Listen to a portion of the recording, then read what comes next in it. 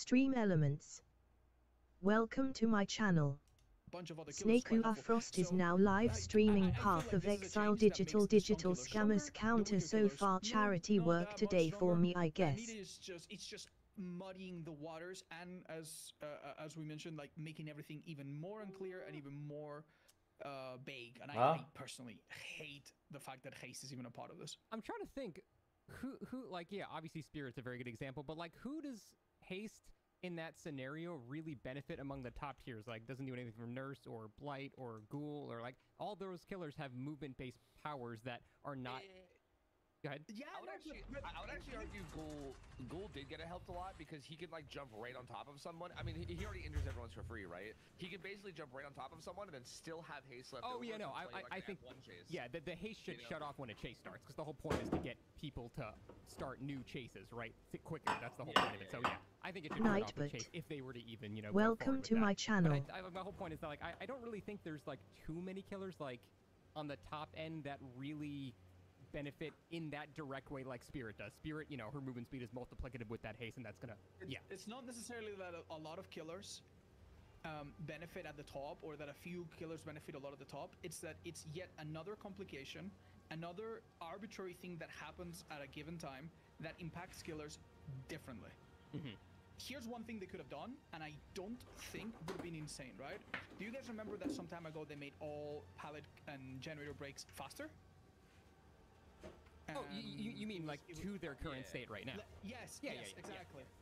Right, okay. I don't know if we agreed at the time if that was good, but that was a simple one that affected every killer equally, right? Yeah. And we get used to it, and the game now gets balanced around that new speed, right? Same with the vaulting speed. It used to be very, very slow. You guys will remember back in the day. So they could have made it so that picking up survivors for all killers was faster. Transporting survivors for all killers was faster, right? They could have done that. And that would have not necessarily required you to get the calculator out and see which killers get affected more or less. But they didn't do that. Instead of making you save a second going to the hook, they give you a 5% haste that's going to save you 0.2 seconds when going to your next chase, but it's going to work differently on different killers. I think one of the biggest problems of this update is the fact that there's no simple, elegant solution. It's complicated, band-aid, arbitrary changes, and I think that is an issue. It's going to make the gameplay loop of this game more and more complex over time, to the point where if you explain the game with all the details to a new player, you will be like, well, when you unhook you get 10% haste for 10 seconds, but if you self-unhook then it's 15 seconds, but if the killer hits you then you get this, and it's going to be so unbelievably dense. Why aren't we going for more simple solutions? I'm going to do a slight devil's advocate there and say, yes, there is an insane amount of, you know, just little value changes and stuff like that. But I would argue most casual players don't have to know that. They don't have to know, oh, I'm moving 10% faster. It doesn't really affect the decisions that they're going to make in any way. Like, yeah, it's a lot of stuff, but they also, them not knowing it isn't really going to change too much. Now, I would say the other things they did, like, why the hell are my gens blocked because I hooked this guy twice in a row, like, that's definitely more in your face like that. But these like kind of subtle haste things, yeah, on a high level, like you definitely have to pay attention to that stuff, but I would argue casual players can just ignore it, and them not knowing those values doesn't really change what they're doing. I don't know. I think if you look at the problem of like, okay, we want the killer to get back into the action faster. Do we start making all maps overall a bit smaller? Take some of the bigger maps, make them smaller. Well, that would take a long time, right? And given the 5% to killer, oh well, that's really quick and really immediate, and we can do that tomorrow. So I can see why the devs go for the easier band-aid type solution, but I also see how long-term, if you make maps smaller, that doesn't conflict with anything else, and every new change can be accommodated for that.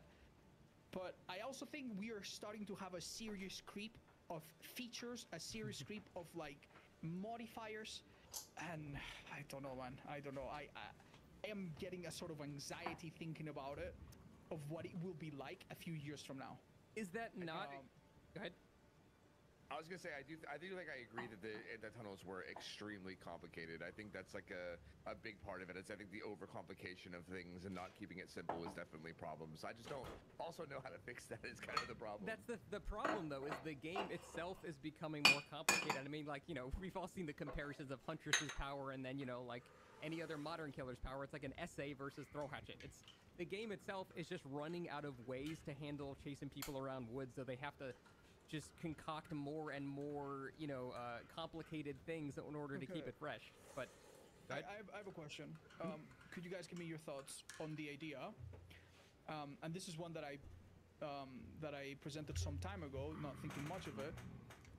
I thought of an idea, right, that was not very invasive for the gameplay and only helped survivors in cases where they were getting very, very hardcore tunneled.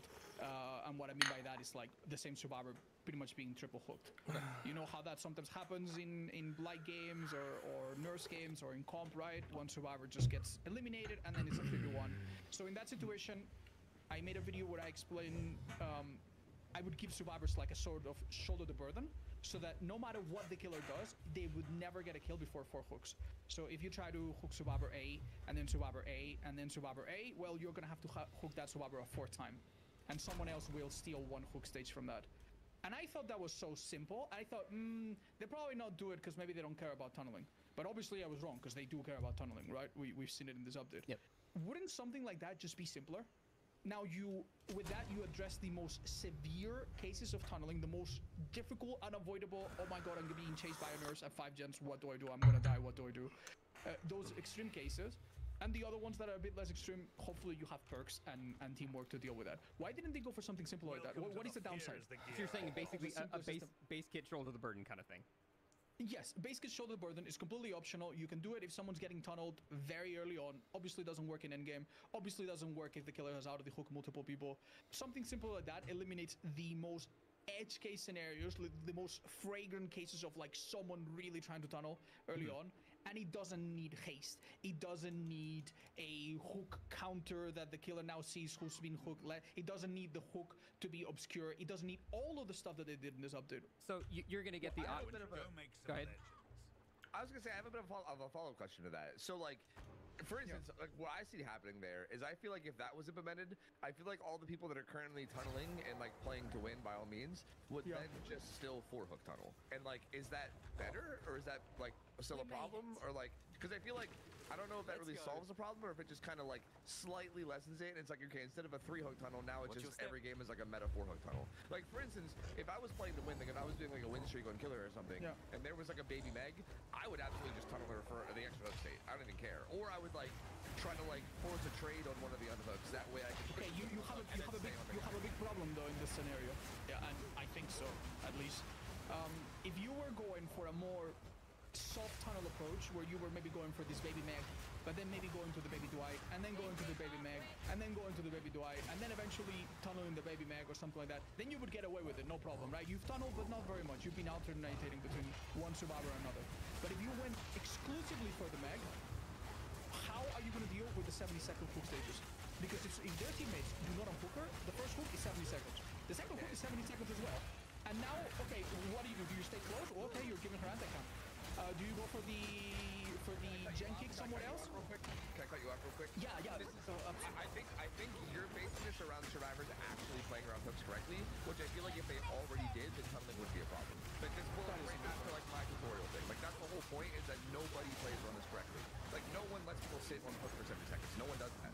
Everybody rushes in and unhooks 10 seconds on the hook and lets the killer tunnel like immediately. Like that's exactly the problem. I feel like if people knew what they were doing, then we wouldn't need any of this to begin with, right? So like 100% if that came to the game right now, like I just think like me as a killer, I guarantee you I would just. So wouldn't it be better? Wouldn't it be better in this case for the best anti-tunneling change for there to be a message on the screens of new players that says, "Hey, dumbass, don't unhook the men yet." Maybe. For 30 seconds. And that would somehow be the best anti-tunneling, because right now, realistically, if survivors are using their 70-second hook damage, even if you only have to hook them 3 times as opposed to 4, or something like that, like that's still a long time. That's still a very, very long time. Man, I could not agree on how much survivors don't realize how much of a resource their hook timer is. Like, that is one of the most frustrating things. Is if someone is getting successfully tunneled out and they've been on the hook for 69 seconds both stages, Your team should be winning. That is so much wasted time where nothing else is happening if that's the only person being hooked. So, but like I said, how do you tell the casual player base that and just stick that into their face and then like a giant pop-up? Don't do this, you fucking idiot. Just leave them alone. But like, how do you actually do that? Okay, counter-argument to your counter-argument. A lot of people insist that new players don't tunnel that much. Like, I know we say, like, oh, new players don't know what they're doing, but a lot of players insist that the tunneling, and I honestly kind of think that I can't really give you a direct proof, but I also think the developers feel this way. The new player lobbies are so chaotic, and killers have so many avenues to win, right? That I don't think the tunneling is happening primarily at low MMRs, right?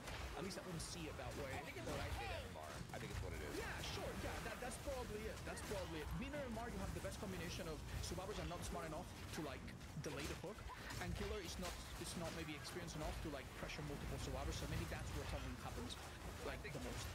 Yeah, and I think that's also when, like, I think around that experience level is probably when killers are starting to, like, get serious and take it seriously, right? I think when you're new, everyone's just like, we're playing as Freddy Krueger, like, having a good time, right? Like, I feel like once you kind of get to, like, that middle level where you're like, okay, the game's kind of lost its novelty, and now I'm just, like, playing it, and I'm just enjoying it, and I'm trying to win, right? I think that's when you kind of get into the, like, let me try to, like, actually get good at this game, as opposed to just enjoying the novelty of it. I think that's probably, because realistically speaking, I feel like that's an important thing to talk about, too, is that I do feel like the game in its current state is like, I'm sorry, like if you're playing killer and you just want to win, like which most people do, most people when they queue up for video games want to win, like it sucks, but I feel like you should tunnel, like you really should, like I feel like you should. No, it's not a debate. Like the only thing preventing you from tunneling is if slugging is easier, or if you think you're not gonna get away with it because you catch a scent of their perks and you think, okay, this guy is gonna hit me with this perk and then this perk and then this perk and or if it's just a really strong survivor too.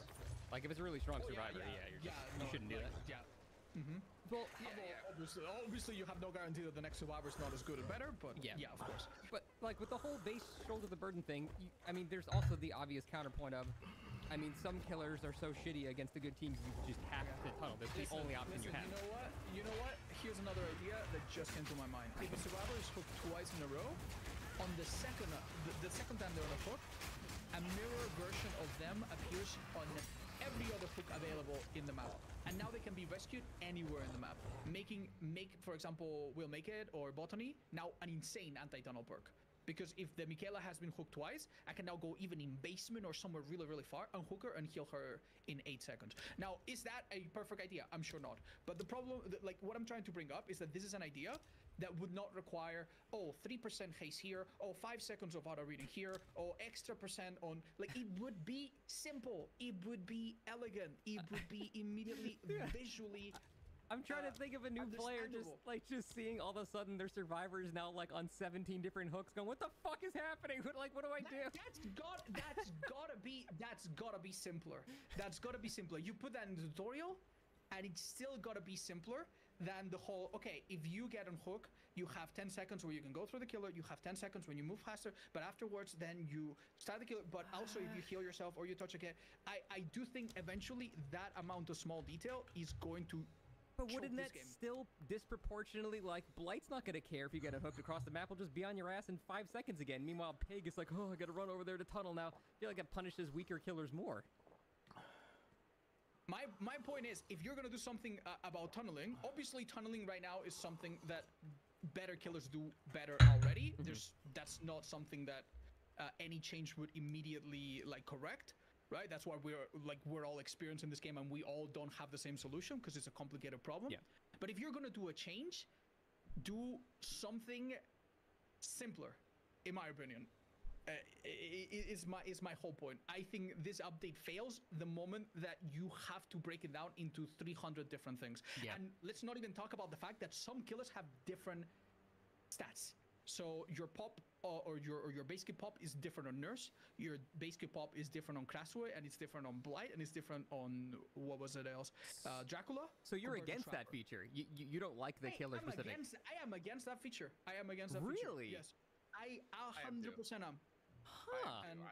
I think that feature was needed based on the solution they gave. Like, I do feel like they needed to do that because of the solution they gave, but I feel like that is like overly complicated. Like you then have to keep track of who the S tiers are so that you can know that they have a lesser like I don't know. It's just goofy. See, I don't agree with that because again, if a brand new player picks Krasu and kicks a gen, they're not going to go, oh, I noticed the piston moved exactly 10%, not 20%.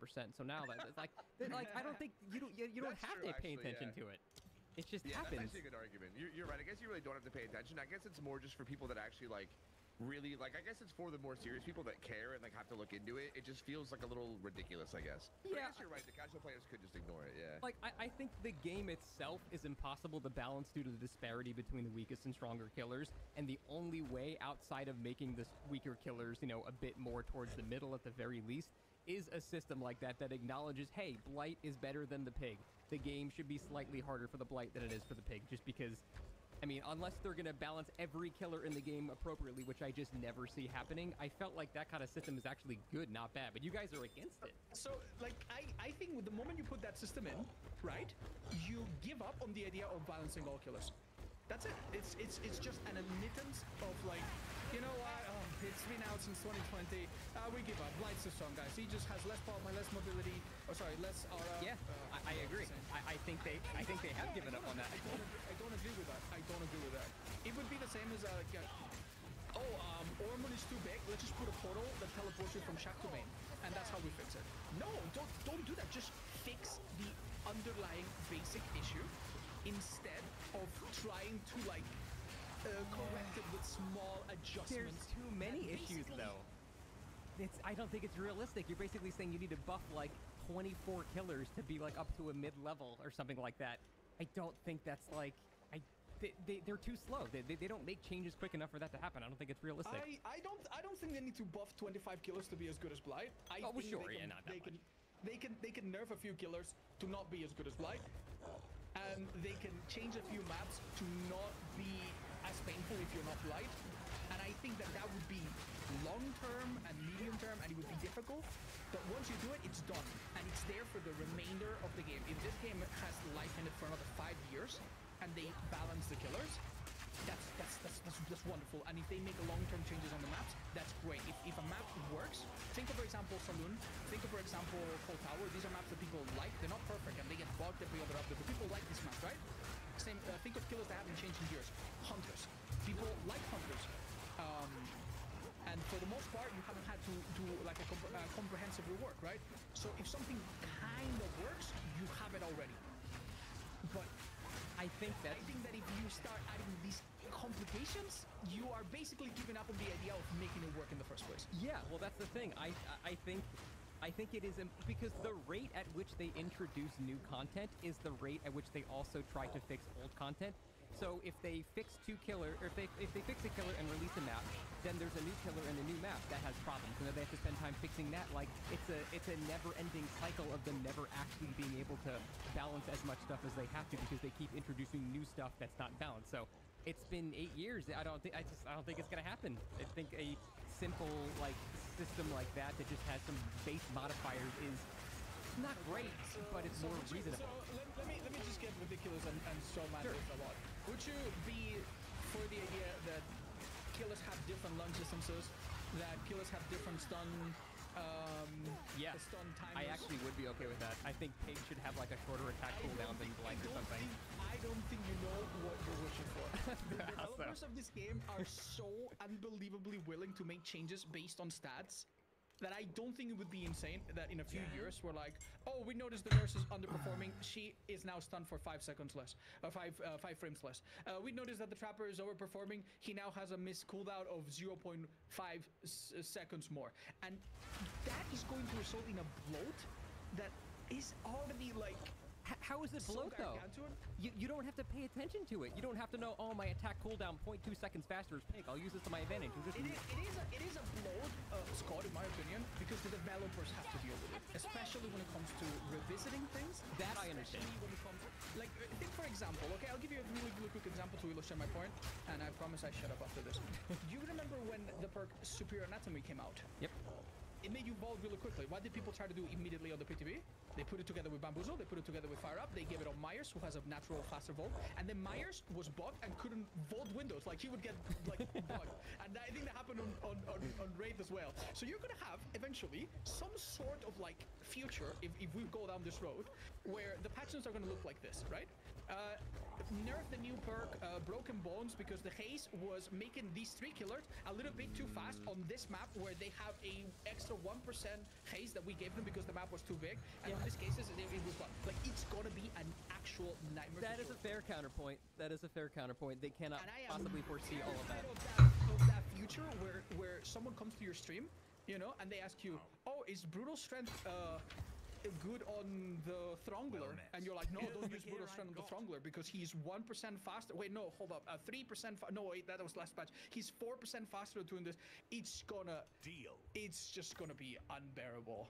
Maybe honestly, I'm being selfish, and I like simplicity. I like things being like clean and easy to understand, and the idea of like that muddy nightmare just really scares me. So maybe I'm speaking out of my own selfish like desires, but no, I get it. It's a possibility. It's a possibility of complications for sure. How do you guys feel about the hiding the unhook state thing? I kind of hate that.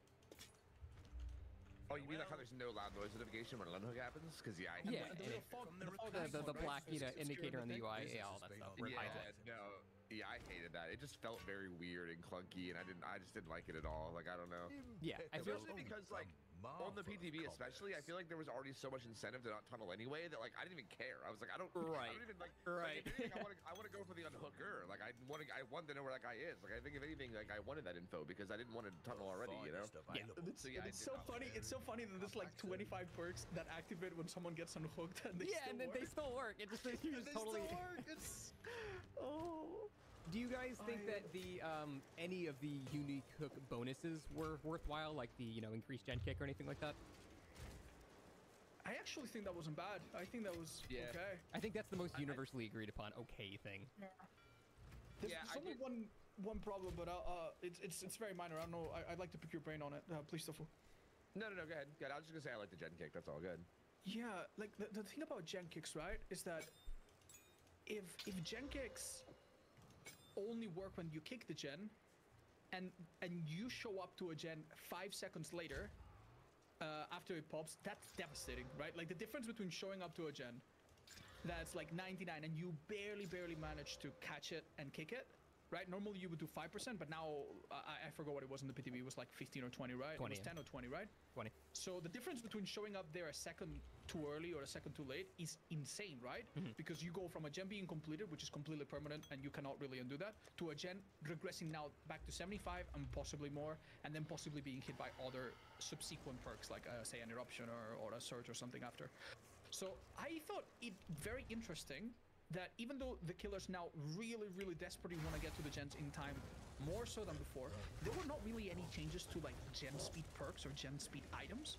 So as a survivor now, it feels like it was more important than ever to bring maybe Deja Vu or a toolbox here and there. Do you guys feel like the meta would switch into get the gen done, get the gen done, get the gen done more so than before, or is it already there? I feel like it wouldn't.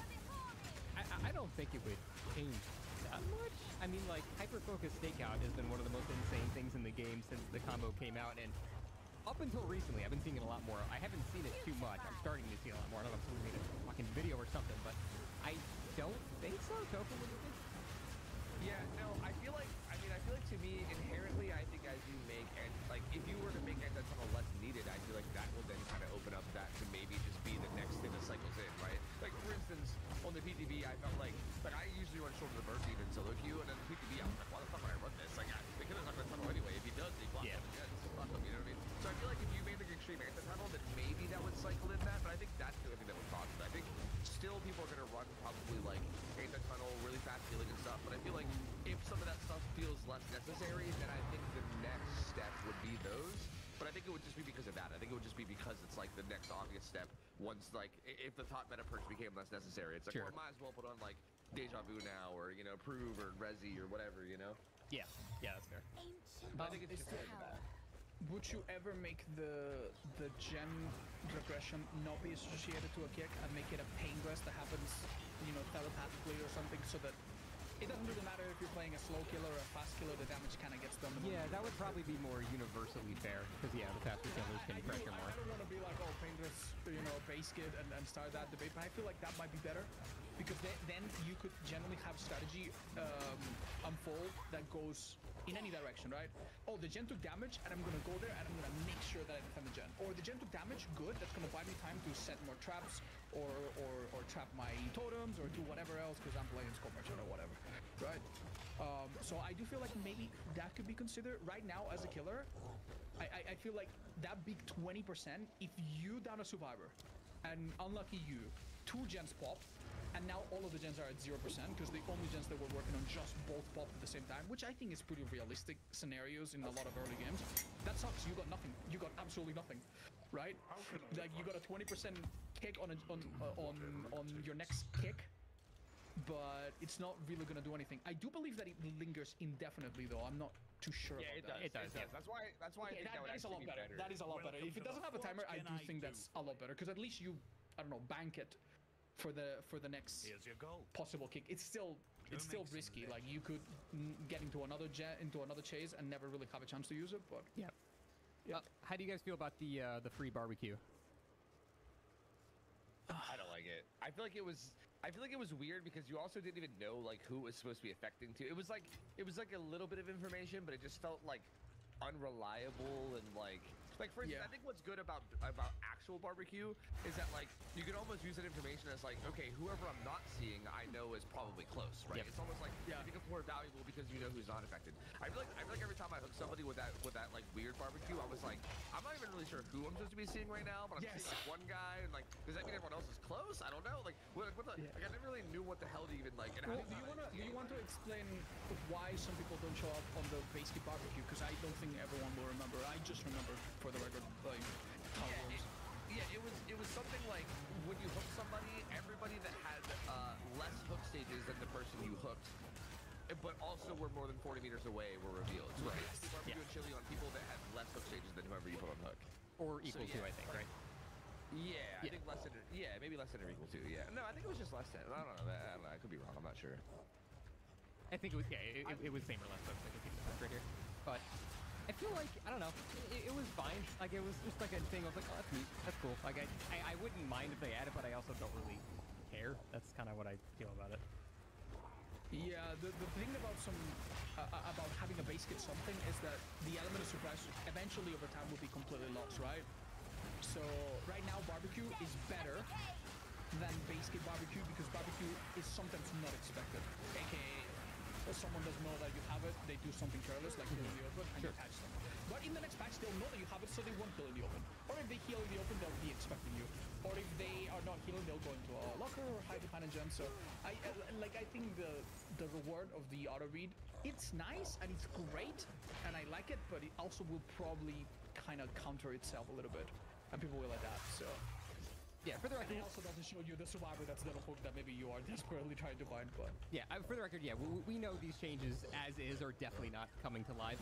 The only reason we're even having all these discussions is they did mention that they want to revisit this system. Like, it doesn't sound like they're just going to throw it away. It sounds like they're going to try to do something with it. So the whole point of this was to try to like come up with things that might be less, bad for the overall game, whether they listen or not, or whether they, do anything like that.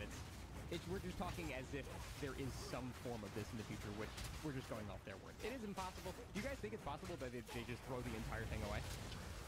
it is. I think they've thrown even bigger things away. So yeah, I mean, like the OG anti-slugging feature from like 3 years ago or whatever, like a long time ago, they threw that one away for the PTB. But I mean, you are right though that they definitely worded it as if they were not wanting to give up. I mean, I think it is possible they still could, but they probably don't want to. Like I would expect them to probably try more with it. Yeah, I'm expecting at least another PTB with something involving these things.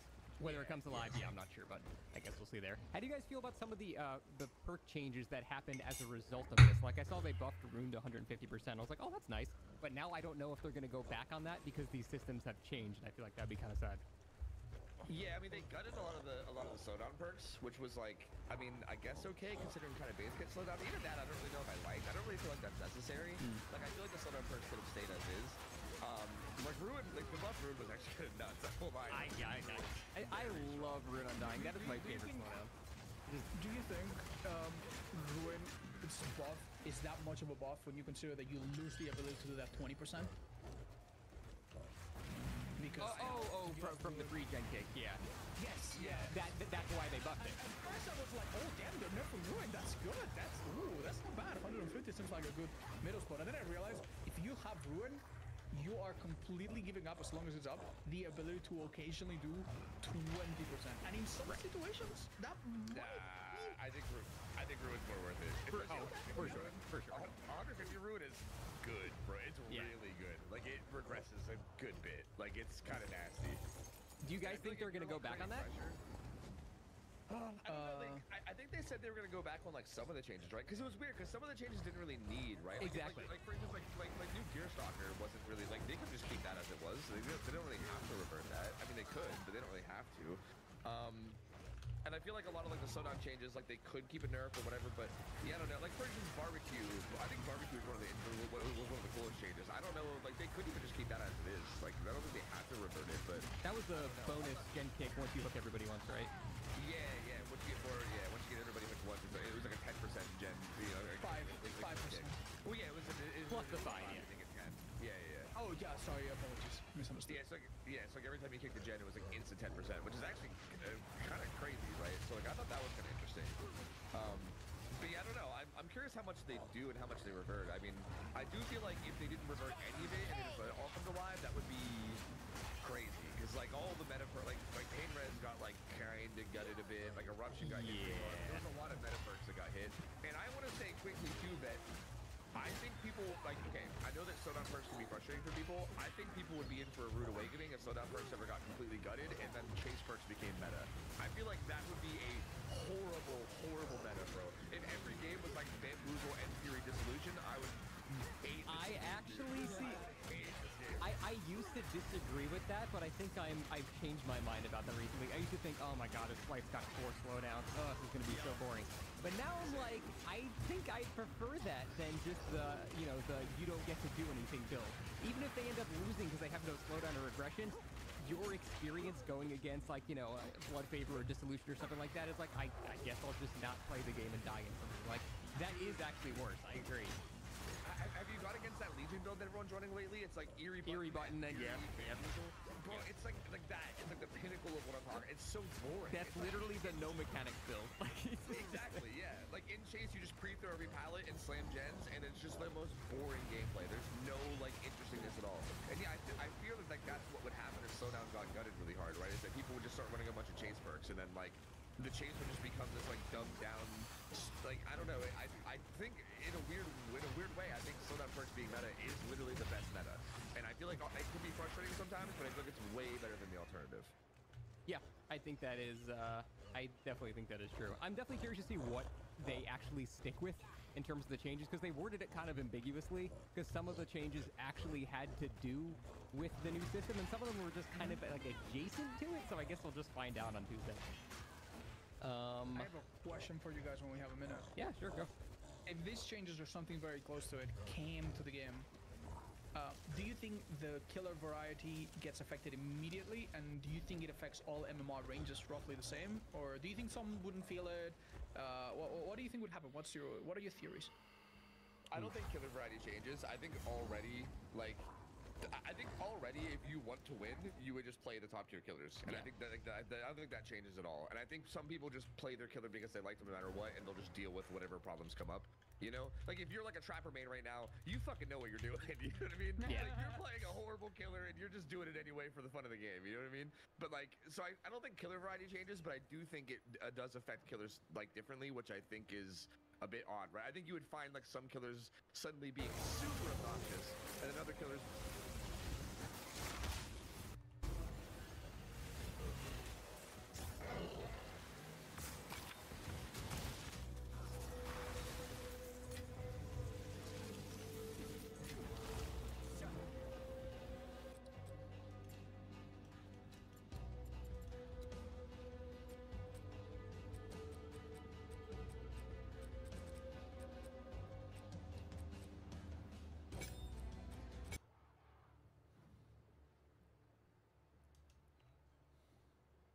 What's up, Path of Exile players? So let's go ahead and go over an update to how to get pets in the game. These pets acts that you can get does require you to have a skill gem that is uncut, and the name of the skill that you want to use it. There's other things, a little tutorial, and then if you do want to use the auras, if you happen to have the Brutus Brain lineage support gem, this is brand new for the new update for 0.3. This will make the pet deal 0 damage, but it will basically be immortal. There's another thing to mention with loyalty, which makes it so the pet takes the damage before you. If you equip this first and then equip Brutus Brain, it works. But if you put Brutus before you, if you equip this thing to mention with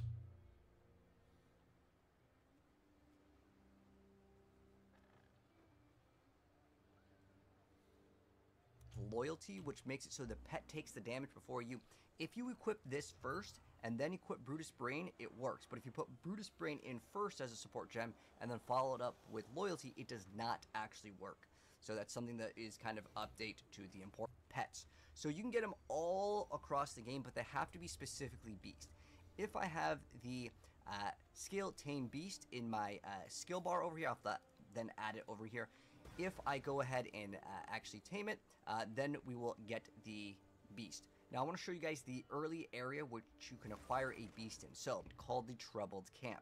Now it is also important that you do not kill monsters around the Troubled Camp, because you're going to try to respawn again and again. As far as like the monsters go, you want to warp in. You can see the waypoint is here until you get to the checkpoint. Once you get the checkpoint, you can keep on resetting the area and you can infinitely spawn. Specifically, I'm going to show you guys like the full, other than, again, once we're at the Troubled Camp, keep in mind, Troubled Camp, you'll see it on the map.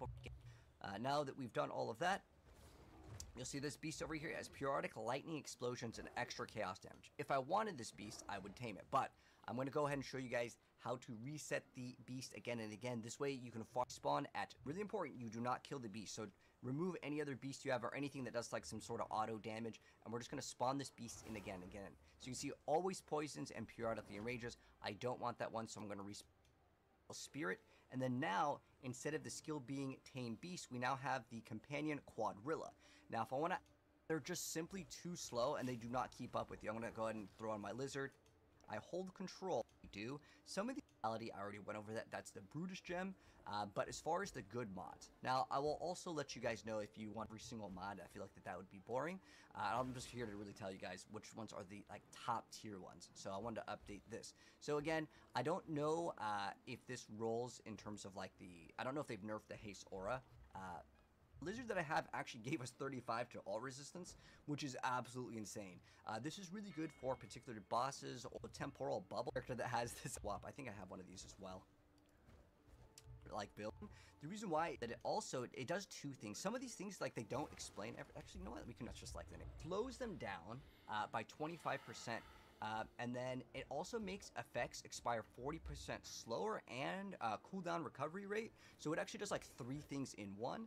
And then also this companion also has like the all damage shocks, which is pretty good. Now I'll be just keep in mind, these ones pretty much.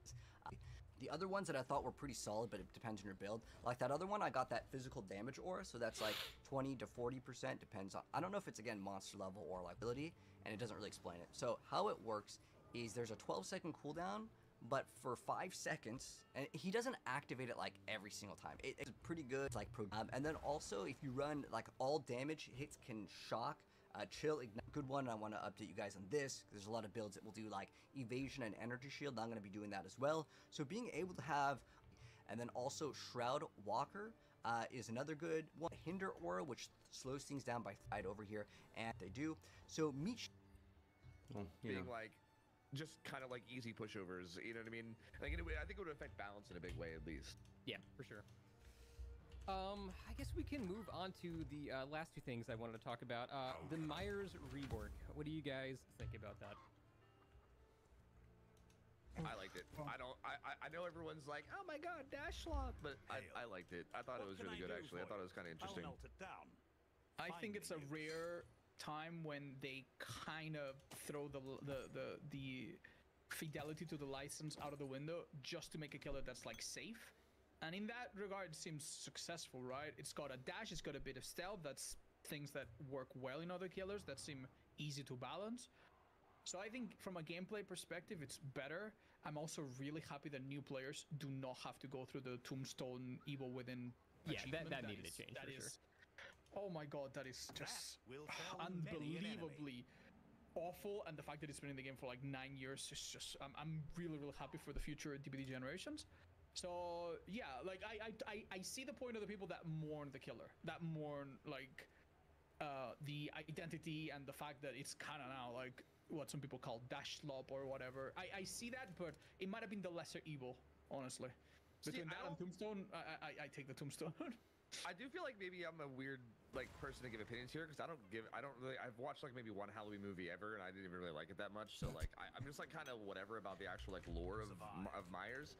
And to me, it doesn't really feel like his identity got changed that much. Like he did like before, he just kind of stalked people and then had a powered up state, and then that was it. And now it's like he still does that. It's just that his powered up state does a little more. Is like all it is now. And like on top of that, I think one of the biggest, most underrated features of New Myers that I think people did not talk about enough was the fact that you can literally just at any point dip right back into pure stealth, which I think is a big thing that OG Myers, like current Myers, I guess, like live Myers is missing. Like once you go tier 2, you can never go back to that like pure undetectable again, right? You're permanently out of tier 1.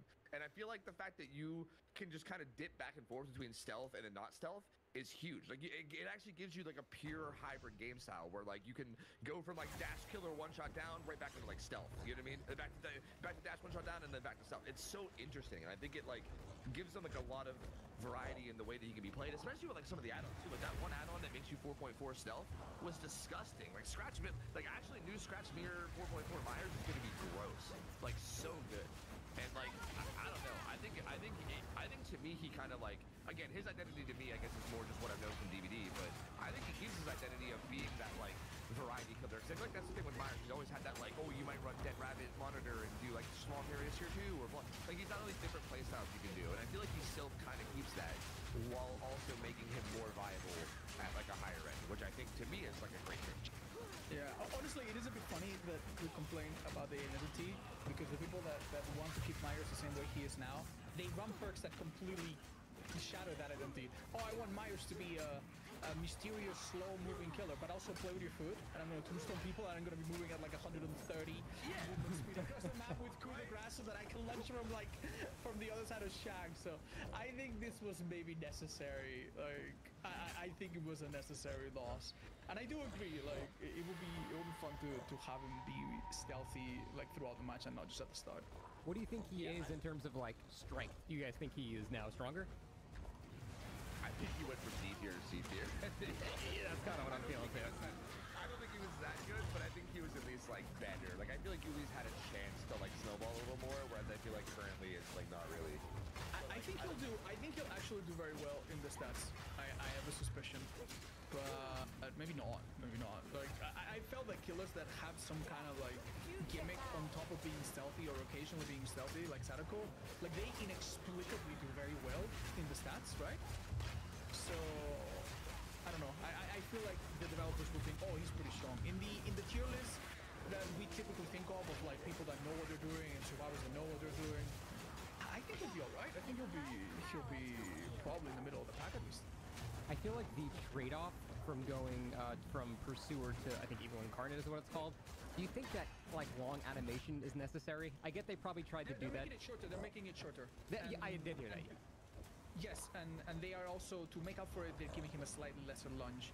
So basically you have more of like a first, like you'll be able to get your lunge quicker in, but it will be a bit shorter or something like that. Did they also mention it's going to be more controllable, because it was kind of awkward to aim? So yes, I think so. I believe so. It was very reminiscent of like Chucky, like where you initially were facing when you started the dash, you had like a limited turning based on that. Right. But it like felt weird. It felt like it was like unlock sensitivity, then it would like kind of like lock in, and then right at the end it would unlock again. It was like really weird.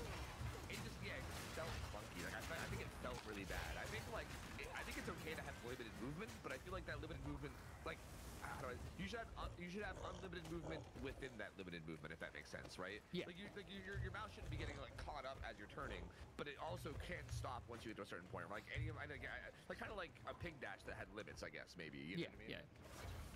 Do you guys, on the PTB, did you ever end up actually using the Pursuer mode? I feel like I was always just in Tier 1 and Evil Incarnate. That was basically it. No, I did a lot. You did? Especially if I got indoor maps. Yeah, it was really, really good. Like, I feel like, especially if I got indoor maps, but sometimes even without indoor maps, it was really good. Especially if you ran, again, that one add-on that made you 4.4 was so nice, too. Because you wouldn't even slow down that much. So, like, you can, like, kind of, like, dip into, like, stock mode and try to, like, or stealth mode and try to catch people off. And I was able to catch people off, like, quite a bit with it. So, I mean, it wasn't, like, always good. I do feel like sometimes just the more aggressive stay in pursuer mode always was, like, fine, too. But I feel like it gives you that option if stealth gameplay is, like, your thing, right? I'm just also not a big stealth gameplay type enjoyer. So, like, I was kind of forcing myself to, but it did work. Like, it worked a lot of times. Like, I did catch people, like, healing sometimes and would get, like, free downs. Like, it did work out for me, like, in, like, a lot of scenarios. So I do feel like it's an option. Thoughts? I honestly was so like raptured by the fact that he had such big lunges. I did not try to stealth very much at all. And I do suspect that the fact that it doesn't have much downside, the fact that it's available at the start, the fact that you don't have to give up a good chase at the beginning to get to tier 2, all of that is going to add up. And in the occasional match every now and then that you get an indoor map, suddenly this killer is scary in indoor, but also not useless in open maps, right? So I think like that versatility will probably make him climb out of like the bottom of the tier list where he's been for a long time, outside of like, you know, Tombstone and some other silly gimmick builds, right?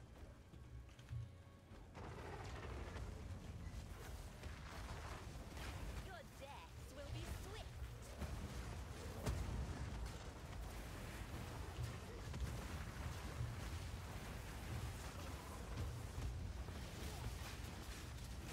Infection.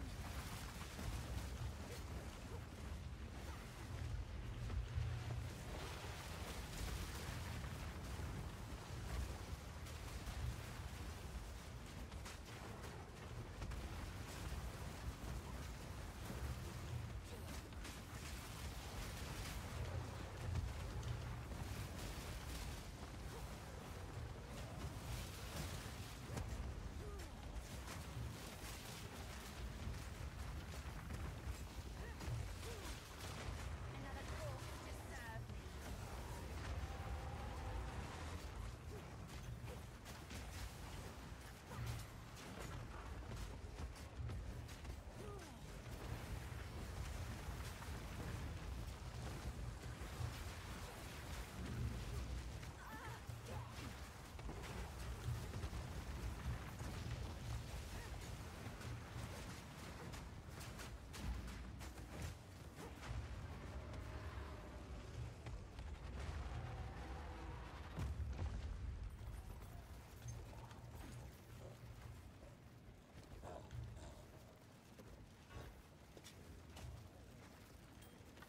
No.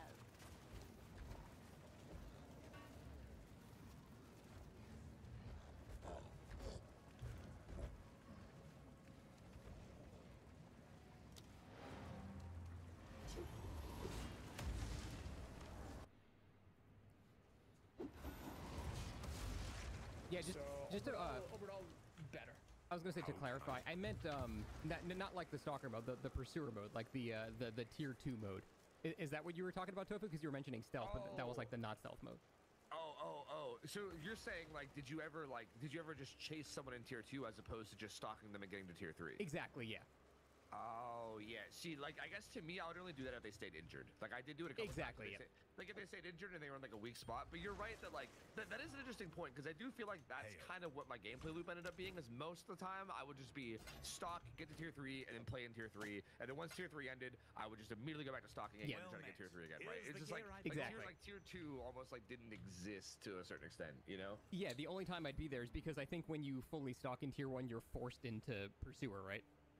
Yeah, Yeah, exactly. that was the only time I'd ever be in it. So it does feel like that mode. Like, I think it had some other benefits. Like, you have a little bit of enduring, and I think you vault kind of like how tier 2 Myers vaults at a little bit faster. But it didn't really seem like it didn't seem worth it to really ever hover around in that mode unless the entire team collectively decided to like not heal. And I'm guessing that's what the point is. If people are scared of like, you know, the evil incarnate mode, then people might just stay injured and not waste the time because they're just going to deal with the one shot anyway. So they might stay injured, and I guess that's what it's for. But do you think they could do anything else with that mode to make it more like viable to stay in?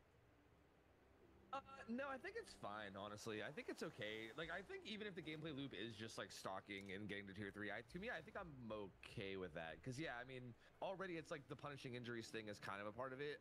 I don't know. Because, I mean, how do you fix that without, like, The thing is, the tier 3 mode, like the new, like, Slaughtering Strike mode, you get to it pretty frequently. Yeah, it's pretty easy to get there for sure. Like, it's not like, oh my god, you're only, it's kind of like Plague where you're gonna get it a couple times per match, so like you really need to make a count, and then when you're not in that, he needs a different power. Like Plague, for example, right? She either gets a really, really strong power to instantly injure, or she gets the infection. Like, imagine how bad she would be without the infection, right? Yeah. So she needs that because her power is very limited. But I think Myers doesn't, because I think it's only 6 seconds of stalking and you already are basically back on the tier 3 quote-unquote mode. So yeah, did you guys use the add-on that increased the stock rate by like 30% or something, but it like limited the range? I found that one to be like super good. Do you think you'll regret it in some maps? Sure. Because I think it might be worth it, honestly. It might be worth the risk. But it's nice that there's a risk and a reward, right? Yeah. You get Ormond, maybe you're like, damn, I Yeah, shouldn't have done for this. sure. But if you get an indoor map, you're like, oh my god, I just won the lottery. This is perfect. Yeah. Faster I think the add-on downside. changes. Yeah, the add-on changes were actually pretty good for the most part. I like most of them, I can say. And they even had an add-on that they're gonna make more common for anyone that like the old kit. Oh, the fragrant tuft. Yes. Yeah, it's a really elegant way of handling that, right? So Yep. if you like, they did that with Freddy as well. You'll remember he has an add-on that gives him his old snares, and I think that's kind of perfect. If it's something they can handle, if it doesn't add too much extra work, that's amazing. Like if you like all Myers, you somewhat have him still, minus the stupid tombstone. Yeah. And I was really happy with that. Yeah, I think we all have a similar opinion because we're just more interested in the gameplay and we all are very experienced. Yeah. But as someone else, and they might say something completely different. I'd say overall the Myers rework was just, it was like, it's kind of lazy, but it's harmless. It's just like, all right, that's fine. I'm cool with this. Like, it's not a huge deal. So it's not like a huge debate point, in my opinion. Which could bring us, I guess, to the final topic I want to talk about, since we're getting her soon, the Krasu. What do you guys think about her? I'll let you guys go first. Okay. Honestly, I am a little bit afraid of artist syndrome, but like I am a little bit afraid of this killer being complicated to the point where people maybe go for another killer that is equally or similarly powerful but like 10 times simpler. So I do hope that doesn't happen to her. I hope she doesn't become like an artist or a singularity, a killer that, yeah, very strong in theory, but you see one of them every 3 months. Yeah. So that would be my number one concern. Balance aside, fun of the killer aside, just like in general, that would be my first concern. I don't know if you guys share that concern at all. I'm curious what Toby's gonna say. Seems like he got something to say. I don't find her like that complicated. Like I find her maybe like a little bit like barrier to entry, maybe slightly, especially with like her projectile and like how it bounces off things. But like I don't think she's that like to me like I think the gameplay will be pretty simple. It's just like infect someone, go ahead mode, and then murder them, right? Yeah. So like I don't really find her that complicated personally, and I also think that she is extremely insanely OP, and I think she's gonna be like an S-tier killer, and it's gonna be a nightmare. Yeah, I think it's gonna be an absolute nightmare. You're assuming like she's getting some changes for release that will make it smoother, or you think she was already there in the period? Even on the PTB, but it sounds like she might also be getting some changes which makes her even better too, so it might be even worse. I think even on PTB, I think the only thing that made her maybe not S-tier on PTB was the fact that you can maybe body block like uninfected people, but that requires like an insane amount of teamwork, and even then it like You there! Save me from this bloody brute, will you? I like your lair. Shame about the occupant.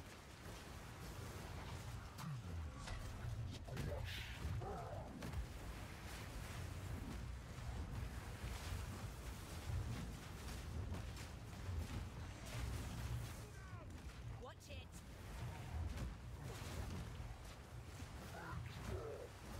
Is he eating the sulfite?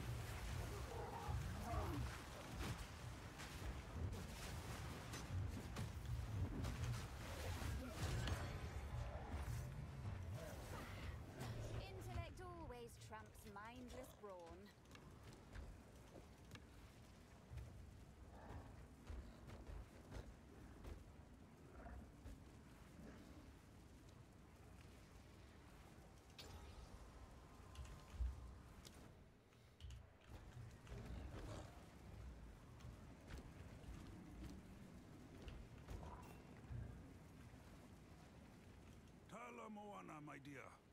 You have traveled far, haven't you? Well, you're awfully cheery for someone who was almost eaten alive. Ah, yes. Almost. It seems old Martiki has more to do in life before he is summoned to the halls of the dead. Halls of the dead. Okay, you have my attention. You see, I'm an elder of the Tugohama tribe, and I have something in mind for you. I would honor you the best way I can, dear lady, with the blessing of our ancestors.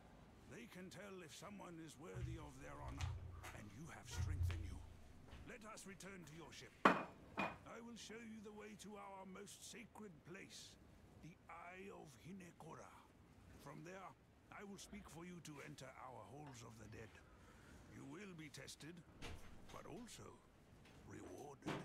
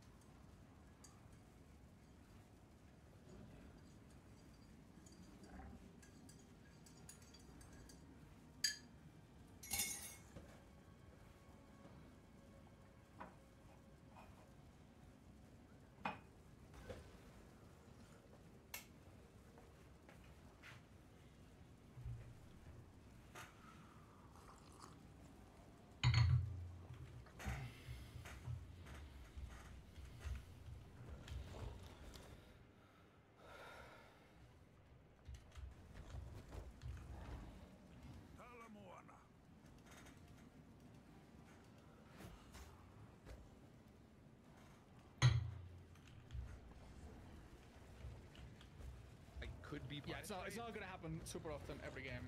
Yeah, and she had like a purple add-on that made it so like if you hit somebody, it like spreads like. Oh, the shotgun into off them. Yeah, that was really good for that.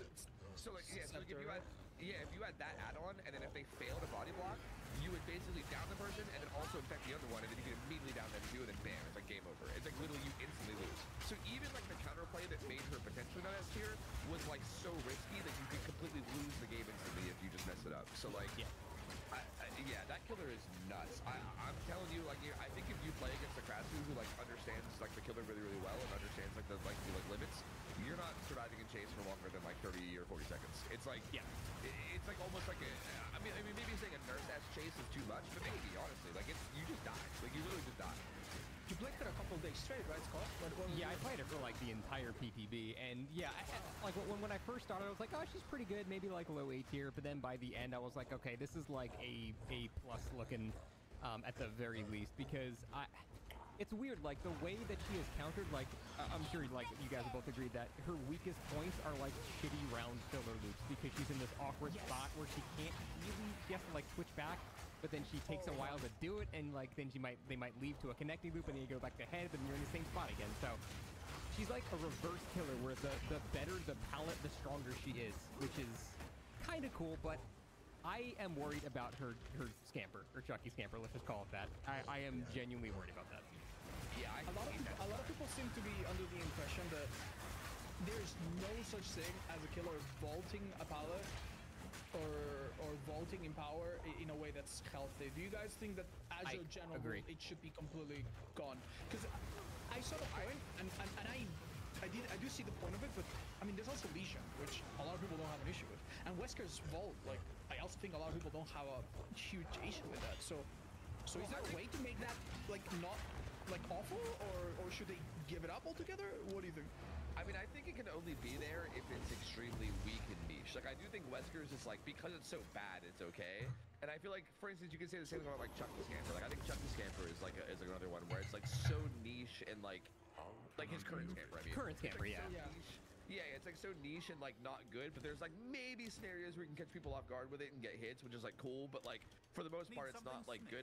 I feel like it's like it needs to either be like really weak and niche or not exist at all, because I feel like if like the gameplay loop becomes like just try to force the scamper constantly, like like how like Kaneki does it on pallets a lot of times, and like how old Chucky was, and again how Krasue is probably gonna be. It's just like very like it's not fun when that's the main gameplay loop of the killer. Is like let me just vault everything you vault. You And guys, then, like, you guys think kill it's you, that you know what I mean? strong? I'm not questioning it. I just think both of you have played it more than I have. and I know Scott made a 100%. Video. Yeah, a lot of I actually disagree even with what Scott said about round. I don't think there was a single pallet that anyone was able to stay alive against that killer on. Like even Shaq pallet, you could force window The blocker new- and then kill. Oh yeah, no, I think Shaq is actually fine. I'm talking about like the new McMillan God Rocks that are not quite as gaudy anymore. I was kind of struggling to get hits there.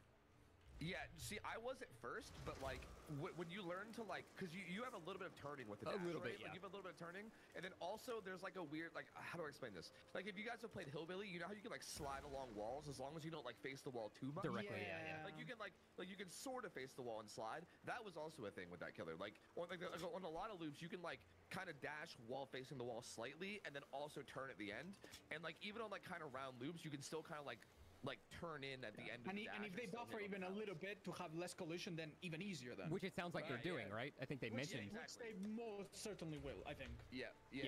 So I think they are doing that too, which Let's means it's going to be equip even you more of an for the issue, right? Like it's going to be even stronger. So like I think already on the PTB there was literally I don't think there was a single pallet that anyone was I'll ever melt it able to down. like there was some where I Find struggled a the little bit use. while I was kind of like limit testing and figuring out like how much I can face the wall without colliding and stuff, right? Yeah. Like I was doing a lot of like limit testing, but like towards the end, especially once I started getting it down, there was not a single pallet that I felt like anyone was able. Like I never kicked a pallet. I didn't have to kick a pallet ever. I just like if they were infected and Really? I was head mode, I just followed them until I killed them, and they usually died pretty quickly every time. Wow.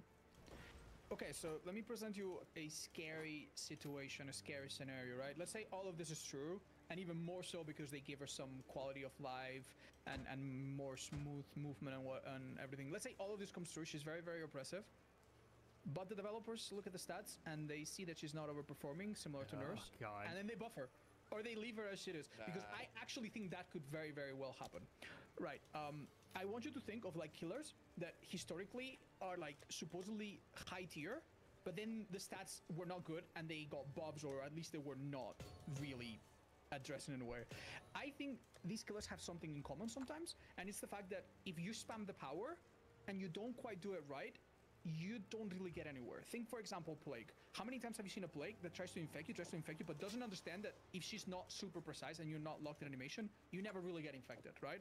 Or an artist that sends 3 birds at a time, 3 birds at a time, 3 birds at a time. She keeps losing blood loss, she's not making progress, right? Welcome Or to an the unknown that Here's misses the every gear, other shot here's and then your never goal. ever downs Go you. make some Or a singularity, especially back when EMPs were stronger. He keeps infecting you, but you keep shrugging it off. I think this killer might have that syndrome, where people do not understand exactly how the head works. They play her at the lower levels of experience. They don't understand that the projectile is actually very, very small. And they struggle so much, and they do so much without getting immediate results, that the stats for the killer are very, very deflated. And then she could be all of those things you described, but the developers would still not nerf her and might even buff her. We could be heading into that. I want to go ahead and say I don't actually think. Okay. I don't think the developers are quite so stat heavy as they used to be. I feel like I agree with you if this was maybe like 3 years ago. I think I would be concerned. I do think the developers have, within the past few years, done a really, really good job of like being more perceptive and like kind of like being better about that kind of thing and really looking into like more of like the difference between like, you know, people with experience versus not experience, and the fact that like the stats don't always mean everything. I have a lot of faith in them right now that I don't think that'll happen. I do think, for the record, that Krasue is going to be insanely impressive on release, and that it's going to be a bit of like a terror for a while. Like I feel like it's going to be like a Kaneki 2.0, especially because the one thing I'm worried about too is that you didn't lose your infection when you got hooked, which was like in the PTB it was fine because you didn't want to tunnel, right? But now that the other tunnel stuff is probably not coming to live or whatever, if that stays, this killer is going to be like the #1 tunneler by it's going to be a nightmare, bro. I honestly didn't even think of that. That's such a good point. Like I never even thought of that because in the PTB I was allergic to anyone that came off a hook. You're right. Yeah, it's gonna be like it's gonna be 3v1s at like 4 gens like almost every game. Any game where they know what they're doing, it's gonna be a nightmare. Even as like an aside, I don't think the actual infection is hard to hit, and you have like no cooldowns. You can try 5 times in 10 seconds. It's really not that hard. Yup, absolutely. So yeah, it's gonna be- that's a problem. It's gonna be a lot, but I do think for the record that I do have faith in the devs that like they're gonna like I don't think they're quite so stat brained anymore. Like I get there's a lot of like kind of I don't want to use the word trauma. I think it's kind of an extreme word, but I guess I'll use it anyway. I know there's a lot of like kind of trauma around that, you know, around like like knowing in the past that they've like done changes based on stats. Like oh, this kill rates are.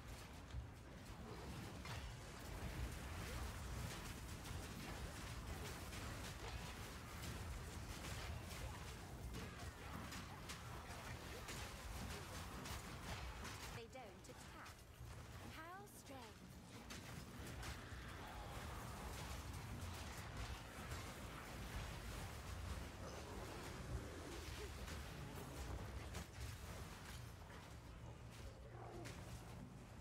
Seems they don't want to share.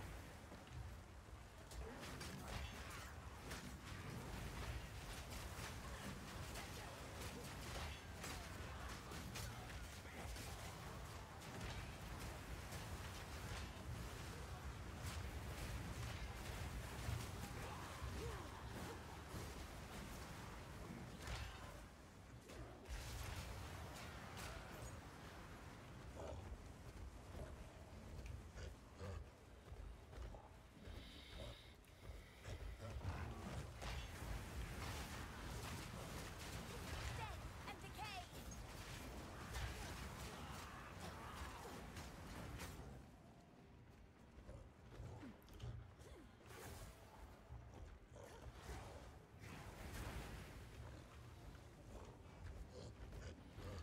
Sky doesn't know that the army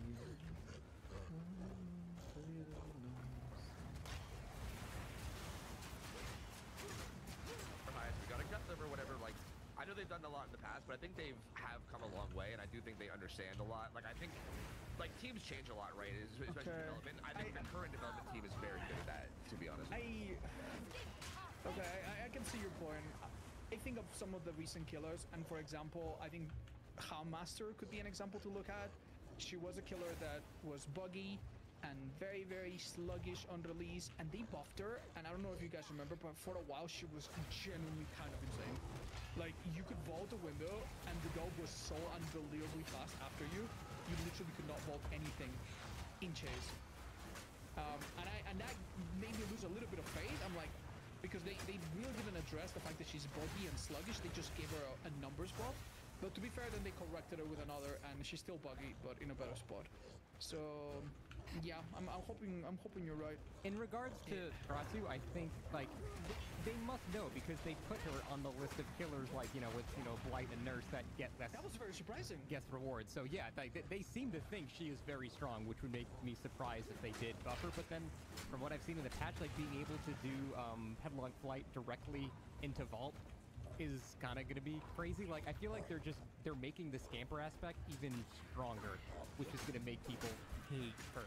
I think she's going to be one of the most hated killers in the game.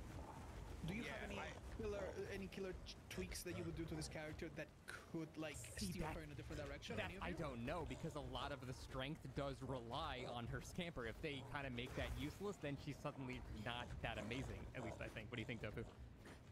I think I kind of agree, but I do think they can make the scamper a little bit weaker. And for instance, I think them removing or adding collision, I should say, to her like headlong flight, I think was a bad move. I actually really like that. I like that like little the little counterplay option of trying to like scurry in front of someone and then appear in front of them. It kind of made like an interesting like way of spacing. It's kind of like Wraith. Like, it's like Wraith.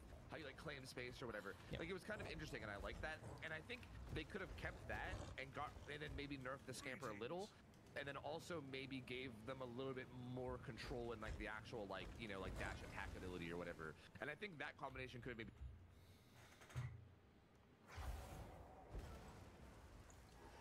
Lower the anchor. Ah, Makoru. It is good to see you. Mataki, you're alive. I'd heard you were missing. Yes. They told me I was too old to keep taking out my canoe. Maybe You they went will. out on a canoe. It is quite, and I was when the fog swept over the water. But there she was, Myra. She plowed on through the fog, and I chased her. Then, Good thing our patron here got there when they yes, there is the small matter. did. Why do of- I get the Tell feeling? me your map, Makoru. There is a place. Yes, there it is. The Eye You of want to the- take them to the Karui's most sacred place. Will Trust you? me, my hero here is special. Tavakai will lose his mind if he finds out. Ah, well, perhaps in this case it's best for him to only hear what he needs to hear. All right, but after this, I'm taking you back to Nakano. Yes, yes. Show them your strength. Tell him Moana. G'day.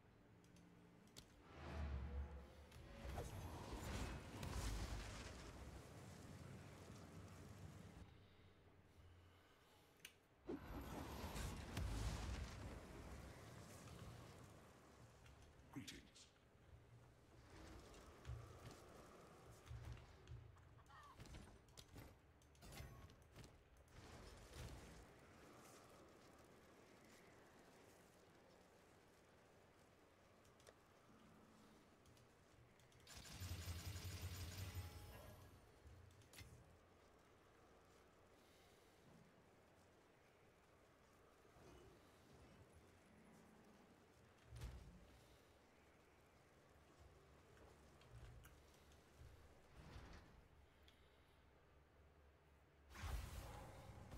Good day. Where to? You killed the kinfolk tyrant? They won't soon forget that.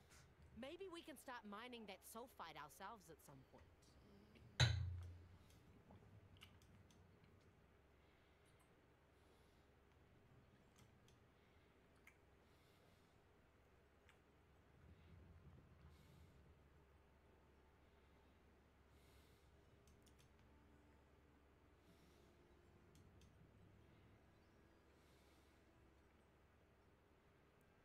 That island has been shrouded in mist for even since before the Vaal Empire. The tale told by our Hatungo goes, if the mists part and the island shows itself, you will be compelled to land on its You'll claim to hear the voices. If we go there, there's a real chance. Don't be so silly. Well, what could possibly go wrong?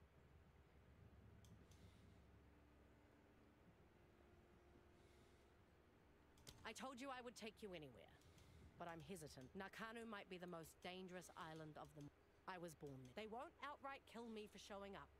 But if you insist, well, I just won't be able to go ashore. How about me? You won't be welcome inland, but you'll likely be allowed inside the front gate. Just be respectful. That prison island was built by the Eternal Empire.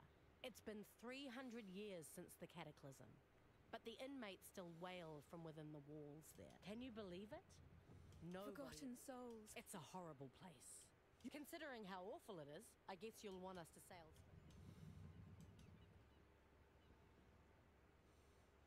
Whakapanu is one of the most beautiful islands in Ngā Makanui. Some time ago, I heard that a Karui tribe decided to land, and maybe it would be worth asking if they've seen any sign Sure. of.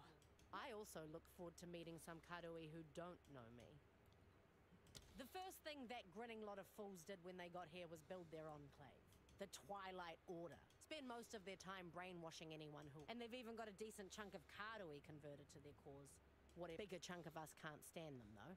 Myself. Smiling evangelists. I just think it's a dangerous game they're playing. Religion always is. I suppose we can visit them if you like, but I doubt it'll be very...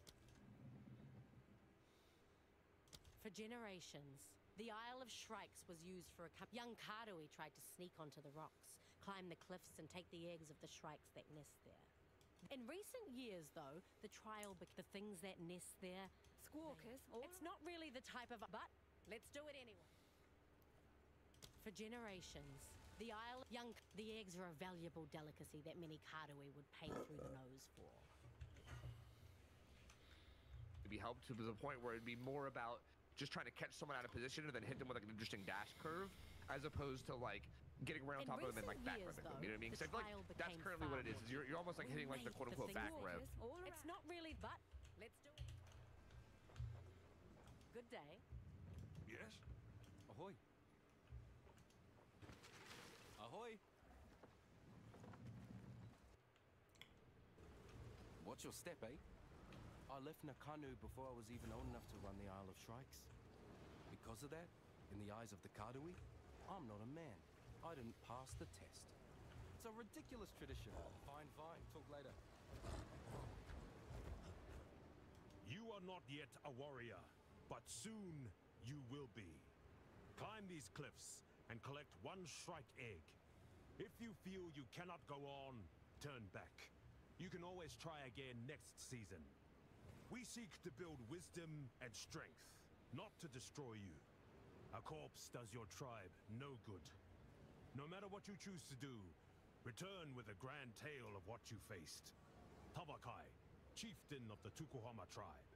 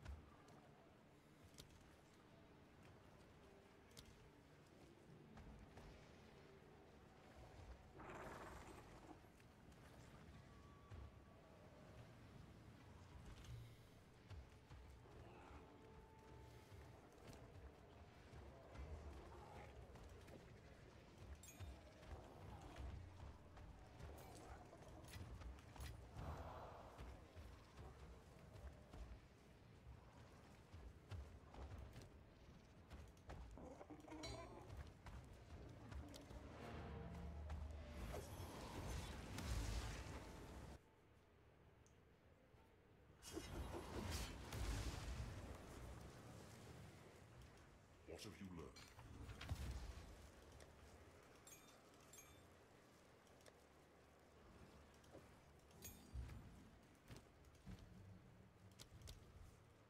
Using tame.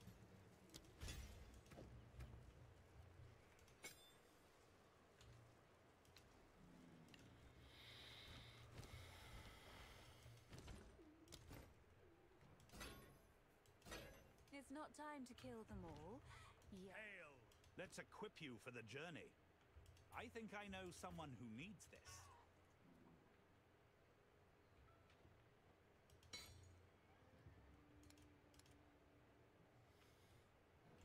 Survive.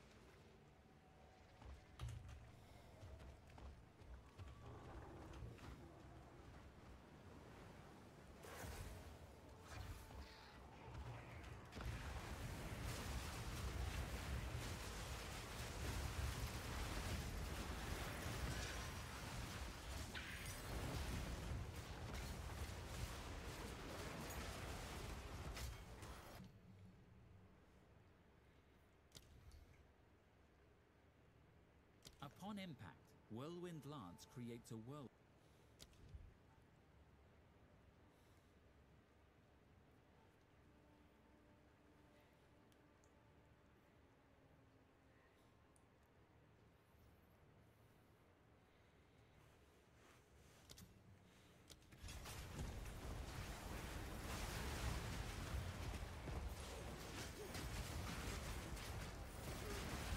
Another one. If only I knew what they meant.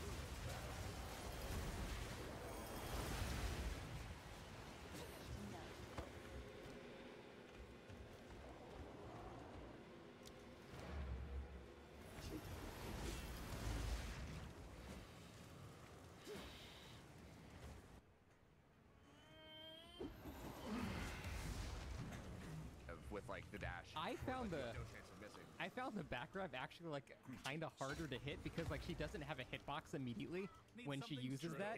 So it's like you almost want to be a little tiny distance away first. Did you ever get frustrated by that? Like I would like try to hit medium vaults and it just wouldn't hit.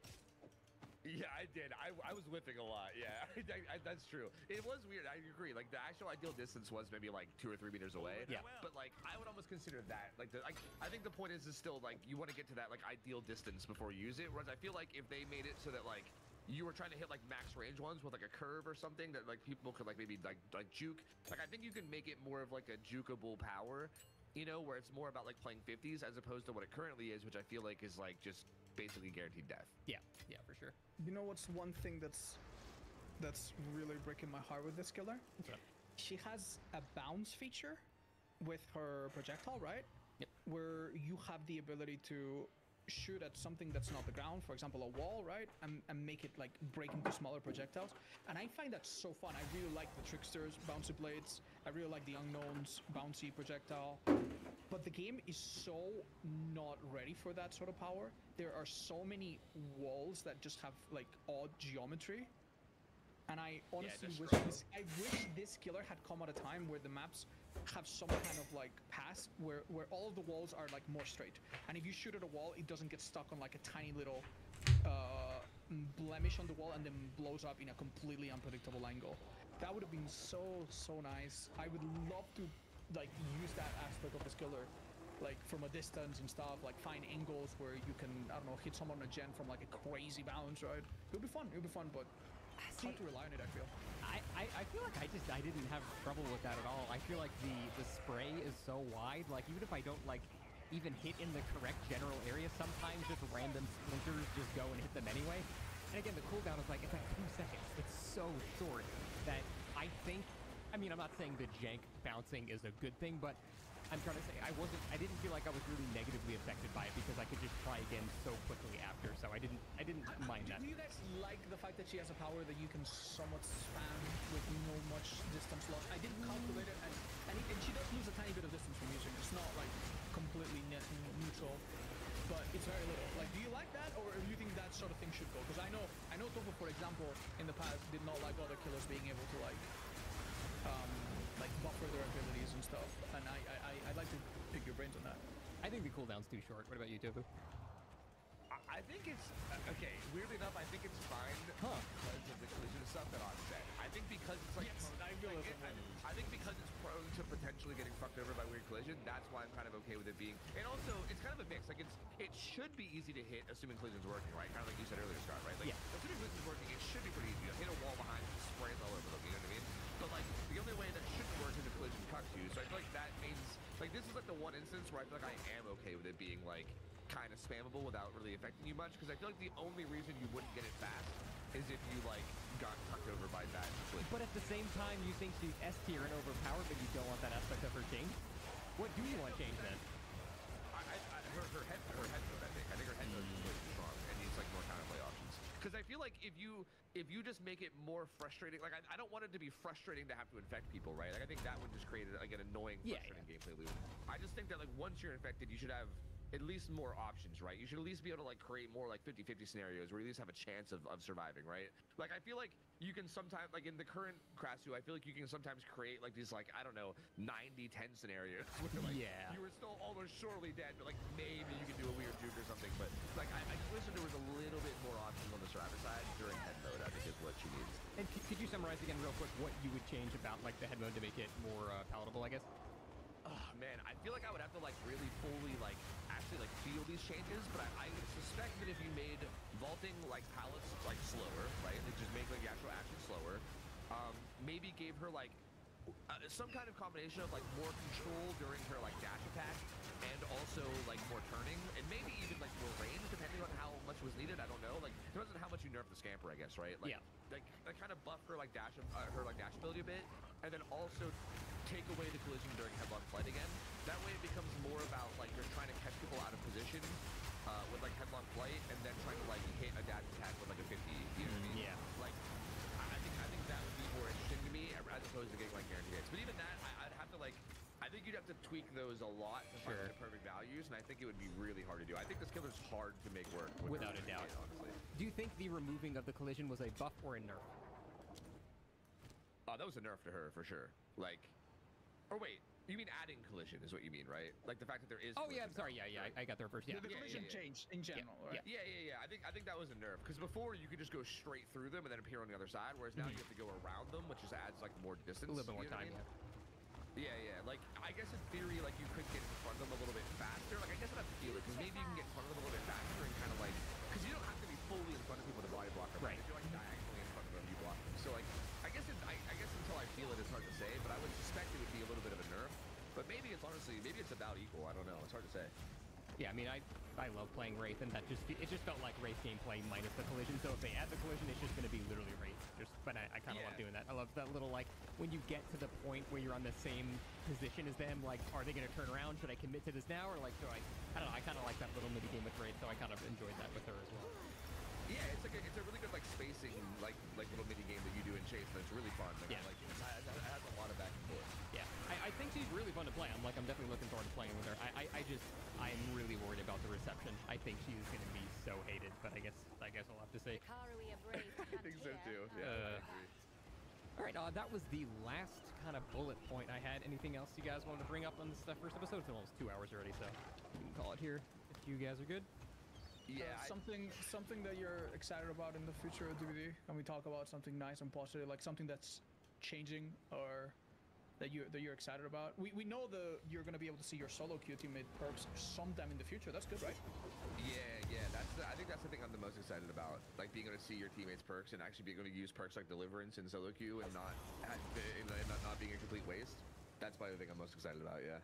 I want to see anti-camp meter on the UI. It's not so much to ask. Why is that not there? So simple. Why not? Yeah. It's got to be the most frustrating thing in the entire game when your bar's at 99 and then a Meg just starts creeping up toward you. You're like, just fuck off, go away. That's so sad. Yeah. All right, well, this was a fantastic conversation. Thank you guys for joining me very much. I think this was a fun time. Definitely excited to have you guys back again at some point when some crazy shit happens. I For sure. really Thanks for having us, man. appreciate hearing your insight on so many things. Thank you for having me. guys. Yes, thank you. And you guys were all naked during this, right? I made that very Oh, clear. yeah. Okay, of course. Oh, yeah, perfect. we're free balling. All right, Yeah. excellent. All right, well, that is going to be it. Thank you so much for hanging out, and we will see you next time. No interest. Farewell.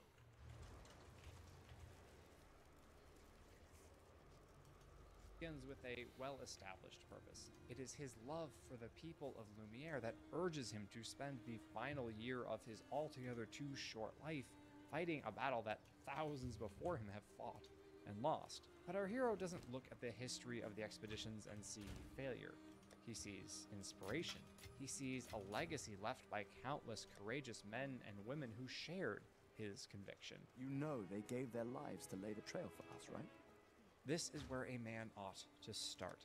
He should know what he believes in, what he is willing to work, fight, sacrifice, and die for. And he must know his own role in the pursuit of his chosen goal.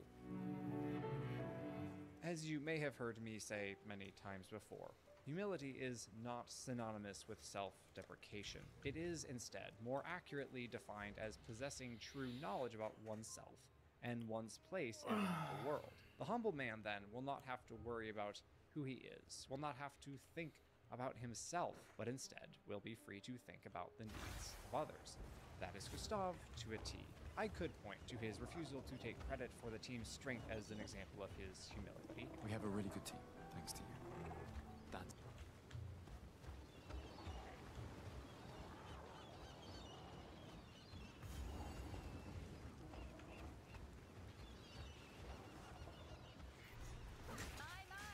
Aren't you a sight?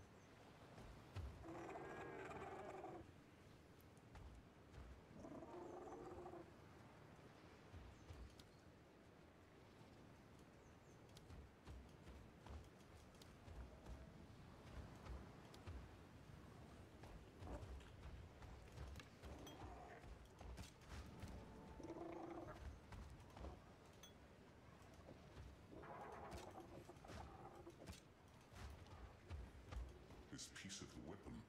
It has writing on it. The first example of precursor writing What? How? When I was very young, but a boy, and still I was in her lap. I can almost hear her. Are you saying what I think? I'm not sure. I have to. Then we must find the other piece. Now, we must find. How can I hear?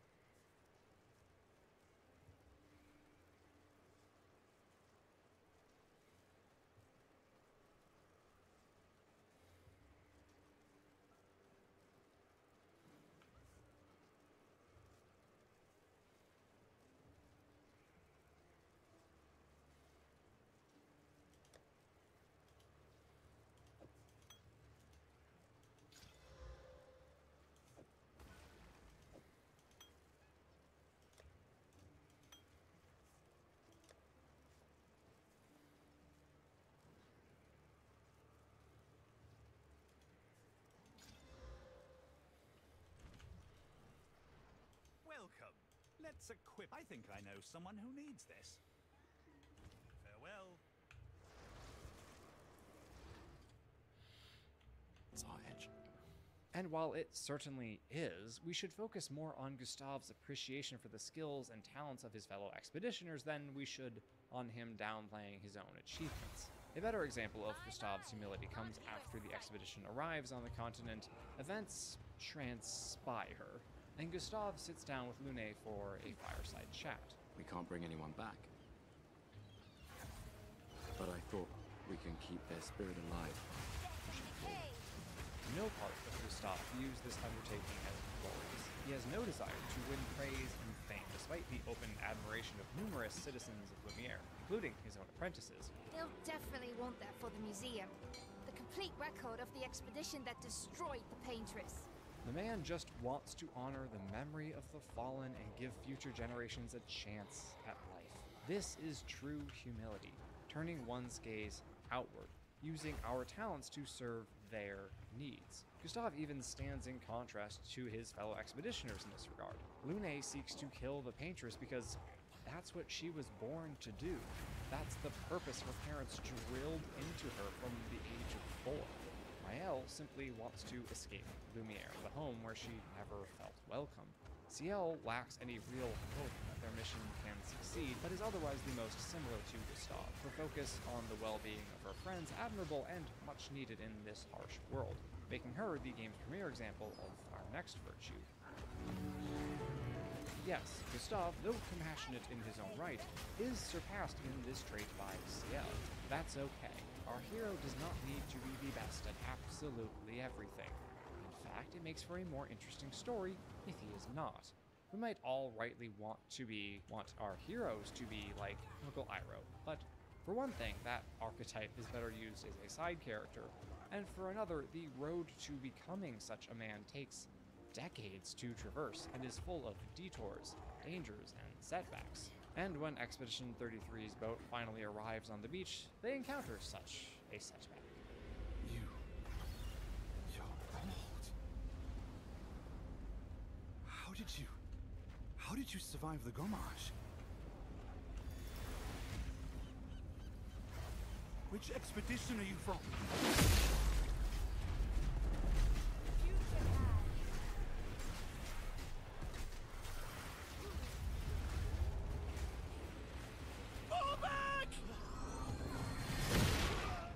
The game plays a mean trick on you here, forcing you to watch along with Gustav as his friends and companions are slaughtered, powerless to stop death after brutal death. Why won't he do something? Why won't he snap out of it? Gustav knew what price this venture of theirs would demand. Why has its realization rendered him catatonic? There's a rather complex answer to those questions, as multiple facets of Gustav's personality each have their own effect on him in this chaotic moment. For one thing, our hero has been established as the team's engineer and inventor. So while he obviously trained for combat, he wasn't expected to be a frontline brawler, certainly not immediately. Gustav is also not the best at thinking on his feet, preferring instead to carry out carefully laid plans. We see this as he stumbles through half sentences when talking with Sophie, contrasted against the powerful, moving speech that he wrote for Emma to deliver upon the expedition's departure. But above all, Gustav is frozen because of his personalistic attitude, his compassion. To again refer back to the prologue, Gustav was affected more than any other survivor whom we see. The loss of Sophie, despite its inevitability and the fact that they'd been broken up for 4 years, weighs heavily upon him. Now, when his friend and captain is struck down, Gustav experiences a similar, immobilizing weight of grief. That might seem like a weakness, a character flaw, and, well, it is, but it is also what makes Gustav the great man that he is. The ability to love greatly cannot help but be accompanied by the capacity for great suffering. That is not a weakness. That is life, as it ought to be. Problems only arise when said compassion and the ensuing grief overwhelm our ability to act, as they do for Gustav here. The virtues are not traits that can be taken to the nth degree without consequence. Compassion is good and noble. I dare say we could all stand to imitate Gustav more in this regard, as human society depends on people being able to sympathize with and work to alleviate the sufferings of others. But it is far too easy to let those sufferings drive us to inaction, as we look at all the misery in the world made readily accessible by whatever device you're using to watch this video, and despair of ever affecting change. That is, unfortunately, where Gustav's compassion lands him. What are we to do when we have lost so many friends and loved ones, when our struggle seems hopeless, and we can no longer see the light at the end of the tunnel? As Uncle Iroh would say, if you just keep moving, you will come to a better place. We continue. Again, Gustav is not the best exemplar of this virtue in Expedition 33. That would be Lune, whose reappearance after the beach and its subsequent fallout saved Gustav's life, and whose passionate monologue reignites his desire to keep fighting. You swore the oath. When one falls, we continue. Yes, I know. When one falls. When one falls. Not if. When.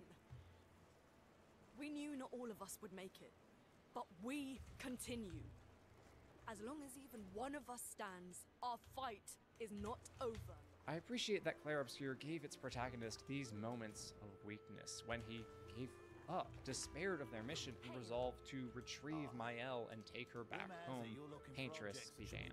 Despite being one of the oldest men in Lumiere, Gustav is only 32. He's a fully grown adult, but still quite young, still lacking in general life experience, especially since he has lived the entirety of those 3 decades on an island insulated from the dangers that exist on this continent. The difference in reactions between Lune and Gustav goes to show the necessity of preparation. In order to persevere as we ought, it is I am Tabakai, chieftain of the Tukohama tribe. These waters, you and these Kalgurans are our guests. Yes. Tell one of the coven to behave. See what that gets you. I care not for your words, only your action.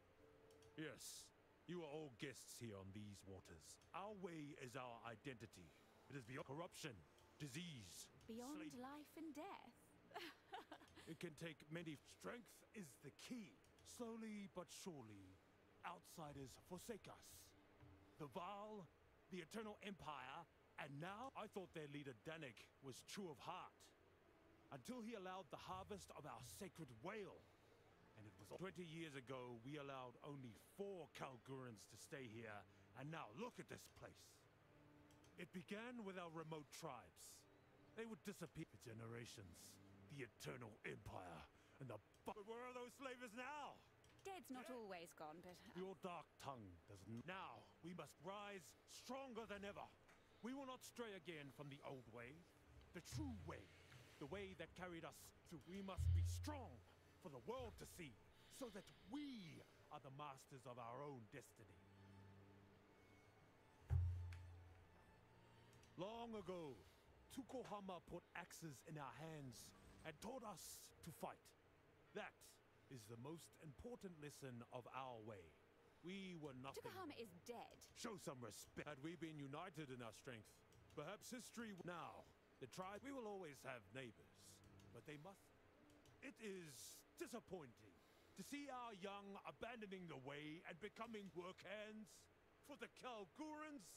It is I think ridiculous. she's doing just fine. Makoru's the least intolerant. The first Kadri captain of some outsider's fleet. Is it really? Kanu rejected us to be a lowly first mate, as they call it. I know his father. He is deeply ashamed. The youth these days are more foolish than ever. Kanu was always headstrong, loud and disrespectful. He threw it all away to work for the Kalguru. We have lost many to foreign causes. That's why Ngakanu is now off limits. Ideas can be... Perhaps. But we cannot afford to lose more of our young. He showed promise when he arrived on our shores. I saw the warrior within, but I will never forgive him for Oh, come now. The blacksmith was too late to stop that. If you'd really like, perhaps I can bring it back to life. I did not know that. Either way, the Kalguran monster that is Kingsmarch. Well then, what if you've clearly made yourself at home? I'm just here on a lark, really. Or looking for parts of an ancient weapon that can destroy corruption.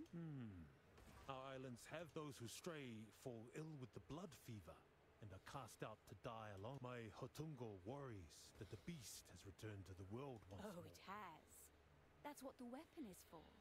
This weapon, it sounds like it. We believe it is caused by corruption contaminating our very blood. So removing... I suppose I can allow you to continue your... We will not interfere with your passage on our waters, but you best show your strength. Well, you know.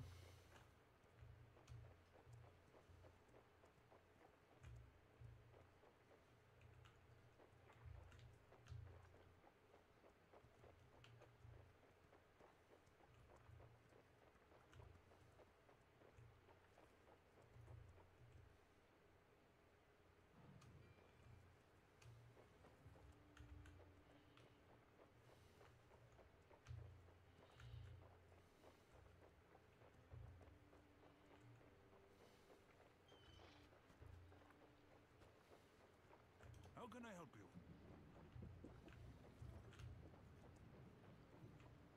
Good day. Are you telling me them? You should have told me sooner. If this weapon can truly save us all... As you should. I won't fail. Maybe this is...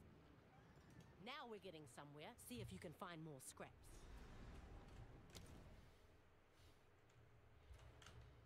Ahoy! So what is the... Seems only fair to ask, since we're doing all the hard work Don't selling... you worry your pretty little head about... She called me pretty! Did you guys hear that? Not. The boss.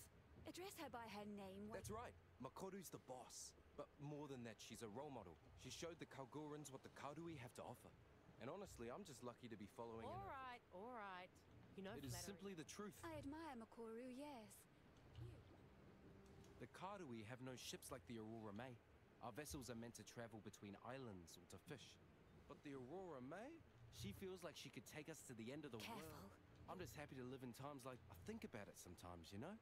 What a day to be alive. When the Kalgorans showed up, it brought a lot of tension to the tribes. Also brought doubt among the out. My family left the Tasoleo tribe when I was only a boy. They then joined the Tukohama tribe. My parents found hope in their message of strength. You sound skeptical. Well, look, I don't reject the way.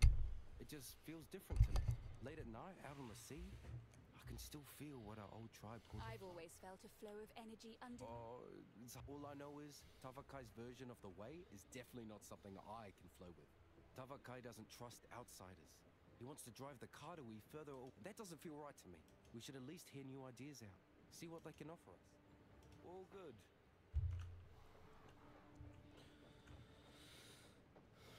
Palamoana. Where to? For generations, the Isle of young Kadui tried to sneak onto the rocks, climb the cliffs, and the eggs are a valuable delicacy that many In recent years, though, the things that nest there... Squawkers all around. It's not really the type of... But let's do it anyway. Whakapanu is one of the most beautiful... Some time ago, I heard that maybe it would be worth... I also look forward to... That island has been shrouded in the tale. If we go there... Don't be so silly. Well, what could possibly go wrong?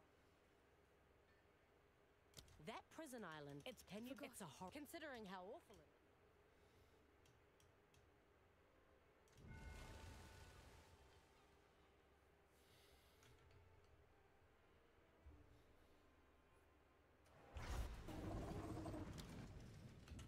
Land ahoy.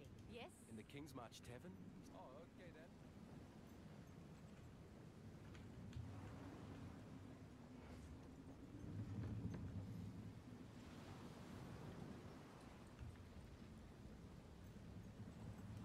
Yes? How can I help? Palamoana.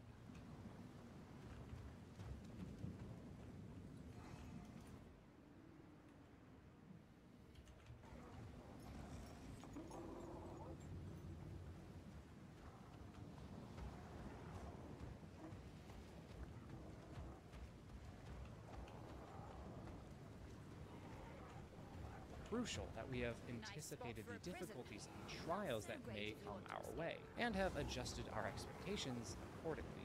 A side effect of Gustav's conviction was perhaps overconfidence. He truly believed in their team.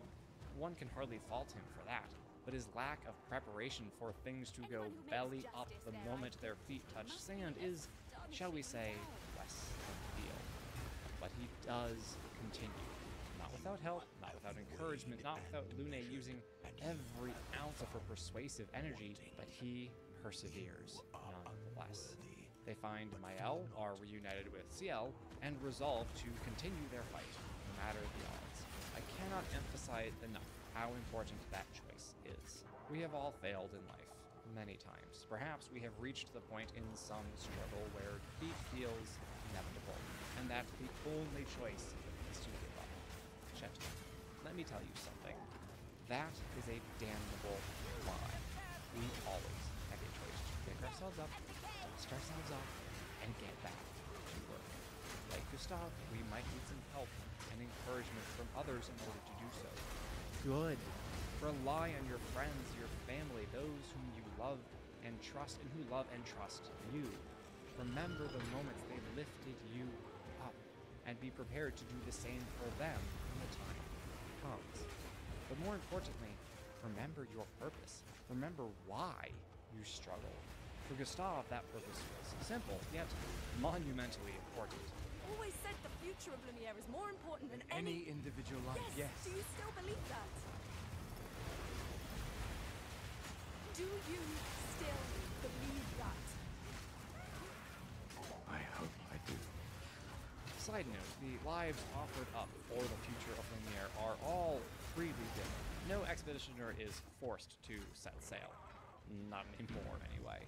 It's easy, when tragedy strikes, to let it consume your focus, allowing it to become your whole world. When you have lost so much, of course, you want to cling to whatever you have left. Gustav certainly felt that way, but in the end, he continued. And that is what matters. While we should acknowledge his weaknesses and his stumbles, our main takeaway must be that Gustav ultimately found the courage to persevere. The principal act of fortitude is endurance. That is, to stand immovable in the midst of dangers rather than to attack them. The city of Lumiere has endured for 67 years, standing broken yet whole in the midst of the ocean, living on as long as fate allows. Even in the face of their inevitable extinction, they persist. They dress in fine clothing to celebrate the homage. They preserve their heritage through the arts. They continue to farm grapes and ferment them into wine because what else are you gonna do? And yes, they do in fact attempt to fight back against the evil that assail them, but that is not their primary purpose. Their primary purpose is instead to live. Why do I bring up the city as a whole? Well, if you listen to this game's soundtrack, which has been playing in the background of this video and my whole life since this game came out, you will notice that the melodies of the tracks Gustav and Lumiere are remarkably similar. So similar, in fact, that my 6-year-old was confused as to why the lady isn't singing when Gustav played as I drove him to soccer practice. Our hero and his hometown are inextricably linked. Gustav is an embodiment of Lumiere as it ought to be. Dutiful, hopeful, persistent, and courageous. This adventure is not, as some Lumiereans think, an adrenaline-fueled hero's fantasy, but is, instead, at least for Gustav, a mission undertaken for the purest and most selfless of reasons, to allow his people to endure. Now, you might think that courage and perseverance are too closely linked to make them worthy of separate sections, and you wouldn't be totally wrong. As C.S. Lewis put it, courage is not simply one of the virtues, but the form of every virtue at the testing point. When we need to persevere despite difficulty, we need to find the internal fortitude to do so. But that is hardly the only situation when courage is needed. For example, when we are tempted to think of ourselves and our own wants and needs, we need to have the courage to show humility and compassion. Things we don't understand. They just make us feel small, powerless. But it helps, you know? Focus on the things I do understand, on the people I care about and who care about me. And, now I feel a little less lost, because at least we're lost together. It is no minor thing to feel small and powerless. Our modern world, certainly in Western societies, emphasizes independence, self-actualization, self-reliance, and so forth. We want to be in control of our futures.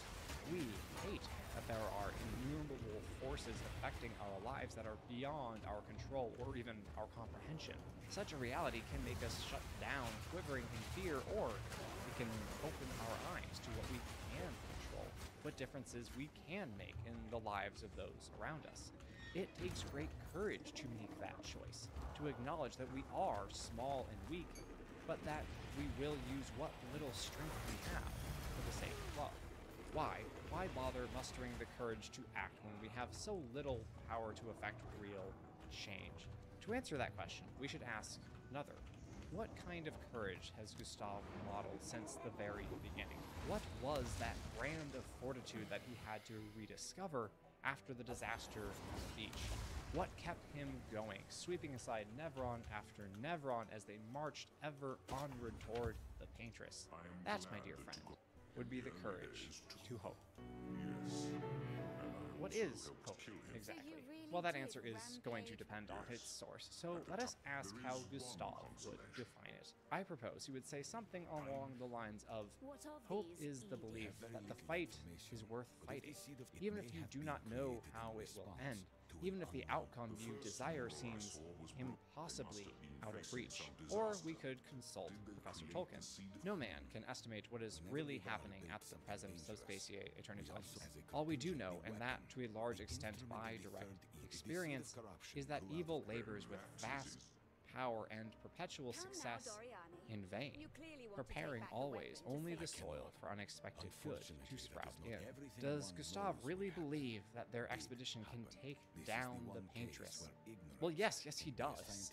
Our hero is decidedly optimistic in addition to being hopeful, but let's make sure we understand the distinction. Optimism is the belief in oneself, one's own abilities, and in this case, those of one's team. It states quite clearly that the desired outcome will happen, or at least that it is highly likely to happen. Such an outlook is certainly hopeful, but does not cover the full extent of hope. Gustav certainly starts out as optimistic, but is he truly hopeful? As we've already seen, no, not fully. When his confident optimism about their mission is destroyed, his hope fades as well. And that's the thing about optimism. Its scope is limited. We are optimistic about specific events, certain plans and goals. We hope that our efforts in all of that, in all of life, will be worth the effort, even if we do not know how. That is the truer hope that Gustav discovers, or rediscovers, after reaching the continent. Yes, he absolutely recovers some optimism as well. Am I one of those old people? One day, I hope. We really thought we were making a difference. Hey, we're still making a difference. Yes. Of course. Yeah. But there can be no doubt that our hero now understands that, regardless of outcome, this fight of theirs is one in which they must persist, simply because it is the right thing to do, and he trusts that doing what is good and noble will bear unexpected fruit. The more obvious subtext of that second bit of conversation between Ciel and Gustav is that Ciel doesn't really expect anything will come of this journey of theirs. She's happy to be with friends and wants to support and comfort them as they progress inexorably toward one death or another, but actually killing the paintress? Yeah, that's a pipe dream. The less obvious subtext in that scene is Gustav's redefined hope. We're still making a difference, he assures her. Not will make a difference, are here, right now. Back in Lumiere, Gustav felt that the only measure of success, the only difference worth making was ultimate victory. Not so now. For one thing, they are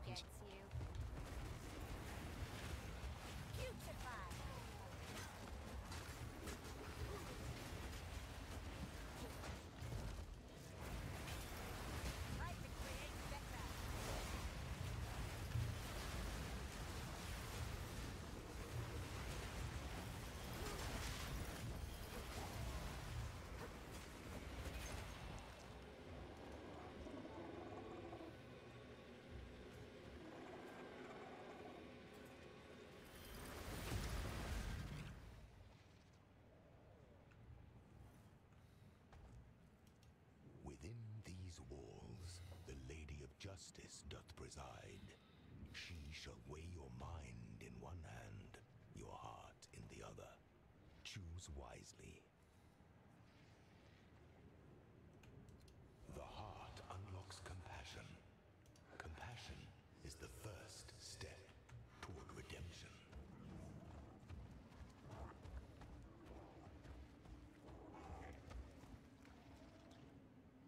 The mind unlocks humility. Humility is the first step toward freedom. The heart unlocks compassion. Compassion is the first step toward redemption.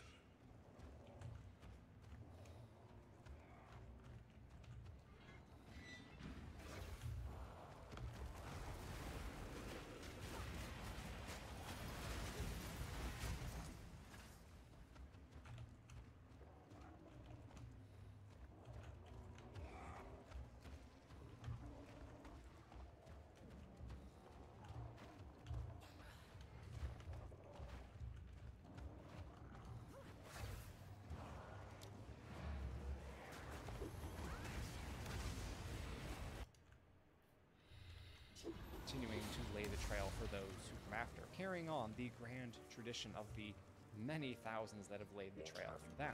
The remains of Expedition 33 are, in this moment, the ones who come after. And so to persevere in hope is the best thing, the only thing they can do to honor the memory of thousands who had come before. But more importantly, the refusal to surrender and despair is making a difference in the hearts of the 4 expeditioners who remain. Perhaps we cannot change the world, but we can change ourselves. Perhaps the choices of Gustav and company will serve as an example to Expedition 32 and beyond, and perhaps no one will ever find their trail or read their journals, but it is worth living, as if your every decision matters, as if choosing courage, perseverance, and hope when choosing fear, apathy, and despair would be so much easier will mean something. Does Gustav still believe they can take down the Paintress? Yeah, I think he does, but he has enhanced that optimism with this fuller sense of hope, this unshakable confidence that his chosen battle is well worth fighting, if only because such courageous hope might serve as an example to those who come after. And that choice to persevere for the sake of the people who he loves, to steel himself and believe once again that his conviction is not in vain. Gustav demonstrates our penultimate virtue. A precise definition of wisdom is hard to nail down, but you typically know it when you see it, or I guess, hear it. I'm enjoying the uselessness of the day and readying my usefulness for tomorrow. Knowledge is not wisdom. Prudence is not wisdom. Compassion is not wisdom. Courage is not wisdom. And yet, without wisdom, one's ability to live out those virtues is severely diminished. Wisdom, as Gustav demonstrates, is a combination of knowledge, insight, and right judgment.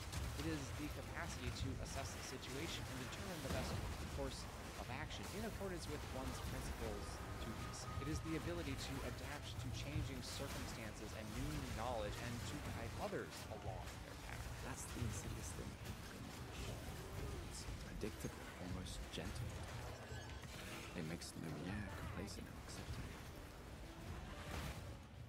The Gamage is equally violent than death. Death is just as final. The wise man sees the world how it is, not how he wishes it to be, but he works for that idyllic vision, accepting reality while seeking to change the course of the future. The wise man may stumble and fall, but he will have the humility to accept the hand which offers to lift him back up. The wise man will know when it is time to relax and when it is time to lock in. The wise man will know in any given moment whether to let his compassion or his perseverance take charge. As that last sentence demonstrates, Gustav is not always wise, but a man who has never failed is a man who has never learned anything, and thus not a man worthy of our time and attention. The question is, can you continue? Will this failure cause you to fall into depression and despair? Or will you take this opportunity to reflect, to grow, to become a better man than you have ever been? We can't change what's done. We can only move on. And move on, Gustav does. He finds the courage to persist, driven by the desire to honor the sacrifice of those who came before and the unwillingness to let those who still live suffer alone. Though their fight may seem impossible, he charges ahead with conviction, assured that in some unknowable way, this is a battle worth the cost, because he is fighting for those whom he loves. If I am courageous and persistent, but I do not have love, I am nothing. If I am humble and hopeful, but lack love, I am empty. If my cause is just and my judgment sound, but my love deficient, it is all for naught. I do not exaggerate when I say that every choice a man makes ought to be guided by love, by the pure and uncomplicated desire to seek the good of another. That is not to say a man should ignore his own well-being. Far from it. If we are not at our best, mentally, physically, and spiritually, how could we possibly give our best to others? A man is always asked to give himself totally and unconditionally in service to others, and there may come a time when that gift will be the highest, greatest, and last gift. But before we reach that fateful scene, let us reflect on the love shown by Gustav, especially his love for Maëlle, his adopted sister/daughter. This was a girl who never really knew her parents, who bounced from foster home to the orphanage and back again, who was never given a chance to prove her worth at any of Lumiere's prestigious apprenticeships, who could offer nothing to Gustav, but he took her in, because even if he did not yet know her, he loved her. He saw a girl struggling, alone, despondent, and he took pity on her. Pity is often perceived as a dirty word nowadays. We hate the idea of someone pitying us because we are a prideful and conceited people. But if you read The Lord of the Rings, you will find that the pity and mercy shown to Smeagol by Bilbo, then by Frodo, and then by Sam are ultimately what allow good to triumph over evil, Genuine virtuous pity is not demeaning or humiliating, but is one of the greatest gifts a man can give. We ought not to take pity on others so we can feel high and mighty, but because we have compassion for them, because we wish to spare them from further suffering, or worse. And this, Gustav never did. His love for Mael remained constant throughout the story, even overriding his other virtues until he was able to restore his inner balance. Gustav protected Mael. He comforted and consoled her, advised and guided her, helped her navigate the same emotional maze he had only just escaped. It was a gift, given without hesitation or expectation of repayment. And on the stone wave cliffs, Gustav finds himself called upon to give that gift of love one last. Run through, bleeding out, mechanical arm broken and useless at his feet, Gustav never wavers. His conviction, his courage, his hope, compassion, perseverance, humility, and wisdom are all evident in the last 6 words he will ever say. For those who come after. Right?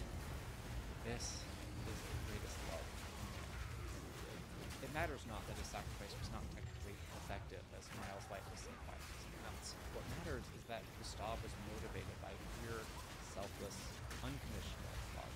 It's as simple as that. And his death was absolutely not in vain, as his example serves as a primary motivator for the rest of the 33s as they persist in their task. Gustav. For all of them. That is what good men do. They love. They order every one of their choices and actions toward the good of another. Gustav was such a man. He faltered, certainly. He needed help and encouragement to keep going. But keep going, he did, until he was called upon to give of himself one last time for those who come after. If we were all to imitate Gustav in his example, I dare say we would be great men indeed. Hello. Thank you for watching. If you would like to follow my own attempts to write characters 1/10 as incredible as Gustav, join my Patreon to be updated as I kick off my own novel writing process. Or if you would really like to hear me talking more about Expedition 33, click this video on the screen now. But be warned, it's not as short as the title might imply. Thank you again, God bless, and I will see you in the next one.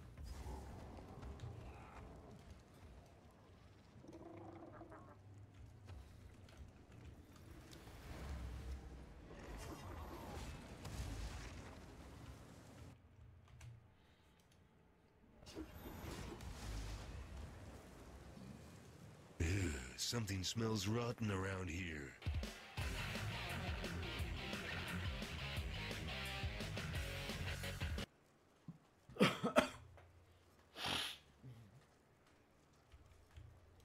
Let's talk about how I feel about the game. So I'm going on day 5 of having played the game. I'm level 90. I started with a build that was like kind of rough in the start. Feels a little bit better now. Running kind of an arc, mana stacking Eldritch battery, you know, CI type of thing. Kind of interesting, does some damage, but it's kind of besides the point. Pretty fun little build. I don't know if it's necessarily great, especially because there's a lot of mana siphoners from this league mechanic. But anyway, this is going in day 5. This character has 2 days, 3 hours, 54 minutes of game time played. And yes, that is right, because I've been pretty much playing the game non-stop since the release of the game. I've seen both people say positive things as well as criticisms about the game, and I have both of those to say. I want to start with some of the best things that were added in this game, and I want to go right off the bat with the one that immediately comes to my head, which is crafting with these new Abyss pieces, and the new essences is like significantly improved. Like if you look at this ring, for instance, I'm doing like a mana stacking build. So, you know, I got 5,000 mana. All my damage is coming from, like, Archmage and stacking mana. And I'm running Eldritch Battery, so my ES is converted to mana. And CI, so I take no damage. So I got kind of this, like, 1 life, 5,000 mana thing going on. It's actually pretty fun. I started real rough in the beginning because, well, I think part of it is, you know, you kind of forget what it's like to play the game with no gear on League launch for sure, but then also there's, you know, some balance issues, etc. And in particular, the Abyss League is like the first time you run into it until you start realizing how it like works. It's like actually pretty like, oh wow, they have like just a lot of mobs in there. The density's crazy. Oh, it's the League again. Abyss League. Here we go. Wait, where are those orbs? I don't know. Why are the orbs? But I'm getting a bit ahead of myself. So the crafting in the game is way better. I mean, you can actually craft gear now. Like for instance, this ring here I got, it had flat physical instead of where the increased mana is. And then I just got one of these essences that made it where it will remove one of the modifiers and turn it into percentage increased mana. And so I had a 2 out of 3 because that's only a prefix stat, and I had 2 prefixes I don't want, and one I do, which is the mana, to actually be able to craft something on there, for instance. And these new like unveiled modifiers are actually just super cool. And for the sake of the explanation here, I'll just show how it works. Let's just say these gloves, okay? These aren't great gloves or anything, but for the sake of explanation. So you have something, you get some ES, you get some intel, you're like, I kind of like these. You can grab yourself an essence with something that, like, maybe I just want some resistances, maybe I want, I don't know, let's just say you want life, okay? So you can grab life, and then there's an upgrade from magic to rare, and then the higher tier essences now actually, like, remove a modifier and augments it. So it works like a chaos, but with, like, a guaranteed stat that the chaos would actually slam onto it. So it's, like, way more deterministic, and that's actually something that people really like. But so you can guarantee like 1 stat from magic to rare. Then you cannot really guarantee, but you can get like a much influenced version of what the next item you actually want is. Like if you want to unveil something, you slam it with one of these modifiers. And actually I'll end up doing this with a weapon here because I actually have these. But let's just say this one. Let's say like, oh, I like that one. And then like, oh, I really want to invest in this one. I think it's worth like a lot. It has 1 good stat on it or something like that. So I can use the higher tier one to guarantee like a higher tier slam. And I could use a higher tier regal if I want to guarantee another higher tier slam. And then I could go in and either use the perfect one if I wanted to like re-augment and try to hit a 1 of 3 if maybe I hit 2 bad stats or 1 stat that I really like if maybe this had like +4 lightning, that's the reason I started, and the other 2 didn't hit quite well, I could maybe try to save it with like something like here. Or I could go and I can slam this job or both, and you can click on unveil, and then you can go here to the Well of Souls, and in the Well of Souls you can drop this in and you can sort of reveal an item like, oh, I can get more damage as extra lightning, and again if I was putting lightning on, maybe that's pretty good. You gotta watch the dude take a little bath real quick, and then here you go. So now you got lightning. Then I'm like, okay, that's 1 of the desecrated mods, so that one's already desecrated. And if it was really good, let's say all 4 of these stats were good, I could use a higher tier of the exalt to like slam a higher tier modifier, or I could try to fracture it so there's 1 of the modifiers is guaranteed in case I pick it up and I can redo it. Anyway, the point is at this point that the crafting is like significantly improved. I'm already starting to see people that have like crafting videos showing how to actually craft like giga or borderline perfect pieces of equipment. So because of that, that was a major positive for me, just right out of the gate, because the crafting.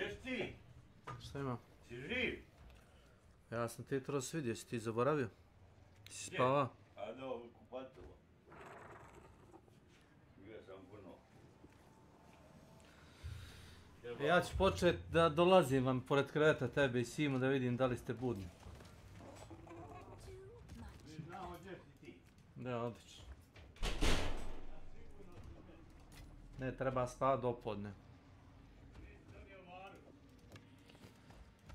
A ne znam, zato što ne stražari Marića, otkud znam.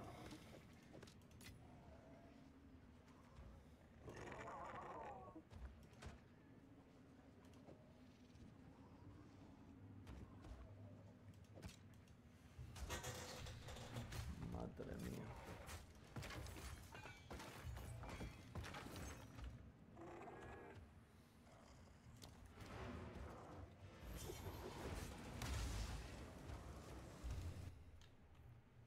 In PoE 2 for me was basically just Recombinator and Slam, which the Recombinator is pretty good, but this was definitely not a completed crafting system. It was, you know, everyone kind of giggled that it's identifying with extra steps, etc. So one of the most notable portions for me out of the game is the crafting system has been massively upgraded. So then you might ask, okay, where do I get the new crafting materials? Always run like a tier 15 map real quick. All right, so you'll run a map, and then in pretty much every map, because if you don't know how that works in a new league, anytime it's a new league, the primary mechanic always shows up. Okay, so here's the Abyss mechanic. So now we have the Abyss mechanic here, and a whole bunch of mobs are going to spawn out of here, and you're slowly going to close this rift, which is super cool.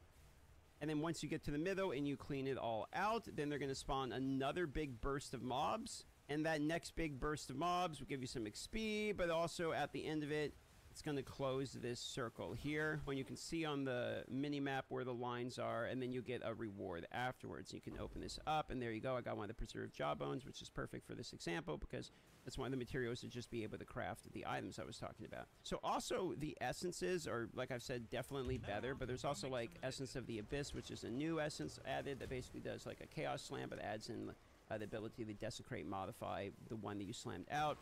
You can also corrupt these if you want. So overall, I've just found the ability of the craft tied with the Abyss League like pretty good. Now the thing about the Abyss League is not only does it just summon mobs, because it might look like a little bit of a boring mechanic, but it also at random will open up like a depth that you can go into. And if you go into the depth, there can be a normal one just called Abyssal Depth, and you kill some more mobs and you get some more rewards, and you know, it's just pretty standard there. But then also it can have like lightless or like dark depths or dark domains. And inside is going to be another boss fight, and within that boss fight you will get an invite to the new Pinnacle boss, which I tested. Actually pretty fun Pinnacle boss fight. I won't say it's super crazy or anything, but it's, you know, definitely more designed than like a map boss here. So I like the crafting's improvement. The Abyss League is pretty much kill mobs, close out circles, get rewards from closing out the circles, and then you can fight other boss fights, which are actually fairly enjoyable. And the Pinnacle bosses are, you know, the Pinnacle boss, I should say, is pretty cool. And at the end, the Pinnacle boss fight that you actually end up doing, let me see if I can just show one real quick. So you get an invite here. It costs 5 chaos at the moment. So in order to do the new Pinnacle boss fight, you're going to jump in, dive into the well, and then you end up in like Kulomak's domain here, basically, and you present his invitation. And this is kind of a cool new Pinnacle boss, because not only is it a new fight, but it's not just like a room with a boss. There's actually a crafting mechanic that is tied to the boss itself. In particular, you are crafting like a ring as you kill the boss. You're piecing together the affixes that you want based upon the decisions you make while you're fighting the boss, which is a really fairly unique thing that I did not expect. Also, there's a hidden Easter egg in here that no one really knew about. If you're a Lich and coming in here, you can actually convert your character to an Abyssal Lich, which is sort of like a new ascendancy that they actually added in the game.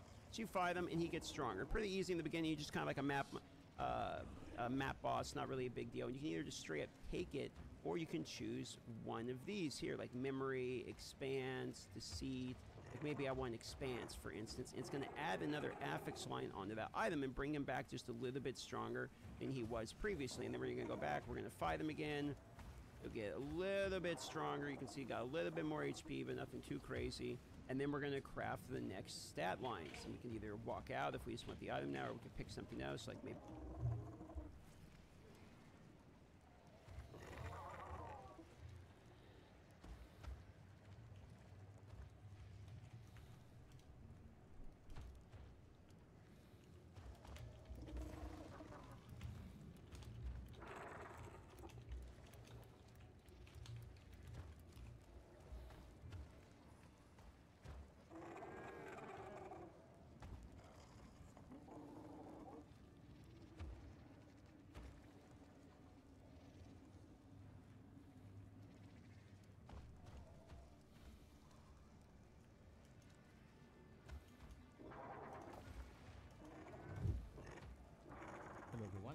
Here, and welcome back to another Path of Exile 2. So let me show you 2. It's all Badlands. You get this point. Back at 3, you can get the ability to become an Abyssal Lich. Now, if you're interested in PoE lore, actually, if you talk to this guy, he tells you that that Kulemak itself, or the Abyss, is the source of necromancy in general. So the Liches come from the power of the Abyss. So that is like the lore reason behind.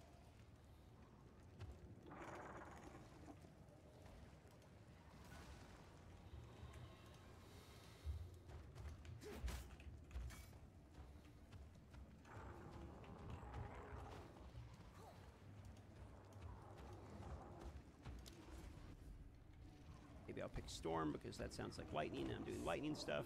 So now we pick that. He's going to do an attack there. And there he dies again. Might seem like it's pretty easy, but to be fair, like, you know, this I've been working on this character for a while here, so you can do persistence, gaze. I don't know. I'm going to pick horde. I'm not really sure what that one does. There's a whole bunch of new affixes, so and we're going to smash this guy here. And then there's going to be a new crafting mechanic here. Now what you do is you, like, okay, I've got everything I wanted, and you can't keep going with it. So now you return the finger, and you give him the item back, and now, like, the actual boss fight works, as opposed to, like, just the crafting mechanic. So now he's got these portos, and I actually could die here, because, like, I die this all the time. He's got so much of mechanics. But he has, like, the beam. He's got some, I'll try not to kill him too, yeah, here you go. Here's the beam, like, the mechanic. You can actually dodge roll it, but basically it's a giant beam that like one-shots the side of the map there. And then you have like these portos, and you can take the porto to the other side of the map in order to like avoid stuff. Pretty cool. And it's kind of split halfway here. If you have multiple people who jump to each side and like attack each side, etc. It's actually a pretty good boss fight. Just kind of kill him a little quick here. And then he'll drop, you know, the exceptional belt or the new item that you've crafted. So there you go. Projectiles have a chance to chain additional times from terrain. Meta skills gain more energy, increased strength.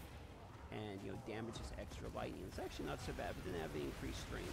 The rest of that ring might have been alright. Not that I'm going to use it, but it is interesting. So there you go. So that's kind of like the new boss. You get a craft like this ring, which is pretty cool. Decent little boss mechanic, and you can get the invites at a fairly decent. I think I've got 2 of them to drop myself just from like playing the game standard. Didn't really take, you know, a significant amount of gear or anything to be able to kill him for the first time, and you can kind of scale his difficulty within the fight itself. So I thought that that was actually like a pretty good mechanic, honestly.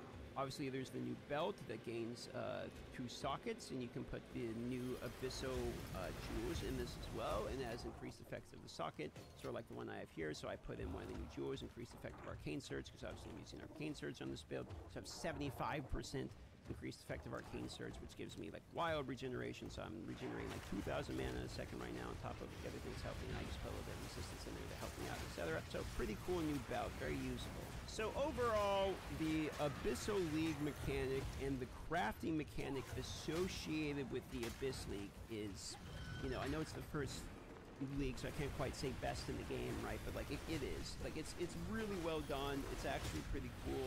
I will say there are some criticisms I have about it, which is they seem to have taken the worst received map mods from PoE 1 and added them on when you desecrate a map.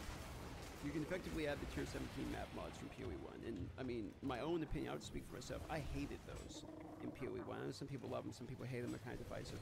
I don't like tier 17 map mods at all. So when I saw that it was basically like, hey, 3 out of 10 seconds your character is attacking, just deals no damage. So it's just like, oh, I hate this. I hate that for Waystones. They also took what I thought was some of the most annoying modifiers and put them onto the Abyss creatures also. They can have things like Soul Siphon. Just to give you an example, they have like Ground Degen that's hard to see. And the visual clarity is really bad on top of like atrocious performance at the moment. So there's like a ton of crashing or just lagging, honestly, not so much crashing as much as lagging related issues with the Abyss League. It's obviously very badly optimized or something. It's not my computer. I have a brand new computer that like I just set up. It only has the game on it. It's a 5090 with a 9950 X3D, okay? Yes, everything's updated. There's zero reason I should be having any lag at all, and I'm not even running the stream off that computer. I'm running off a different computer entirely. So like for the purposes of like, is it the computer? It is absolutely not. So and I'm hearing that pretty widespread from people too, that there's just kind of atrocious performance issues at the moment. And so I'm sure that will get patched out at some point. But that, plus the weird decision of kind of picking some annoying modifiers and like the way they added tier 17 maps. I don't like that portion of it, to, you know, be even with my criticism of the Abyss League. But the rest of it, I'm actually a fairly large fan of so far. So I like the crafting, like the Abyss League. I will say early on in the game, it's a little bit like you can get slapped around right when you see it for the first time, but that, you know, that's fine. It's just probably like a little bit of a skill issue. Now, in the campaign, you have the new acts, and you have Act 4, which is new, and then you have the interludes. You really wouldn't know that these are only interludes, to be honest. I thought they did a pretty good job for this being temporary content. There's a lot of new boss fights. I don't feel like all of them are exceptionally balanced, but I do think that they are all exceptionally fun. There are a few confusing mechanics that aren't really explained too well in some of the fights. Like notably, there's one that has like walls that's like basically the Surus maze or like a meteor you got to get out of, and it's kind of like visually unclear what you're supposed to be able to do with it. But that's really like minor criticisms for me. I do think that the interludes are like fairly decent for a temporary solution. We're not holding the long form of it, but I think Act 4 is pretty good. I will say these are fairly long, so if you are somebody who does not enjoy a long campaign, you might not enjoy Act 4 if you're only thinking about the length of it as you continue to play through it. As you can see, there are many different locations to visit, there are many different boss fights and rewards to get, and you probably want to... Slušaj, da imam za topole, možda ću ja doći na vrijeme tada mi stigne nešto pošta. Da. Molim te. U vezi... Počujem po tome, znači. U vezi čega? Pričaš majci... Da, baš hoću. Znam ja, ništa. Zašto? Šta hoćeš? Ništa, nemoj samo da pričaš.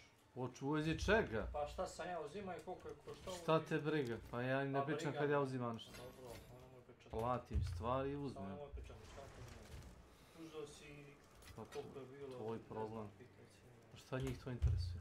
Ja sam 100 puta rekao, ćete li pare? Nećete. Uživajte u životu. Nije moj problem. Hoće ti platio to šta? Ne, da si neki kaput, ovo je za njega, a ovo je... Kako plaćaš u evrima? To je za taj kaput. Plaćaš u evrima? Da, a ovo je, da, a ovo je u dinarima. Ovo je neki cikl. To je neki privatnik ili? Ili kurirska služba? Kurirska služba, ona prosi. Plaćaš u No, evrima? tu su ti pare. Da to me zbunje to. Pa dobro, ako ti primaju oni evri i dinar, ne šekiraj si ti. Ovo je za, kažete, neki kaput. Pa u redu je to, nego... Ovo je drugo, imaš tu i za poštarinu i sve. Ali doći ću ja, trebalo bi. Ali uglavnom znaćete ja, slušaj, reći ja, ako me bude zvao iz Kurirski, sam i telefon tu neđe. Pa di skočiš. A on će svirat, ali ne znam što ti čuti. Doći. Ajde, nisi. Polako se.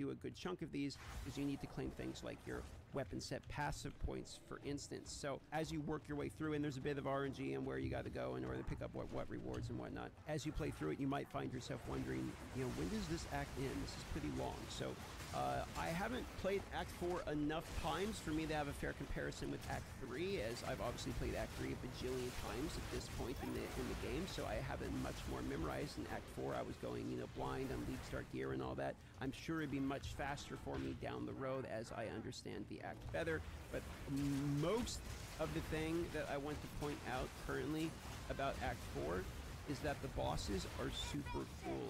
There are some boss mechanics in there that when you realize what to do, you might think, oh, that's kind of cool. Like, no, I won't say like WoW boss type mechanics, but there's one that, like, he picks up a rock and throws it at you, and he just keeps getting buffs, and you don't understand what's going on until you realize you have to make him throw the rock and hit the guys that are buffing him from the side. So there's like some cool like fight mechanics you can actually get. I think most of them are fairly unique boss fights. And the final Act 4 boss fight, I won't spoil here, but I'll tell you, was a pretty good fight. Unless you're one-shotting everything, so you have an OP build from the start or something.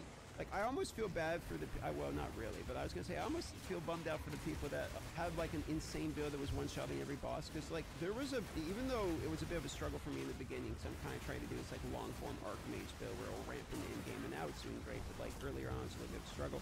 There was something kind of fun about struggling a bit against the Act 4 bosses. I died on the second to last interlude boss, on the final interlude here.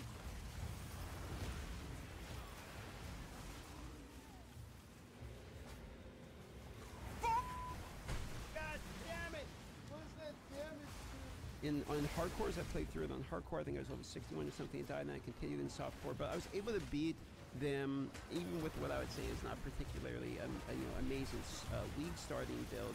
So you can definitely do them. They're definitely not like completely unfair or anything like that. There's some visual clarity issues, but mostly the boss fights are just like super well designed. The music is good. The areas are beautiful. I actually rather enjoyed Act 4 as well. So I would say the new Act addition and the interlude are vastly superior than having to replay through Cruel again. Though arguably playing through Cruel, I mean, if you put Act 3 twice to the side, would have maybe been faster because you know what you're doing. You can blast through real quick, but I don't really have too much of an issue with that. I'd rather play through something new than have to play the same acts twice in a row. So the campaign overall, I like that. That was a very nice addition. So where are we at? Let's recap. Abyss League mechanic, pretty good. Crafting significantly improved. The campaign, in my opinion, is significantly improved.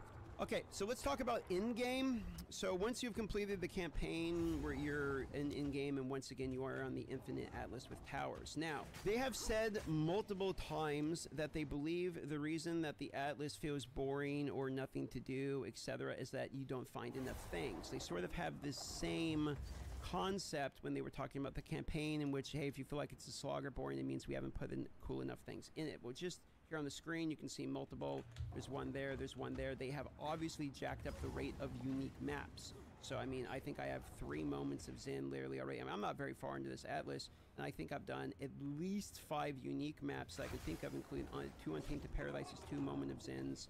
I probably even more than that. There's a lot more unique maps, and there's a lot more of these like deadly map boss mechanics. The way these work, if you want to know, is there will be a little like blue spiral. You click on that map, you do that. You at the end of the map, you click on this like headstone, and then it moves the spiral to another map. You can keep doing that non-stop until you've unlocked the map in the middle, and you can do the map in the middle. Some require a key like this one, which I don't have, but some do not require a key, and then you're going to fight a boss, which will most likely drop you one of the new lineage supports, and we'll talk about the new lineage supports in just a moment.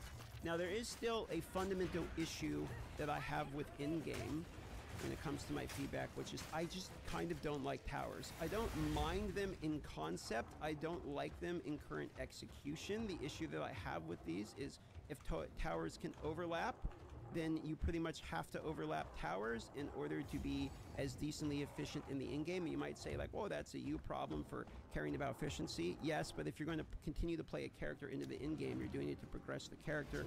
And when you're doing it to progress the character, that's very often tied to the rewards and drops that you're going to acquire. And if you're trying to do that without wasting your time, you're probably not just going to run tier 1 white maps non-stop with no juicing, are you? You're going to want to like continue to progress, and the tower system is a core concept of progression within the game. And because of that, then you are incentivized to continue to find things like overlapping towers. And I don't like the overlapping tower system, because if you don't have overlap towers, it feels like you're just wasting your time. Even if you are technically still making progress, it doesn't feel that way, because you know you should be getting overlap towers. And because of that, there is sometimes where I go into maps and I'm running tier 15s and I think, oh, I probably shouldn't be running this map. I should be like going and making sure that I am overlapping towers. Like I should be pushing out into the fog, find a really good setup that has a bunch of towers, juice that, and then start farming. So I feel a little bit limited in decision making of when and where I want to farm, which is a little bit of a bummer considering the Atlas. And my favorite thing about the Atlas currently is that I like the concept of exploration. I actually do like the Atlas design in terms of like you can go out and find things to do. I'm one of the people that actually think that's a pretty cool design. I just don't think it's executed in a way that inspires you to want to continue to explore, because instead it wants you to find a location that has towers and like double down on that location, as opposed to pushing out into the fog and being rewarded. I think this is, I'll use the meme term, step in the right direction, because there's been new additions on the map, so you do find things as you push out into the fog, and I like that. And now citadels are no longer pure RNG. If you find one, there's the other two of different types located in a cluster around it within a decent area there. That's why the changes they made in 0.2, so they've removed the RNG in that regard also. So I have some point of feedback in the in-game, which is like towers still aren't there. I know that they said they had a solution for towers that didn't make it into 0.3, and that it will probably make it into the next league, so we'll have to all see what that solution is. I think if they can solve this like overlapping tower issue and the concept of like you have to juice with the towers themselves, and just come up with like another solution to make each map in and of itself independently satisfying, as opposed to having to double down in a certain location, most likely that will solve the majority of my in-game related feedback. Now, there have been some negative things people have said about this league. I've still heard the term slog pretty significantly thrown around. I do believe we will hear that term in every single league launch in the beginning, because I believe that the way the game is set up, it is sort of set up to be a slog the first time that you play through the campaign. They really want you to feel the weight, the vision of the campaign. That definitely seems to be that way. And then you can start blasting on your second and your third character, etc. The campaign is fairly long, and so I understand that. Plus, to be fair, I don't think the balance is like exceptionally amazing in this current patch. This is something you probably have heard thrown around a lot, and yes, there are people making builds work, but the discrepancy between like an in-game min-maxed build of one class versus another, like if we look at like a, I don't know, an unarmed chalupa, you know, hollow palm build versus like the obvious example of the lightning arrow Deadeye right now, like they look absolute worlds apart. You got one guy running on a roa, just one-shotting literally screens away and doesn't stop for anything at all, the bajillion movement speed, and then you have a guy that's like, you know, punching and struggling for existence. So there is definitely a gap in terms of balance. I've said it before, I'll say it again. I don't really believe it is either A, possible, or 2, necessary to have an entirely balanced ARPG. I don't think we're going to wake up one day and GGG got it together and suddenly every single skill has the same ceiling. And honestly, if that was that way, it would be a little bit boring if all skills came to the same conclusion. However, that is not a defense of the balance being fairly wide at the moment, in which there is just a gigantic gap in terms of the numbers of like how the skill gems seem to be at the current moment. I know a lot of people have felt very unsatisfied with some of the builds they played, particularly early. Myself felt pretty rough to begin with on Sorceress, but I decided I wanted to commit to this one and play it all the way through. This ended up being fairly expensive. I think I've got gear approximately worth 50 divine. I've only spent about 6-7 divine-ish to get it because of inflation happened.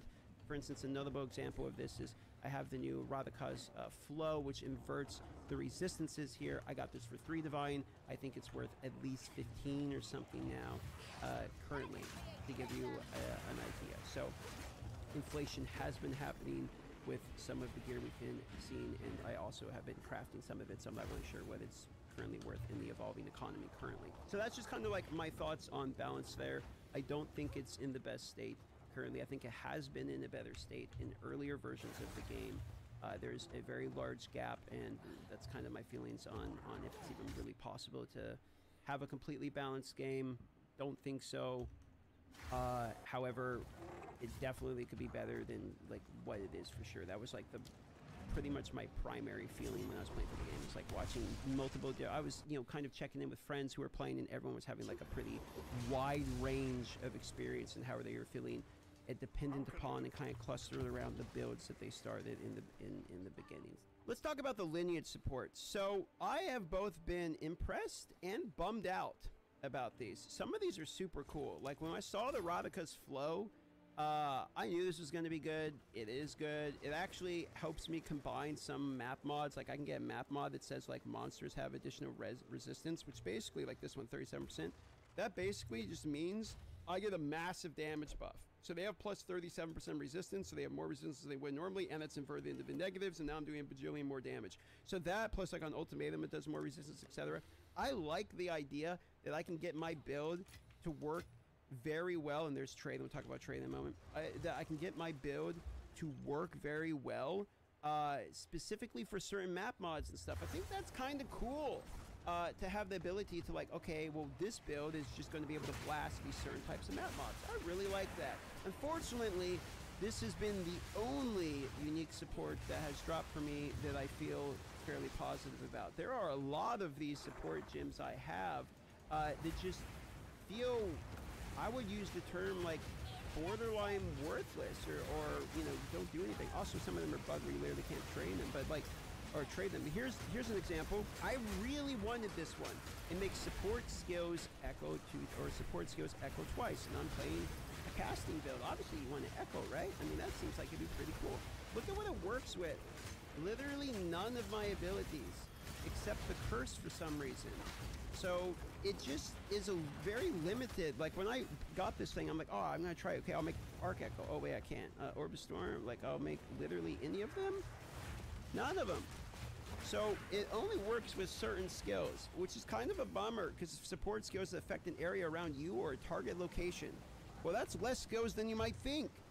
So, and that's kind of goes for a lot of the gyms. Now, they might actually have, you know, use cases, and I'm sure they do. I'm not saying they're worthless, but I'm saying people don't want them. Because if you try to trade them, no one really wants them. Some of them are bugged, like I said, you can't train. But like a lot of these, like just, I don't really have a use for. So when I get them, I'm kind of like, okay, well, I don't really know how I feel about that, you know? 50% less glory. I was like, oh, maybe this one will be kind of cool, but then it was bugged and can't trade it. Here's 10% chance to gain power charge when expending combo support skills per combo expended.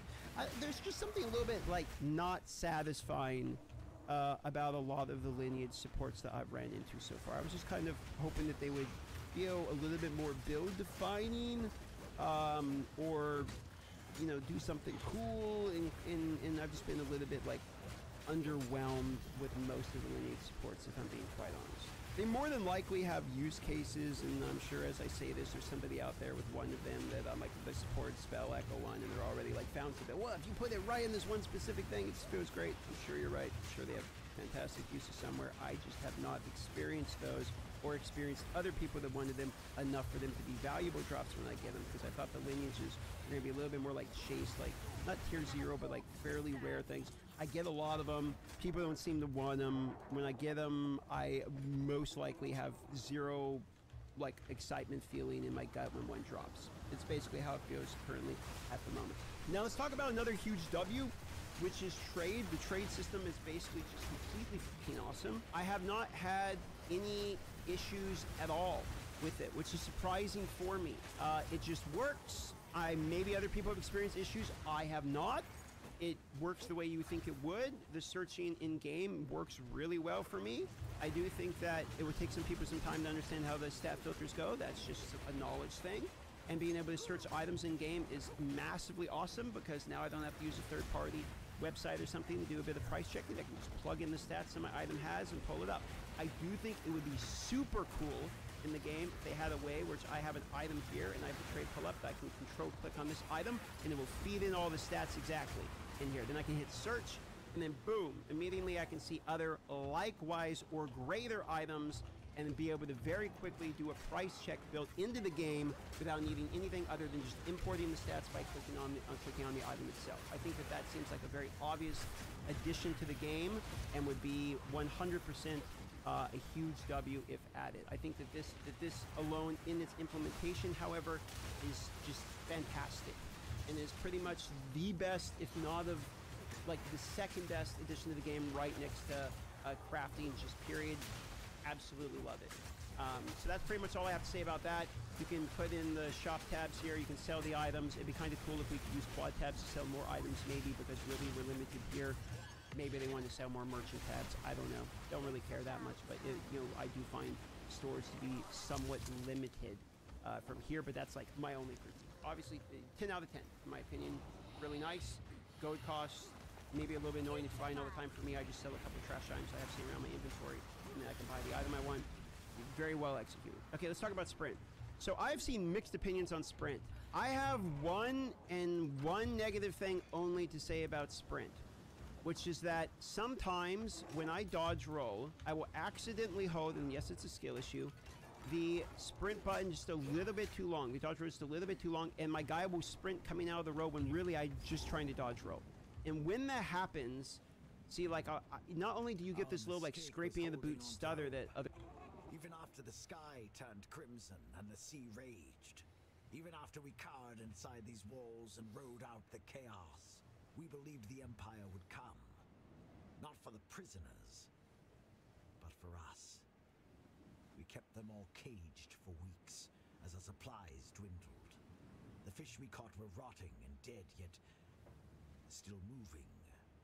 The rain was slick like grease. Men who touched it began to burn from the inside out, as if an unseen flame had caught within them. No ship from the Empire came.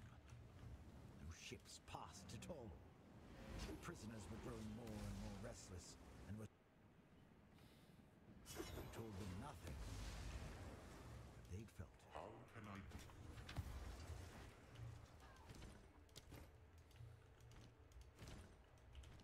Welcome to the... Here is the gear I've got. Deal.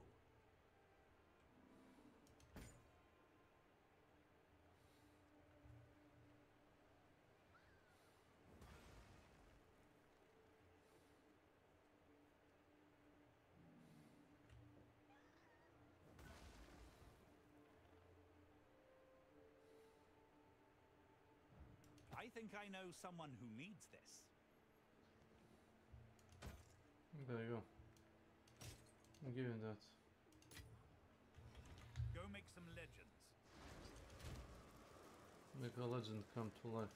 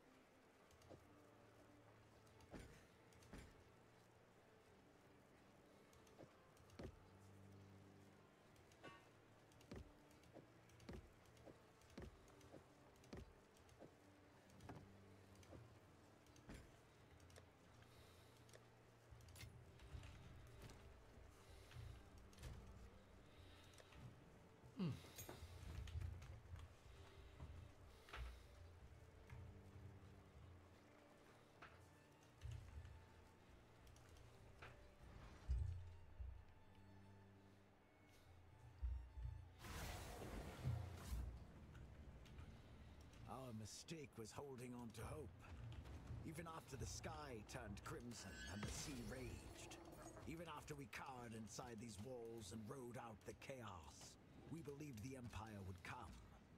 Not for the prisoners, but for us. We kept them all caged for weeks as our supplies dwindled. The fish we caught were rotting and dead, yet still moving. Rain was slick like grease. The men who touched it began to burn from unseen flame caught within them. No ship. How can I? Welcome to the fort. Let's equip you for the journey. Deal.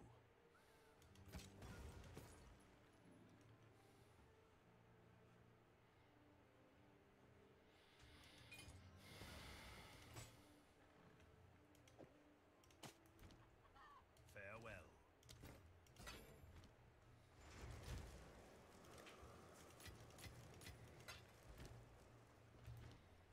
What can I do for? Hail, here's what I've got. Fair Oh, enough. Do come again.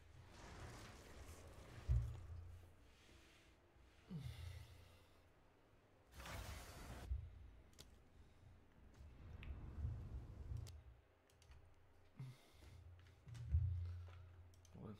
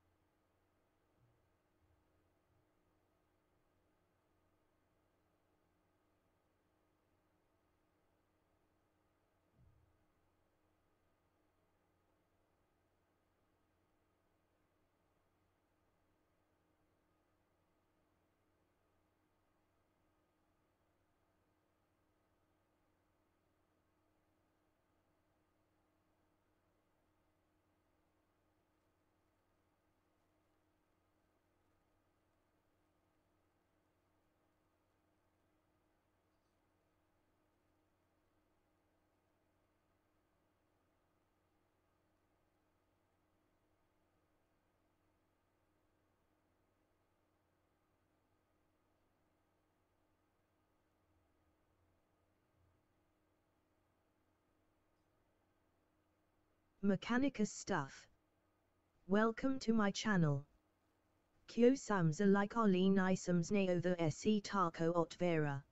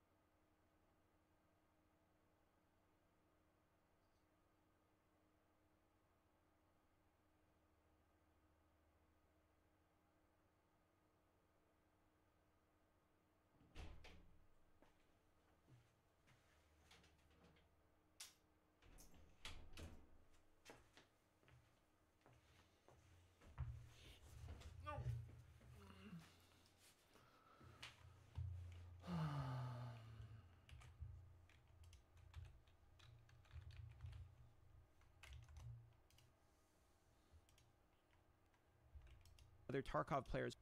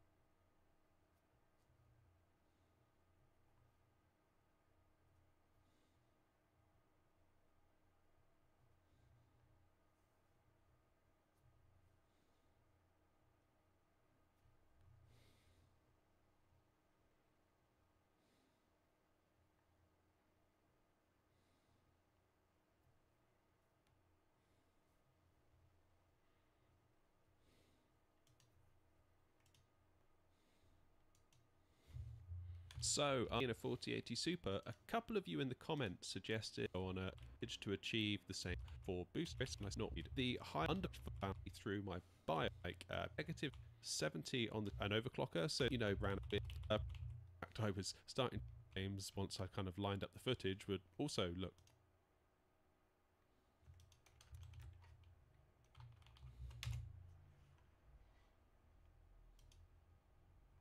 Alright guys, welcome back to Water PSU. So, if you lower the temperature a bit online, that you cannot overclock the Ryzen 7 5800X3D, and that's not actually true, okay? You can just get out your intended frequencies. Just going by tutorial is so simple, you cannot go wrong, okay? So I will first of all show you how to do it, and if you want to stay, I will tell you for different motherboards as well, okay? So, on Asus motherboards, we want to go on AI Tweaker, and then just go down all the way, until we find something that's called VDDR CPU voltage. At this point, you want to hit enter and select offset mode. Right there. Now you want to select the VDDR CPU offset mode sign and put it on minus right there. And then you want to write 0.05 right there. At this point, you want to just hit F10, save your settings.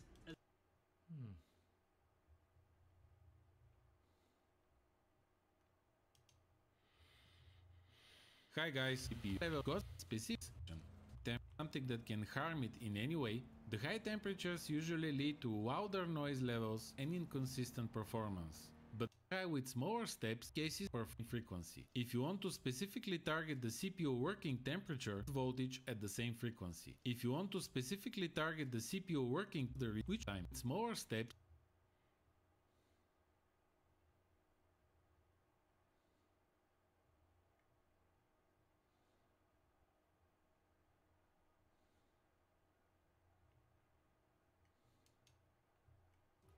Hello. This picture. The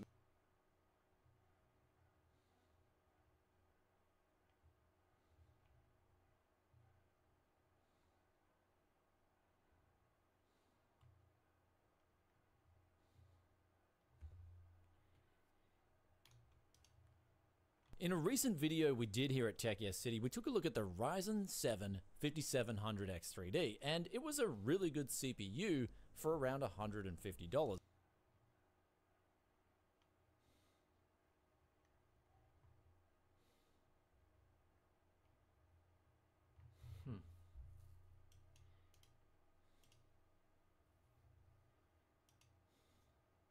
Alright guys, welcome back to Water PSU. So, if you have a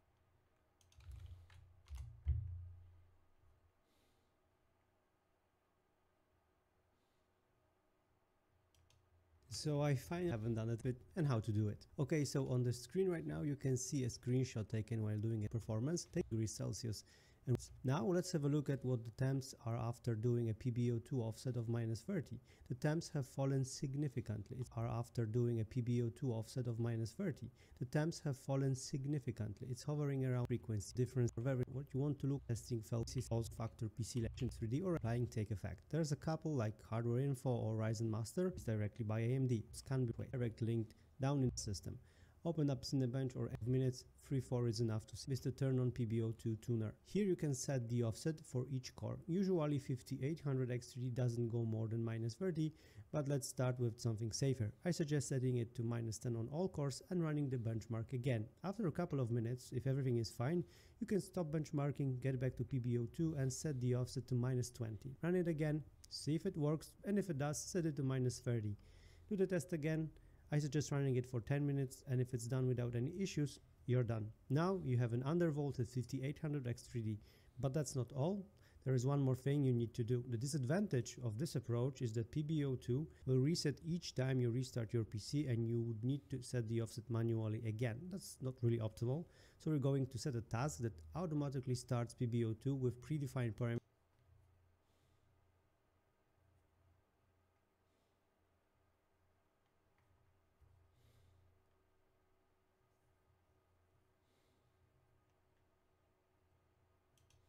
Hello YouTube. In this video I'm going to show you how to use Ryzen Master to updates. I have you at software thing for page lobby, but is shown here. And to be aware, there's two views, and we'll go through both of them in this video. We're mainly going to be applying the settings in the basic view, as this is the simplest way we're going to discuss here to do this. But if you want to get to the advanced view at any stage, you're just going to click this advanced view option here, and it'll bring up another window which gives us plenty of more options and details regarding our CPU, the different cores, the clocks, the voltages, etc. And to get back to basic view then, here on the left hand side, hit basic view. Okay, all we need to do here, simple steps. We want to apply a per core curve optimizer and allow then the software itself to test each core, apply a curve optimizer value, and those values are between 0 and 30. So on this setting here, you're going to select per core and start optimizing. Within here, first time to bring this up, you'll have the option to set the offset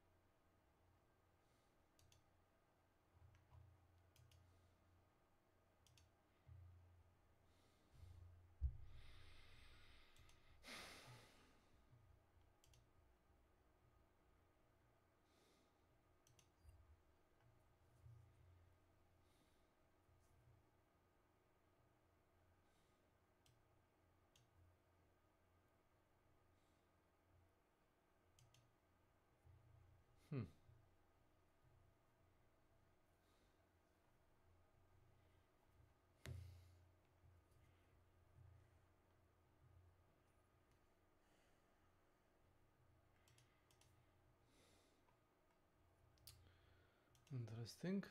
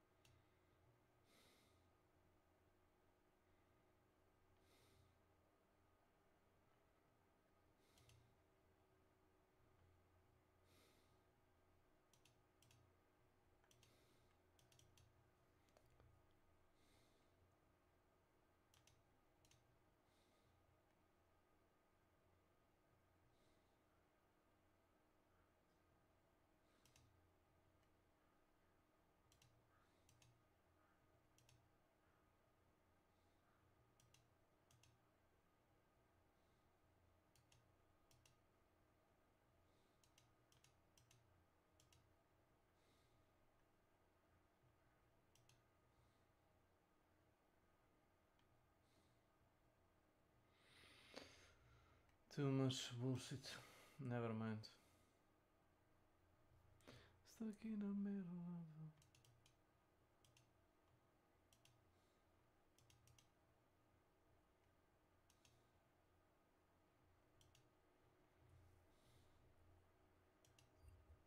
the... will recognize, but also there's a few frames at the end of that in which if I get hit, I'm getting knocked over, because if you get hit at all, you're immediately 100% knocked over and you have like a full 3-second stun. And I'm probably just trying, like I barely held the spacebar there, I'm probably just trying to dodge roll. And very often when I'm dodge rolling away from something, it's because I'm about to get hit and I'm trying not to fucking die. So because of that, I wish that I had a tab to literally disable sprint. Because sometimes I don't want to sprint, or I wish I could put sprint on a completely separate button and I would have to hold down both or something. Because every now and then, me coming out of sprint, I just held it too long. Yes, skill issue, but it is still now. You can just slam it. But, you know, sometimes mistakes happen and all that, and it would just be nice to have the option to not have my character immediately sprint coming out of it due to the nature of you can fall prey that you get hit, you're immediately put over, which is pretty annoying. Other than that, I've heard complaints related to like the stun. I don't really have too big of an issue with the stun. Maybe it's a little bit long. To be honest, maybe you should be able to take 2 or 3 hits. It should be like a stun threshold, but you know, not necessarily ramping as hard. I don't really have an issue with like the turn speed of it because, like, I mean, you're sprinting. I don't know. Like, you kind of can't like keep up your momentum in real life and sprint too. And yes, it's a video game, you should compare it to real life. But like, I also think it would feel weird if something like I just like go like one left and the right, and I can just ping pong me everywhere. So like, I kind of get what they're going for. They want it to be like a train, like they're just like full speed ahead using it. Like, I get it. If that's what they want it to be, so be it. I'll put it this way. Being able to cross maps with this is significantly better than not having this shit. I really do like sprint. And I think this overall was a W edition, maybe with some minor tweaks. Maybe let people get hit twice instead of 1 time or something to immediately fall over. Also, like AoE like degen shit shouldn't like knock you over. There's been times where like there's just like a slow posting like lightning arc that was going that I like walked through and just like immediately fell over. It feels like it should be like physical hits, like an arrow hitting me, somebody punching me or something. That makes sense. But like this, like a breeze going through me, knocking me over, a little bit annoying. But that's kind of like.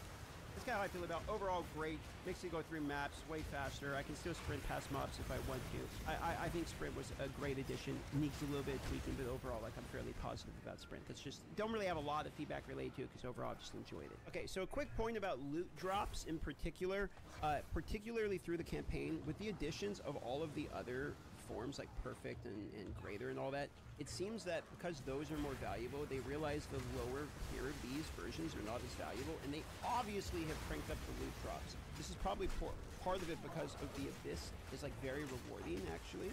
But like because of that, this currency drops from the playthrough that I had in the campaign was like day and night compared to how it was in the previous run through. I had a shitload of drops. Maybe it was RNG in my playthrough or something like that, but like I was getting, like, you have to understand, the first playthrough I played the game, I had my first Exalt in Cruel Act 1 at level like 46. That was my first Exalt. And now here we are later on in the game, and in Act 1 I think I had like 8 or 9 Exalts, like 2 Regos, particularly Regos. seem to be dropping much more than normal. Oh yeah, the addition of support gyms being able to be multiple placed. I have mixed feelings about this. I feel like I'm one of the people that like the philosophy of you have one gym in one location and you have to decide where to put it. I think the primary issue I have with that is there just wasn't a lot of support gyms, and the ones that were obviously good were obviously good. So you put it on your primary move and you're just like kind of done. So the thought process wasn't there at the moment. I like the philosophy behind it, but in execution, kind of the same thing as the in-game mapping really.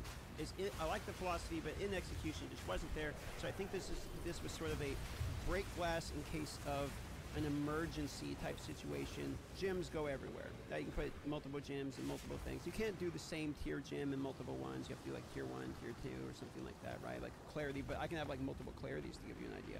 I got clarity 2, clarity 1. That's huge for mana regen. So in terms of this, it definitely makes it a little bit more interesting of me being able to like spam you know, these here, like for instance, I can do efficiency 2, but I can't do like clarity 1 and 2. Like there's some limitations behind it. I don't really have like a whole bunch of negative things to say about this because I feel like they kind of had to do this. Like I can have 2 control destructions, etc. So like you can double down on it. You just can't double down on like some of them. I mean, I feel like we needed more build variety, and being able to like open up the limitations of it is probably just a good thing. I think this is probably something that we all knew was going to happen at some point. You kind of can't like get around the fact you need to be able to have a little bit more viability in support gyms. Support gym change is nice because they've added more like tiers of them and more additions to support gyms, etc. And now the concept of you can only have one is sort of placed within the lineages themselves, which would make sense if the lineages felt maybe a little bit more impactful on some of them, with the exception of this one because this one's like fucking disgusting. But yeah, some of them feel kind of like mid. So I think as the lineage supports have case uses found for them and people figure out what they do and all that, this will probably be a solution for me. So overall, like support gyms, sure, I understand if they wanted to open it up a bit, but I mean, because of that, like we do run into the thing where I just literally have controlled destruction because I'm not running crit on like all of my things.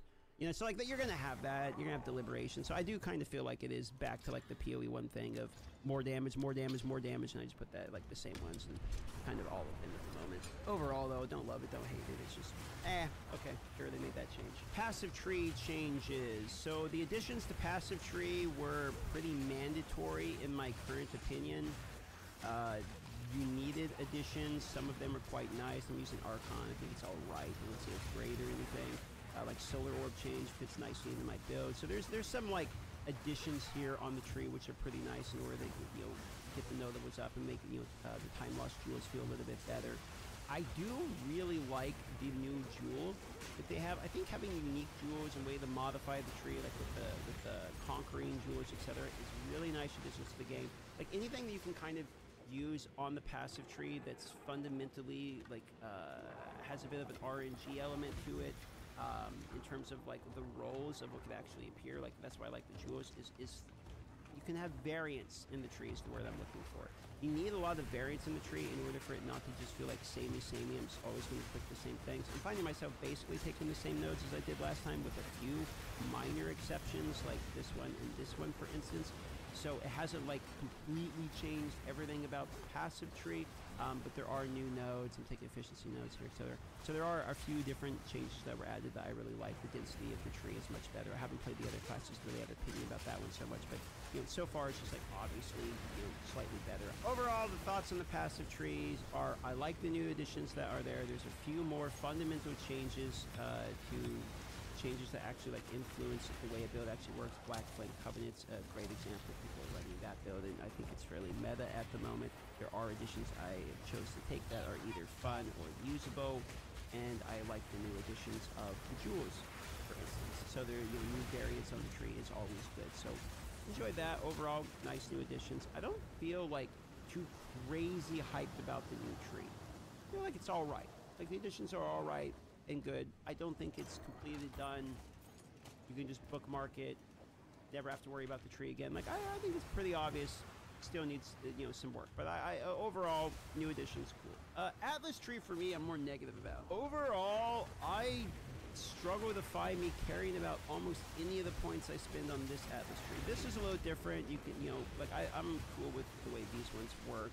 they've reworked them a little bit. Overall, you can feel the difference in the points, etc. I do think that there is something to be said for like speccing into one as opposed to all of them. Originally, I liked the concept of speccing into all of them because it almost felt RuneScape-like to me, where I'll level my woodcutting and my cooking or whatever. Or it's like, I'm going to work on Breach and then do this one. I do actually like being able to do all the mechanics, but there is something about being able to do all the mechanics that makes me feel like I'm not specialized in one of the mechanics. So it's just something I've observed. That's the way I feel about it. Overall, I don't like, I've come to the conclusion I don't like the Atlas tree, basically. I find it to be underwhelming. I actually don't notice any of the points that I put into the Atlas tree at all. I mean, maybe I notice I'm getting more strong boxes, but overall, I actually think, and I'm surprised I'm not talked about more, I think this is the weakest part of the game. Like, just straight up. I think the end game would be more exciting if the Atlas tree was better. And I am 100% surprised that we always talk about balance and everything, and that and the towers, etc. But people aren't talking about this Atlas tree basically feeling like it does nothing. It might be a placeholder, and that's fine if it is a placeholder. And I'm not raging over it, but if you want my feedback, if it was me, this is like one of the first things that I would be focusing on, because not only is it boring, it doesn't feel impactful, and it's also like your main progression outside of just your character power once you get to in-game. So I just straight up don't like the Atlas tree. And I don't really have any feedback either on it because there isn't really too many things I feel like are good or salvageable. I do like the fact that, like, okay, I can choose to spec into strong boxes and etc. in theory. In practice, don't know this at all, don't care about the points. If I get 2 more points, probably just like the next points I have, I'll just grab 3% rarity, 3% rarity, 3% rarity, and just hope that that drops me something. Maybe somebody has some super Giga Chad plan. Probably would be better to go into essences at the moment, because essences are actually probably pretty good, so you could probably make this actually do something. But like overall, just like I'm not going to try to copy my way out of it. I just don't like the Atlas tree. I don't think that it has a major feeling of progression, and I don't really feel it tied in when I look at the Atlas at all. It's the Atlas tree. This is the Atlas. I don't see changing based upon the Atlas tree, and you would think that that would actually make sense. Like, the Atlas tree is fundamentally how you're changing everything, but you look at the world of the Atlas, and it's just like, there it is, it's the same. Like, it doesn't, you don't really seem to coexist. It just seems to be something that's, like, outside of everything else, that it gives me, like, 3% more rarity. I actually literally feel like the mod that I roll on my map is way, like, I feel that way more than I feel like an entire progression tree worth of progression on the Atlas tree, to give you an idea. So, that right there is my biggest form of feedback out of everything. Please make the Atlas tree feel like it is a core part of the in-game experience, as I currently do not like it at all. Overall, though, if you want me to give you a total feeling on how I feel about the patch itself, I'm going to use the meme of there's a ton of steps in the right directions, and there are some balance issues. I definitely think that some stuff is overtuned, some stuff is undertuned. I think this is very obvious by the discrepancy of how people feel about their builds when you either watch or ask people on how they're feeling, and I absolutely agree with those feedback points. There is some skill issues involved, sure, there's some like knowledge issues, all that. I would know this because I live it. I have skill and knowledge issues, but I am able to continue to play the game with enough hours to make, you know, things work by the end of it. For me, however, overall the league is pretty good, because I think that the Abyss League additions are nice, the crafting additions are nice, trade is a huge W. The game is obviously massively improved, and people that are saying that this is literally the worst patch out of all of the game, I don't feel like played much of the game or something. Like, I don't understand that take at the moment. If you actually think this is literally the worst state the game has ever been in, I actually just don't understand, in my own personal opinion.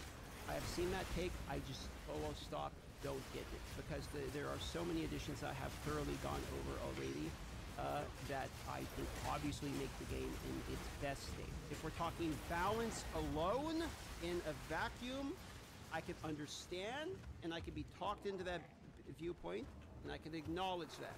If we're talking about the game in its entirety, I can't agree. So I would just put a very clear separation of those 2 points. Overall, for me, I think this league is actually quite good, fairly enjoyable once you get past some of the early game issues. If you feel like you're getting shit on, the Act 4 at minimum is worth playing. If you don't have a lot of time, get to Act 4, complete Act 4, try the new bosses, particularly the new Act 4 like in-game boss. Check out the towns. You know, listen to the voice lines, all this. My honored predecessor. None may enter this chamber. The prisoner within is beyond death, beyond force of arms. He must be left to rot for all time. Emperor Chitis Parentis. By the order of Emperor Zaro, my honored With an ominous door like that, how can I resist?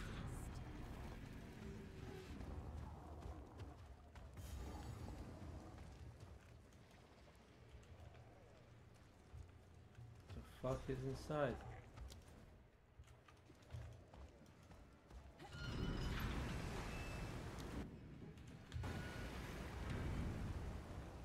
Oh my, what's in here?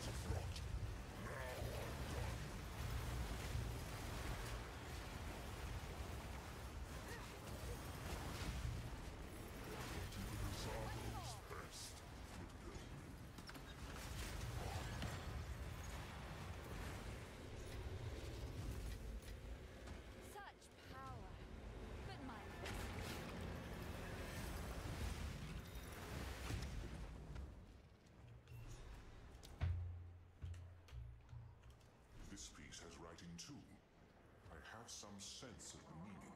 Give me everything you recall, no matter how insignificant. We must... Something very strange is going on here. As a child, I was sent to live among the Asmeri with my brother.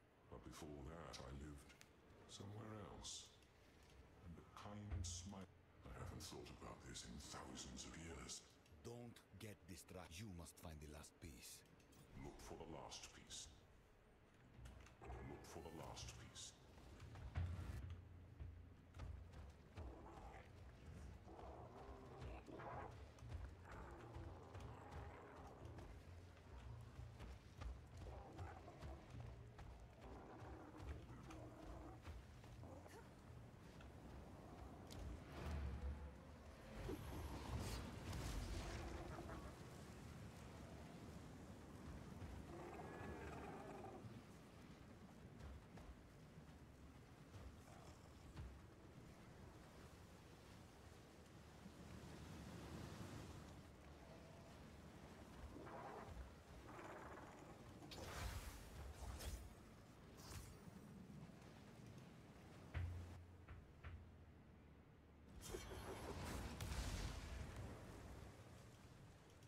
How can I...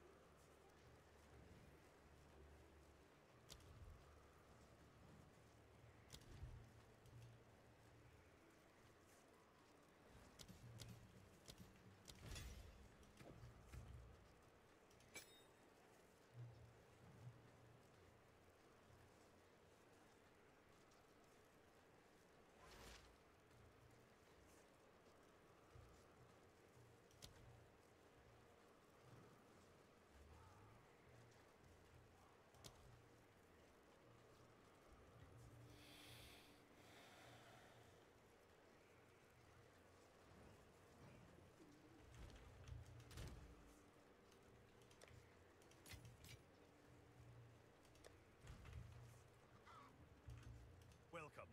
What can I do? Here's your gold. Farewell.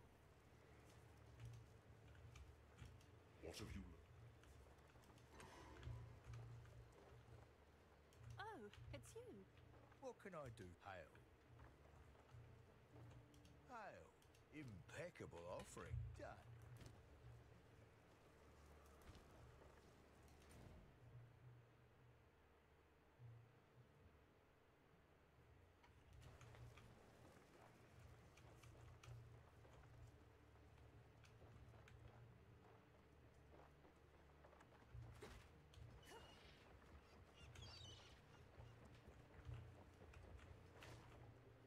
Talamoana.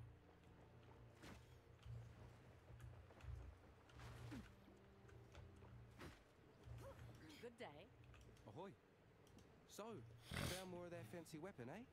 Can I see it? No, you... Oh, okay. Well, the more I hear, the more curious I get. Can't really blame me. Something like this. Entire generations come and go without having eyes on a thing so significant. So now you're interested in its The crew talks, I listen. Some of them heard that Doriabi guy arguing with the spooky one on the Cape. It did sound all very serious. Doriani and the hooded one. Fool. Yeah, those fellas. Ah, well, good luck finding you. Calm seas flow under you. Talamoana!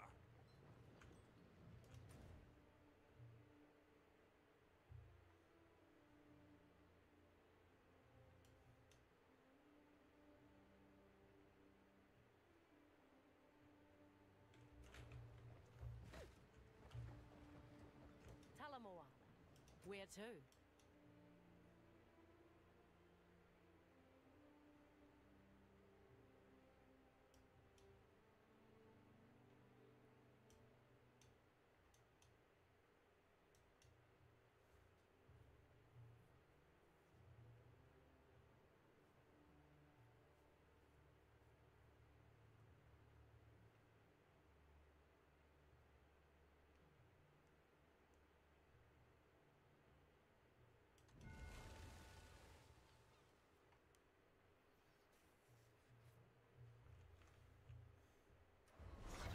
Lower the anchor. Talamoana. How can I help you?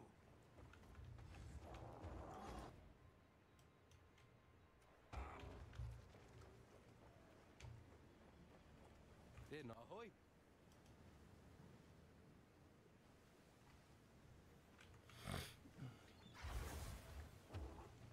The hour draws. Everyone here is so friendly.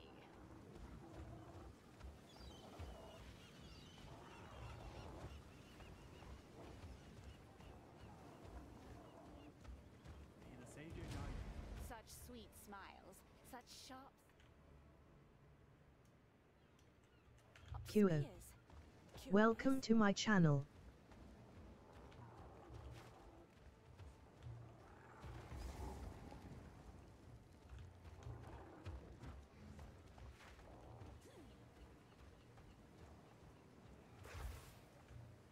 Welcome to Erastus, friend.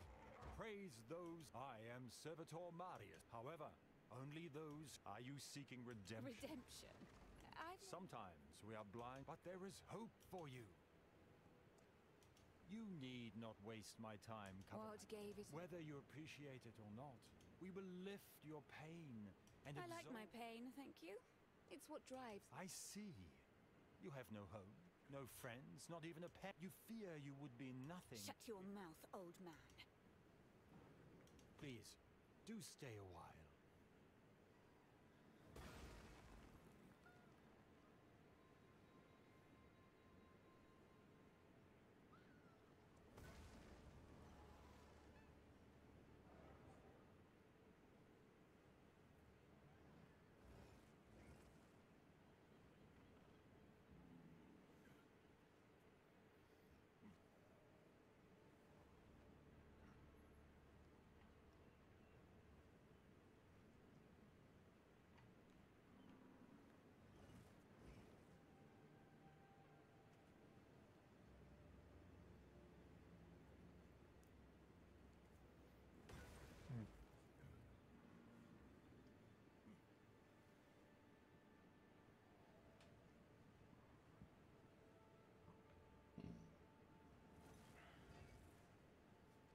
Huh.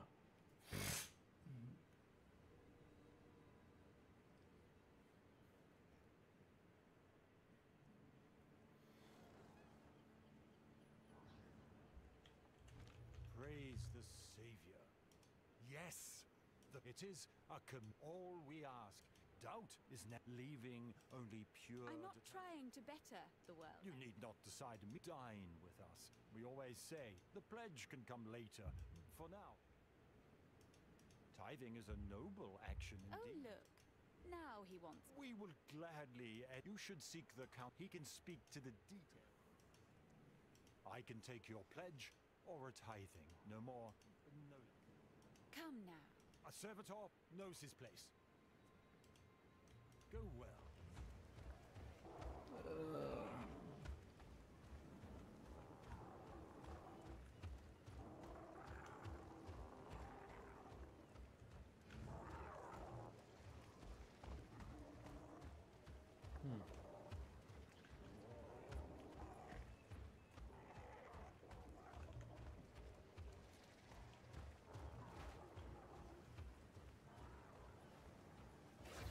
Welcome.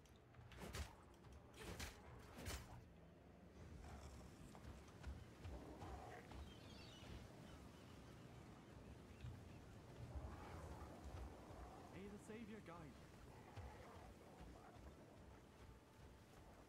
G'day. Yes? Yes. Talamoana. Where to?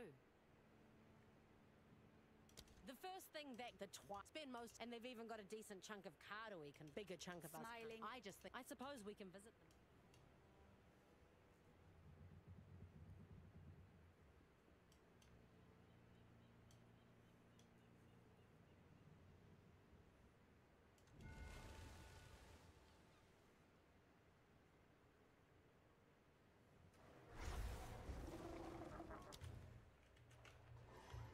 Land ahoy. Good day. Yes? G'day. As you wish. There you go. They're polite to me here, but I can tell they consider me an outsider now. It shouldn't be like this. Maybe one day things will be different. Just probably not what Tavakai leads the tribe. What's good?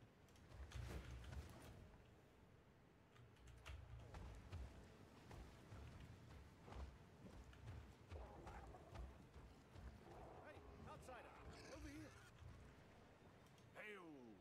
That's what you outsiders thought. I heard the clink of gold in your pocket. I'm Ruhaki. I'd be keen to trade for some. Seeing as you freed my favorite elder, I'll even give you a discount. Well, just between, I'm tired of Tavakai's teaching. There isn't a single girl my age who'll marry a man with no prospects. Wait. It's me. I knew I liked you. Thank you for saving. You never punished me. You know what? I think I could even budge just for you, though. Anything you like?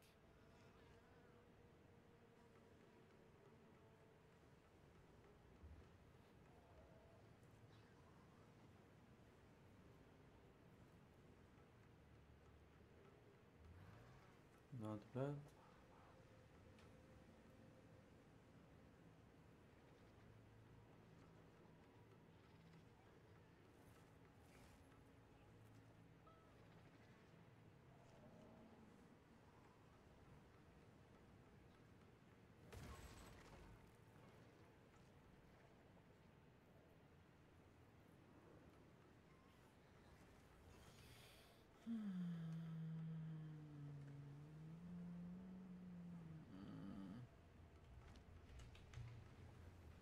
Okay.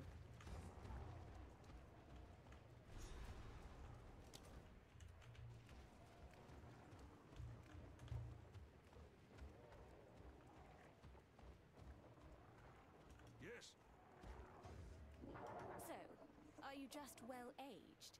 Or is there... Becoming an elder. It simply requires being old and not dead yet. Oh, come now, Kaimana. A bit Yes, of wisdom. I have plenty of... I am just making fun, yes? Matsuki became an elder during the worst plague of blood fever these shores have ever... He gave himself. All I still don't know how, but many would not have. You honor me, Yes, Kaimana. deserved. It was wonderful to see Makoru and Kanu again. I assumed they We were... don't stop them. That's right. We don't. It is... But that is not the whole... They left the tribe. They know where your heart is, Tavakai. Yes. Though they know they can come, it does not mean they feel they can. It is still their choice. And they... Yes, they have. Be brave out there. Well, it seems I owe you a debt of thanks. It was a fight I won't soon forget. Tukohama himself would delight at what I saw you do back there. The waters knew Matsuki was alive, yes. Keep looking, I said. The old... Hey, now. I may Not be... wise enough. For your good deed, I will allow you to come and go from the sacred hall, but no further inland. The heart of the Tukohama tribe, you have my thanks. What do you make of those fanatics on Erastus? Bah! The very name Arastas sets my teeth on edge.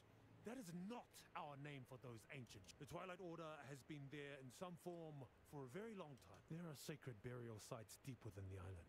But other than that, we know very little about it. Yes, but we know enough to be concerned. Unlike the Kalgurans, the Order actively recruits any that will listen. Listen long enough, and you may pledge just to shut them up. Once you're recruited, you say goodbye to your old life.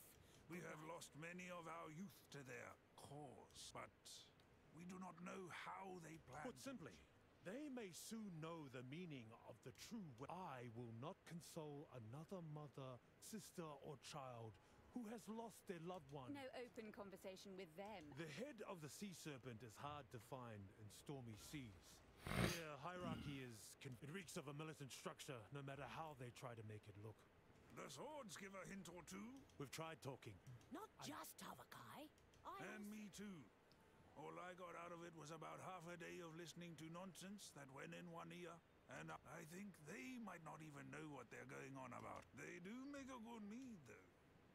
We gather from time to time, not as often as we should, but it usually always becomes some sort of... Some of us just have very... It is our difference. Perhaps, but there must be someone. And what makes you so sure, in all your arrogance, that yours is the right way? It is not your business, but I will share this with you. I appeal to Tukohama, to all the ancestors. Tukohama heard me. His presence rumbled the very earth, and my axe, it was a reminder of what he taught us. We have not known the ancestors to reveal that Tavakai is our true Ngakura Makoi. Where he leads, we will fight. It is only a matter of time before... The word represents a fighter of fierce conviction. Someone who truly embodies the way. A fighter who, when called upon, would give it all to honor the way or die. What qualifications? Our ancestors were all Ngakura Makoi in their own way while they were alive. It is what you can feel it radiate from them. Yes, and we believe the ancestors choose their fighter. They bless them with passion for the... And we are blessed to have Tavakai. Even if he may... Kaimana. Ati. Said with love, my chieftain.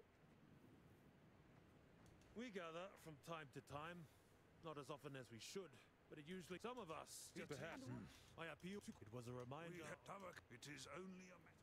I'm not entirely sure how death works around... Death and honor are bound to each other. If the ancestors see you, if they recognize you, then you can never truly die. I've no idea what you're talking... Oh, come now. You must surely have seen that there is... Trust me, dear. I'm very... Well, it seems Keep looking. Hey, not wise for your good, but no further. You have my thanks. For Tukohama. Yes? Ngamakanui is all around us. The waters, the way, the karui. Ngakanu is our home. I have no idea what any... We are nomadic. Ngamakanui is wherever the Ngakura Makoi currently call home. We guard and protect the land, and we defend it with blood and axe. We cull that which should not be, that which corrupts. Eventually, another tribe will arrive, finding... We do this so that when we move on, we too will find bounty waiting for us. Yes, that is a beautiful aspect of the war. See you soon. I wonder if you could do something for me. I am working on a new elixir, another experiment, but I'm looking for an ingredient. Though it requires a little... Travel to Whakapanu Island, seek a great shark, then see what you can... Then I'll see what I can do. And why in the world? The blood fever. Tavakai insists we bring it to an end. It is said the great shark of Whakapanu Island contains... If I see a shark... Hatsuko Makuro. When you're ready, please be on your way. Why do you speak of Kitawa here? It was our Tsukohama that gave him his scars. Those cultists that massacred Oriath were no Ngakura Makoi. They were undesirable. How convenient for you. The cult of Kitava grew like a tumor when we allowed our culture to weaken. Kitava would have consumed the world. Had I been of age, I would have let them all rot. Yes, it plagues us more and more of late. Starts with a fever, progresses to boils rising from under the skin. It is heartbreaking. Sent away to die. That seems cruel. We have no choice. Let one stay, their family falls. The blood fever must end, no matter what it takes. Be strong. Yes? How can I help you?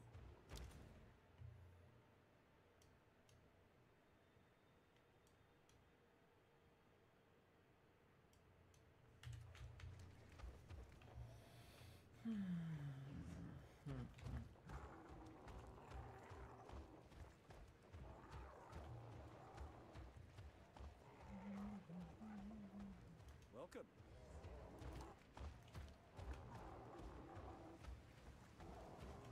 Ahoy.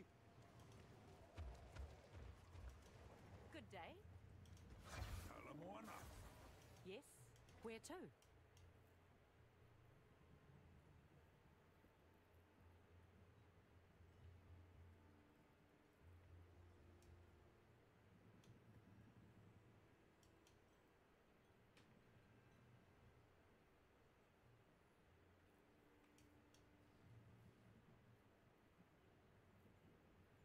Whakapanu is one of the most beautiful. Some time ago, I heard that a Kadoi tribe. Maybe it would be worth asking if they've seen. I also look forward to.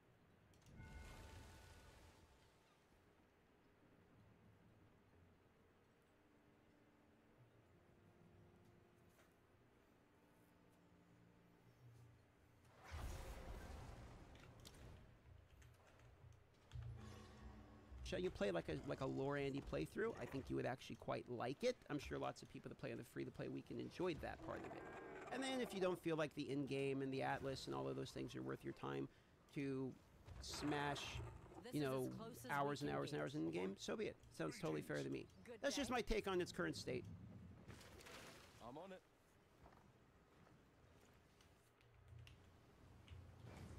What's your step?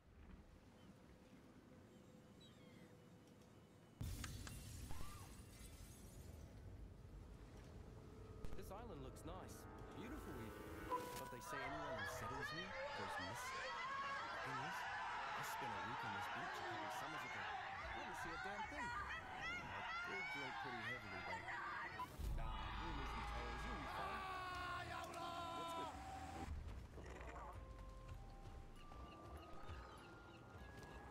20 banned Asian movies, 7 levels. From Jackie's tragic fight for survival in Tokyo to twisted crime tales from the streets of Lahore. This is the ultimate iceberg of Asian movies, so controversial they were banned from ever being shown on screen. We'll start with some familiar ones, but the deeper we go, the more forbidden they become. Let's start at the tip of the iceberg. Disclaimer. Level 1. Malajat, 1979. Malajat pretty much changed Pakistan's cinema forever. It was directed by Yunus Malik and featured Sultan Rahi as Malajat and Mustafa Qureshi as Nurana.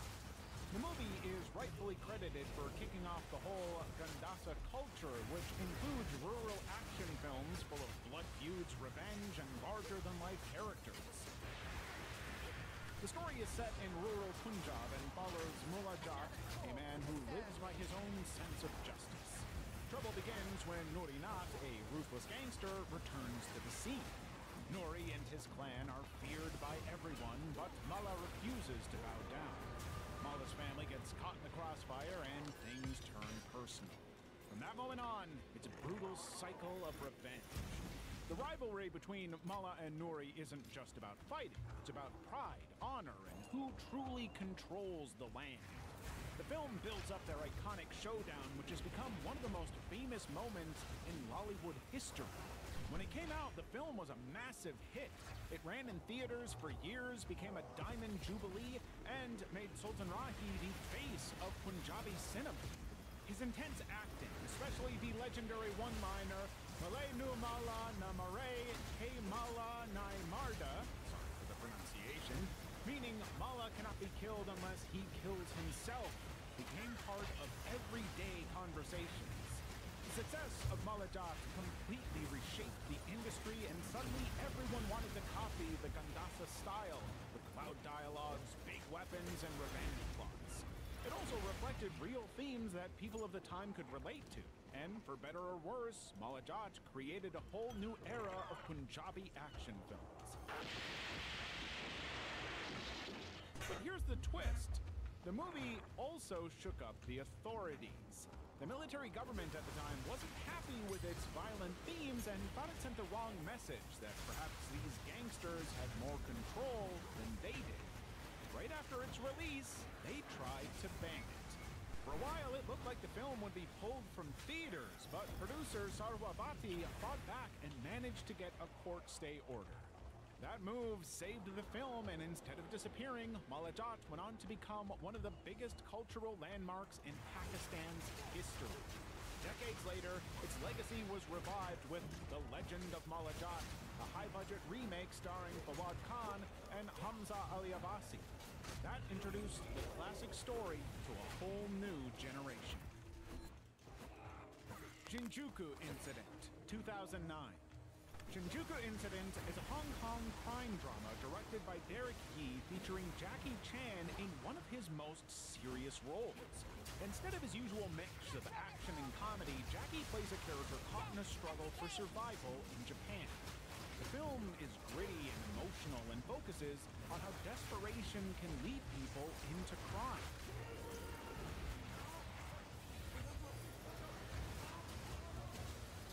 Steelhead, a Chinese tractor mechanic, sneaks into Japan in search of his missing girlfriend Xiu Xiu.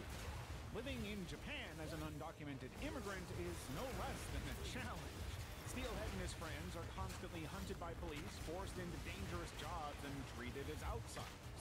During a search, he eventually discovers that Xiu Xiu has changed her name to Yuko and is now married to Iguchi, an influential Yakuza leader. She even has a daughter with him. The revelation shatters Steelhead, and though he tries to move on, fate had something else planned for him. Through a twisted turn of events, he gets dragged into the criminal world. At first, he does petty jobs to support fellow immigrants and protects them from gangs, but his path turns darker after he saves Iguchi from an assassination attempt.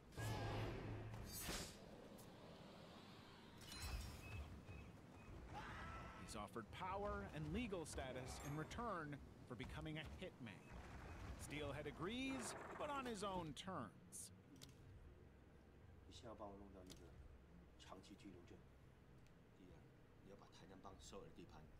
Soon, Steelhead becomes a powerful figure in Shinjuku's crime world, but this power comes at a cost. His friends get dragged into it and violence. He tries to warn them, but they turn against him. And all his relationships start falling apart. By the end, almost everyone he cared about is dead. Steelhead himself is fatally wounded and dies in the sewers, the same place where he once saved a Japanese detective. It's a tragic, full-circle ending. When the film was released in 2009, critics were stunned by how violent it was. Many also praised Jackie Chan for showing a completely different side of himself as an actor. Ultimately, the film was banned in China. The government didn't want to openly portray the themes of gangs rising in power and corruption running deep, so they simply shushed it. Derek Yee himself admitted the violence and subject matter were too much for Chinese censors. In the end, despite featuring the biggest star of the country, the film never got a theatrical release in China. Level 2, Tarzania, 2005. Tarzania, released in 2005, tells the story of the 2002 Gujarat riots. At its core, it's about the suffering of a family caught in mob violence, but the broader picture reveals how an entire state can be devastated when anger runs rampant on the streets. The Gujarat riots broke out after a train carrying Hindu pilgrims was set on fire in Godhra. The incident took 58 lives, and the blame was placed on the Muslims. In the days that followed, mobs targeted Muslim communities throughout the state. It was brutal, and thousands of families were affected. This is unbecoming of any civilized society. It is something which can never be pardoned. I want to assure the people that Gujarat will not tolerate any such incident. The culprits will get full punishment for their sins. Parzania focuses on one such family, Cyrus and Shanaz, a Parsi couple living in Ahmedabad with their 2 children. Their son, Parzan, disappeared when mobs attacked the neighborhood during the rampage.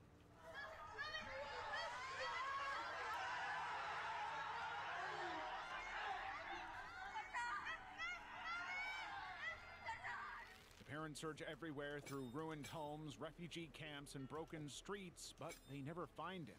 The director, Rahul Dolakia, was deeply affected by the Gujarat riots. He grew up in Gujarat and was living abroad when the tragedy happened. He wanted the world to know what had happened in his hometown, so to reach a wider audience, he made the film in English. The budget was small, but respected Indian actors like Nasiruddin Shah and Sarika agreed to join because they believed the story needed to be told.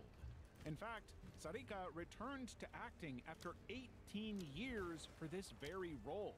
When the movie was released in 2007, critics praised it. It won national awards, and many said it was one of the most honest depictions of communal violence ever made in India. They stripped the men, Welcome to the fort. cut Here's them to the gear pieces. I've got. I think I know Women someone were who being needs this. of all ages, old, young, even the little ones. Yet, in Gujarat, the film could not be shown. No theater was willing to screen it. The government never officially banned Parzania, but cinema owners feared a backlash from political groups if they allowed it. So, in practice, the film was hidden from the very people whose story it was telling. Panch, 2003. Panch was directed by Anurag Kashyap in 2001. It was his very first film, and instead of choosing something safe, he went all out with a raw and messy tale about young people who don't know what to do with their lives. The film follows 5 friends, Luke, Pondi, Murgi, Joy, and Shuli. They claim to have a band, but most of their time is spent on alcohol, addictive substances, and fights rather than music. To make quick money, they come up with a fake abduction plan. It seems like a harmless prank at first, but things quickly spiral out of control. Stakes pile up, tempers explode, and the messy situation pushes them to a point of no return. What starts as a story of wasted youth turns into something far darker. Anurag Kashyap drew inspiration from the Joshi Abhyankar case that shook Pune in the late 1970s. It also involved a group of college students who committed heinous crimes, and Panch, though it doesn't retell the case exactly, carries the same mood. And here's where things get interesting. The movie never hit theaters since the censor board had a long list of problems with it, including the language, the depiction of addiction, the violence, and the fact that it didn't tie things up with a moral lesson. The makers were asked to cut and change so much that the film basically got stuck. Still, a select few people were able to watch it in private screenings, and the response was overwhelmingly positive. To them, K.K. Menon's performance as Luke stood out. He could charm you in one moment and scare you in the next. The music by Vishal Bharadwaj gave the film a unique vibe that was very different from the usual Bollywood soundtracks. For many, it felt like a fresh, bold film that wasn't afraid to show the darker side of city life. Today, Panch is remembered as the movie that never got its chance. Today, it lives on in pirated DVDs and grainy uploads. Oh, and maybe in videos about banned movies. But do you know what's not banned? Hitting that subscribe button. So why don't you give it a try before we dive into some seriously disturbing movies? Level 3. Bliss, 2017. Bliss came out in 2017. It's a Filipino psychological thriller directed by Gerald Terro. The film follows Jane Shago, a famous actress whose life changes after an accident on a film set. Sa mga oras na ito ay nasa loob pa rin ng emergency room ng Asian Doctors Medical Center ang aktres na si Jane Shago matapos siyang maaksidente sa set ng kanyang pelikula dito sa Quezon City kaninang alas 4:30 ng umaga. The tragedy physically hurts her, but it also takes a serious emotional toll, shaking her sense of reality. Jane is confined to a quiet remote house under the care of her husband and a nurse. She's trying to recover, but strange events begin to happen. Jane sees things she can't explain, remembers confusing incidents, and starts doubting the people around her. May sulok eh. Lahat naman ng bahay may sulok. Mga naririnig ako. Tsaka weirdness. Slowly, she discovers secrets about her accident and begins to question her feelings. The story shows how someone can feel trapped in their own body and mind, and how fear and confusion can twist everyday life. At points, the narrative plays with control and manipulation, which forces viewers to question Jane's perception of the events around her. Joshua, please, tama na. Wala na kayong makukuha sa akin. Pakawalan niyo na ako. The actress Isa Calderó, who played Jane, was highly praised for her realistic and powerful portrayal of fear, anger, and sadness. The film's cinematography and dull lighting intensify the claustrophobic atmosphere, while the eerie sounds enhance the psychological strain. The director Gerald Tarok was appreciated for moving forward with such a bold idea. In fact, this film was called Tarok's bravest work. However, the film also faced controversy and censorship. The Movie and Television Reviewing Classification Board, MTRCB, in the Philippines initially gave it an X rating due to its adult content and intense scenes, which prohibited it from being shown in commercial theaters.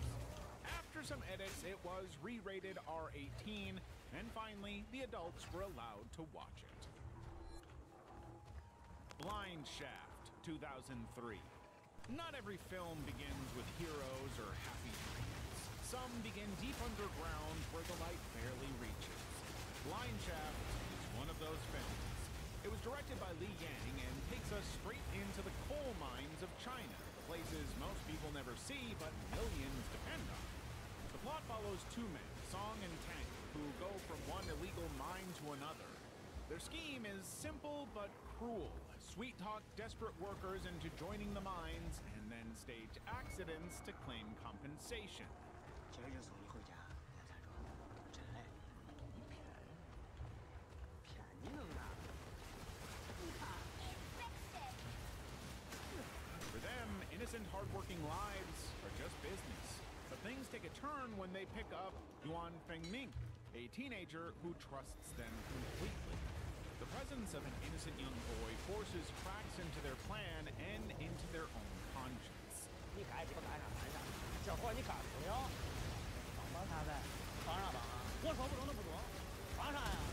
The film was shot in real mines with a raw, almost documentary style, which made it feel uncomfortably real. The sweat, the darkness, and the fear, viewers could feel it all in real time. And this story doesn't rely on big speeches or melodrama, but on moments that show how people trapped in poverty make choices they never thought they would. Even the con men don't feel like monsters. They are also shaped by the same system that crushes everyone else. 不管那大人小孩，能挣钱就中。你要是没钱，那孩还不照样成来打工。 International critics noticed the film right away, and it won the Silver Bear for Best Artistic Contribution at the Berlin International Film Festival in 2003. Reviewers called it brave, unsettling, and honest. But honesty was exactly the problem. The movie never got a release in China. Officials said it was because of the harsh language and bleak violence, but the deeper reason was clear. Blind Shaft showed unsafe mines, corruption, and exploitation in plain sight. It asked questions the authorities didn't want people to ask. Instead of letting audiences decide for themselves, the film was locked away. The Gate of Heavenly Peace, 1995. The Gate of Heavenly Peace is a 3-hour documentary about the 1989 Tiananmen Square protests in Beijing. Students, workers, and everyday people gathered in the square hoping for change. For 6 weeks, the square became a place of hope, debate, and tension. People asked for reform in a society that often ignored their voices. The demands of the protesters were basic. They wanted more freedom of speech, honesty in government, fair treatment for citizens, and an end to corruption.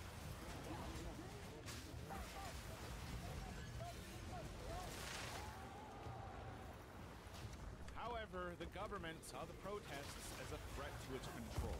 So they sent in troops to clear the square, which led to tragic consequences.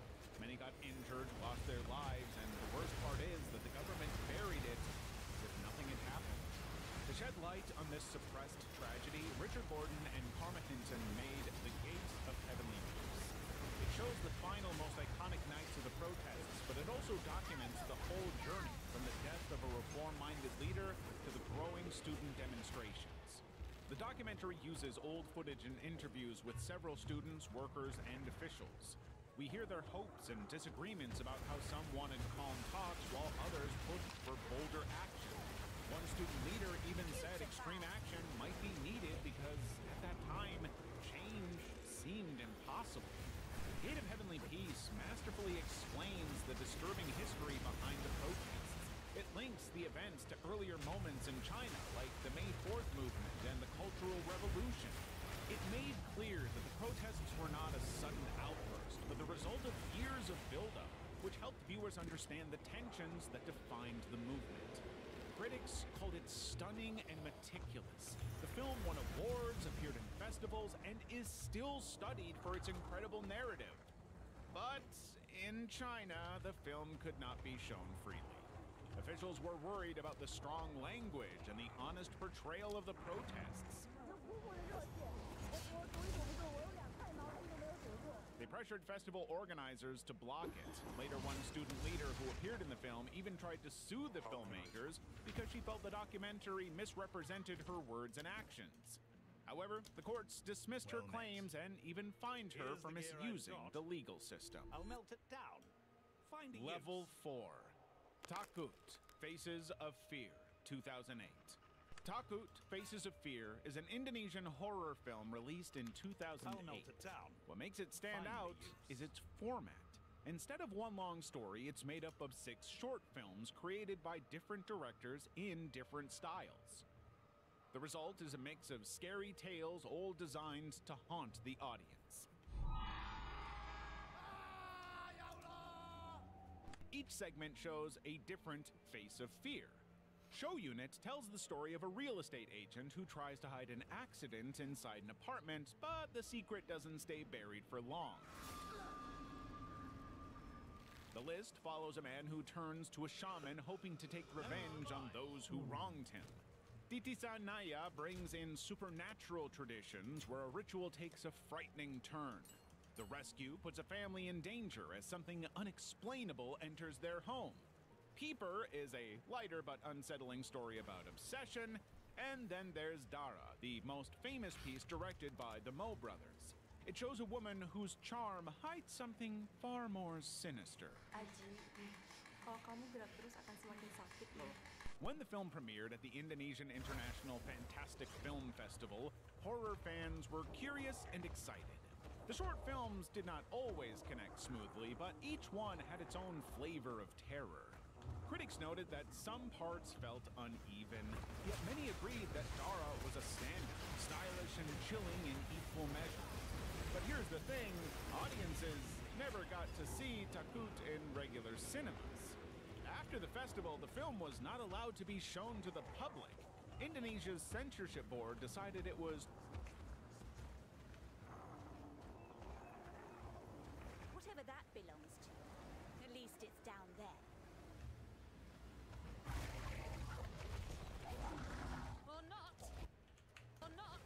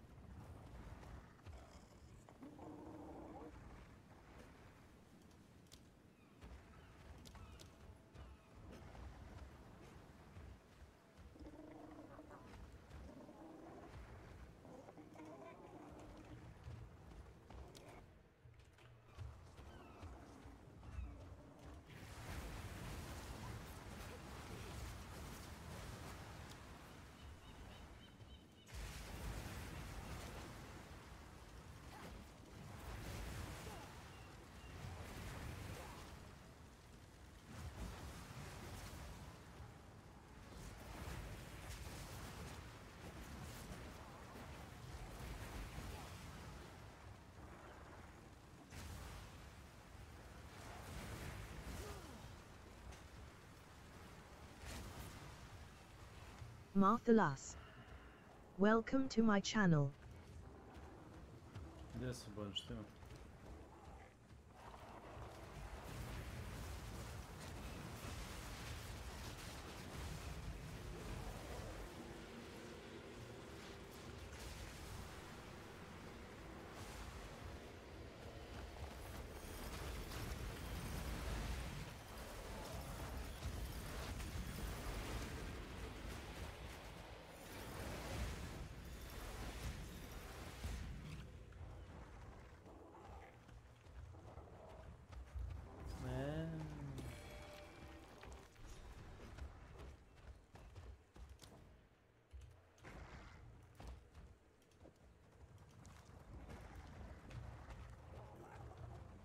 Okay.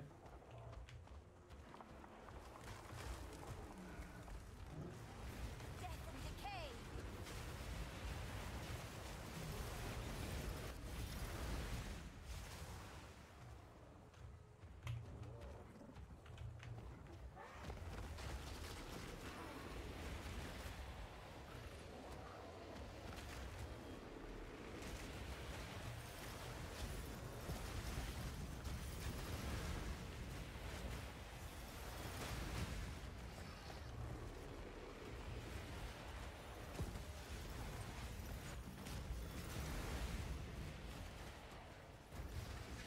Ja ne moram ništa da radim, ja samo nabacujem kletvu. Ko što vidiš.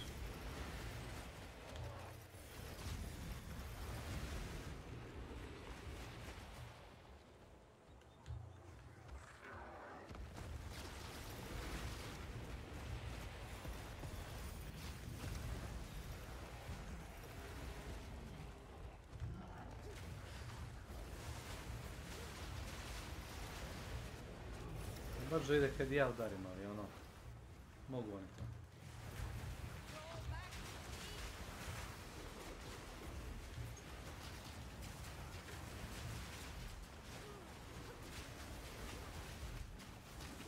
Oj, oj, oj.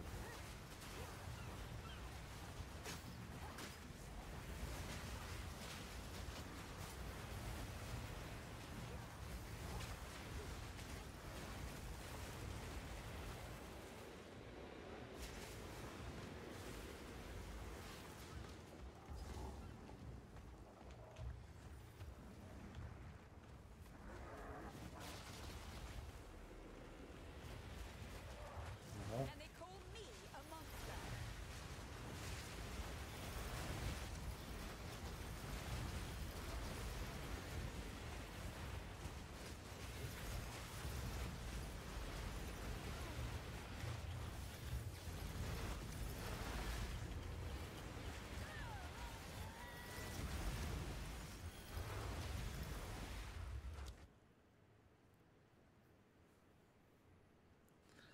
Ajde, probam opet.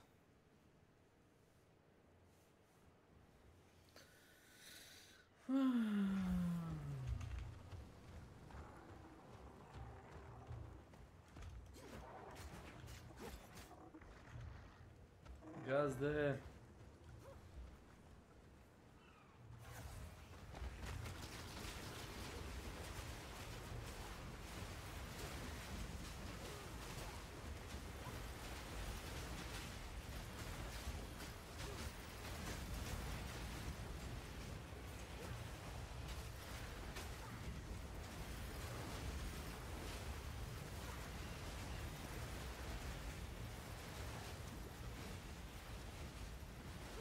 Putrefy.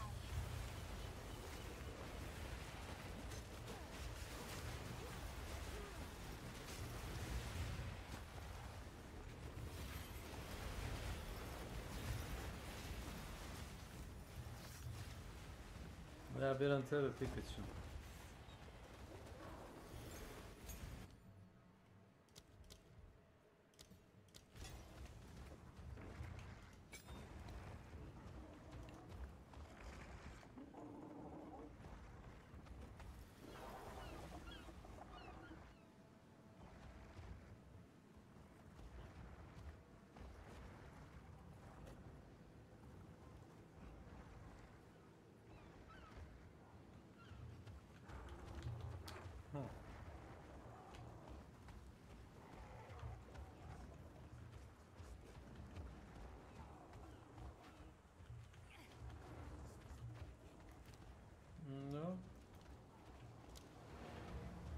too strong for everyday viewers.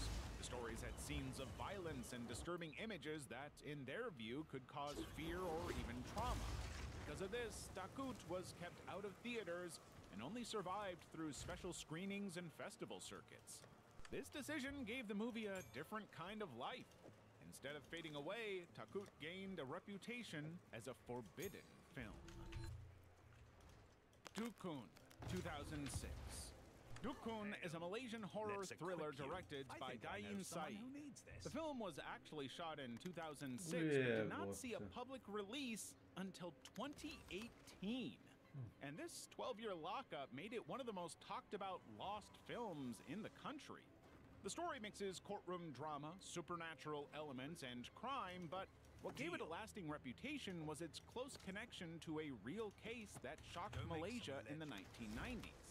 The plot follows Karim, a defense lawyer whose young daughter Nadia mysteriously goes missing. While searching for her, Karim is assigned to defend Diana Dalan, a glamorous but unsettling shaman accused of taking the life of a well-known businessman during a ritual. As the trial progresses, Karim is pulled deeper into Diana's dark world.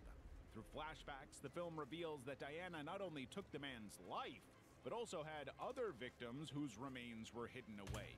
She's found guilty and sentenced to death, but the ending leaves viewers uneasy, and her spirit appears to live on through Karim's daughter.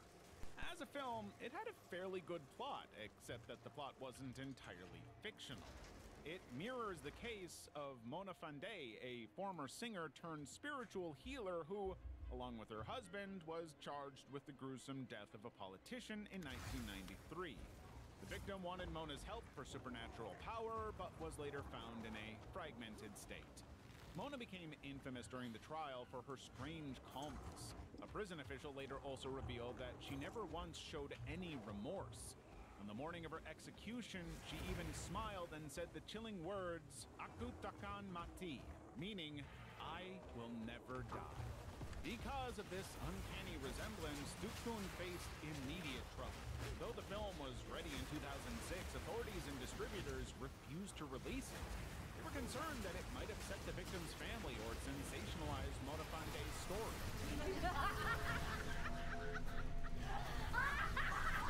Officially, they said that the film contained sensitive elements, but many understood it was effectively banned because of how closely it mirrored reality.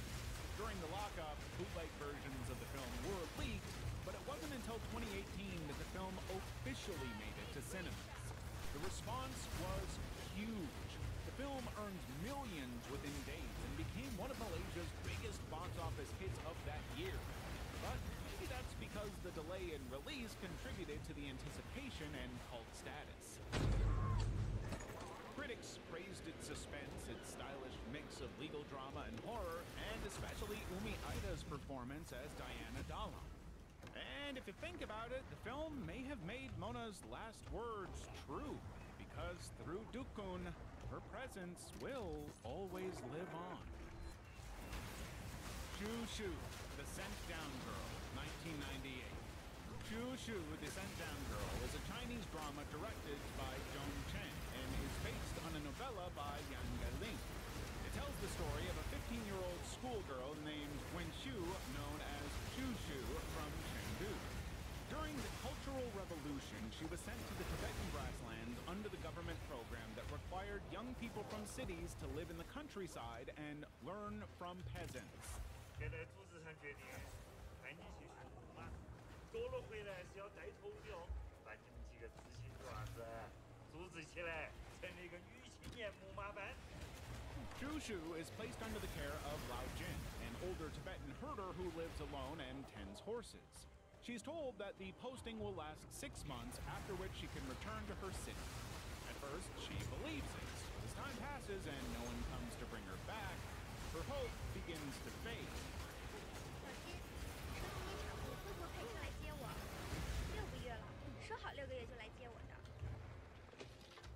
In her loneliness and desperation to return home, she begins to trust local men who say they can help. Each time, she is asked for something. We reached these shores under the first full moon. Tasalil made the sea here rich beyond measure. We slipped deeply and knew nothing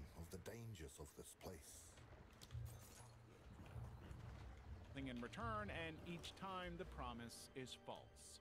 The film shows how her spirit is broken down through this cycle of betrayal and abandonment. Lao Jin cares for her and tries to shield her, but he cannot stop the damage caused by the larger system. 老金，文秀，你没事吧？看见没得？前面就是大走的地，来上马。 The story ends in a brutal tragedy showing how the program eventually destroyed people's lives. The film received strong international praise and won several awards at the Golden Horse Film Festival in Taiwan, including Best Picture and Best Director. Critics called it a haunting portrayal of a painful era, and many highlighted it as one of the most important Chinese films made outside the country. On the contrary, the response was much harsher in China. John Chen filmed it without approval, and once it was released abroad, the authorities banned it outright. They accused the movie of damaging the nation's reputation and of misrepresenting history. Joan Chen was eventually fined, blacklisted, and barred from making films in her own country. The movie was wiped from local circulation, and its very existence became a sensitive subject. Punishment was so severe that it served as a lesson to other filmmakers how dangerous it could be to challenge official history. The Look of Silence, 2014. The Look of Silence is a powerful documentary directed by Joshua Oppenheimer. It works as a sequel to his earlier film, The Act of Killing. But instead of focusing on the perpetrators, this one actually follows the victims and their families. The story is about Adi Rukun, an optometrist in his 40s who lost his older brother during the anti-communist purge in Indonesia between 1965 and 1966.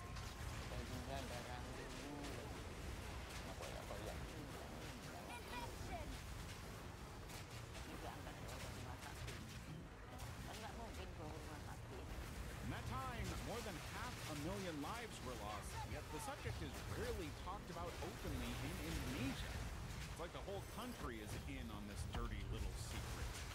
Adi decides to confront the people who were involved, even though many of them still hold power in the community. What makes the film striking is the way Adi goes about it. He visits these men while pretending to give them eye tests. As he checks their vision, he calmly asks questions about the past.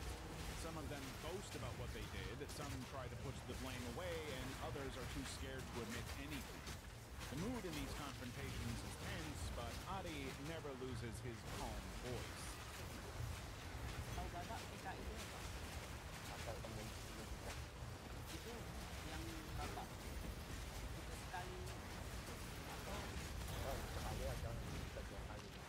The film also shows his family life. His mother, who still feels the pain of losing her son, and his father, who is old, weak, and nearly blind. Their pain represents the suffering that thousands of other families still endure.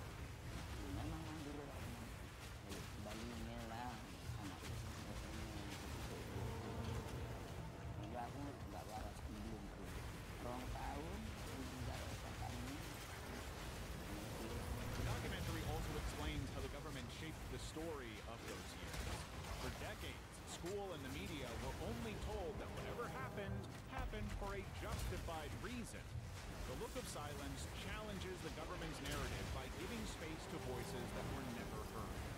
Critics praised the film for its honest but gentle style. On Rotten Tomatoes, it holds a 96% rating and has a 92 out of 100 score on Metacritic. It went on to win 70 international awards, including honors at the Venice Film Festival, and was nominated for an Oscar.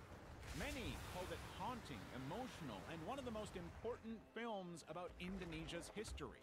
But in the country itself, things were not the same. Authorities were concerned that it would bring back painful debates. Screenings were ultimately blocked, disrupted by police, and even threatened by local groups. In East Java, organizers were warned against showing it. While the government never formally banned it, in practice, they made sure it was kept out of sight. The Ditch, 2010. The Ditch is one of the harshest films ever made about life in Maoist China. It was directed by Wang Bing and shows the hidden reality of forced labor camps where people labeled as rightists were sent in the early 1960s. Most of these camps were in the Gobi Desert, cut off from the outside world. The movie was first shown secretly as a surprise film at the Venice Film Festival because its subject was too sensitive to promote openly. The story particularly takes place in Dormitory 8 of Jiabyanggu's Mingushi camp. For 3 months, men live in freezing holes in the ground with almost no food, rest, or hope of release. Many grow weak and die, while some are driven to desperate acts, forcing themselves to cross moral boundaries in order to stay alive. Everything is shown in a plain, unpolished way, which makes it even harder to watch. The film feels less like a drama and more like a documentary. It doesn't focus on building characters or a traditional storyline, but instead shows daily suffering in its rawest form. The camera lingers on starvation, exhaustion, and despair, so the audience can feel the tension through the screen. Critics admired this approach, saying it created an unforgettable look at human endurance, though some also found it emotionally draining. The background of the film is just as important as what's on screen. Wang Bing made it in secret, without any official approval. And here's the most interesting part. It was filmed on the very site of the actual camp, making it one of the first films to bring these hidden stories to light. As expected, the government's reaction was swift and harsh.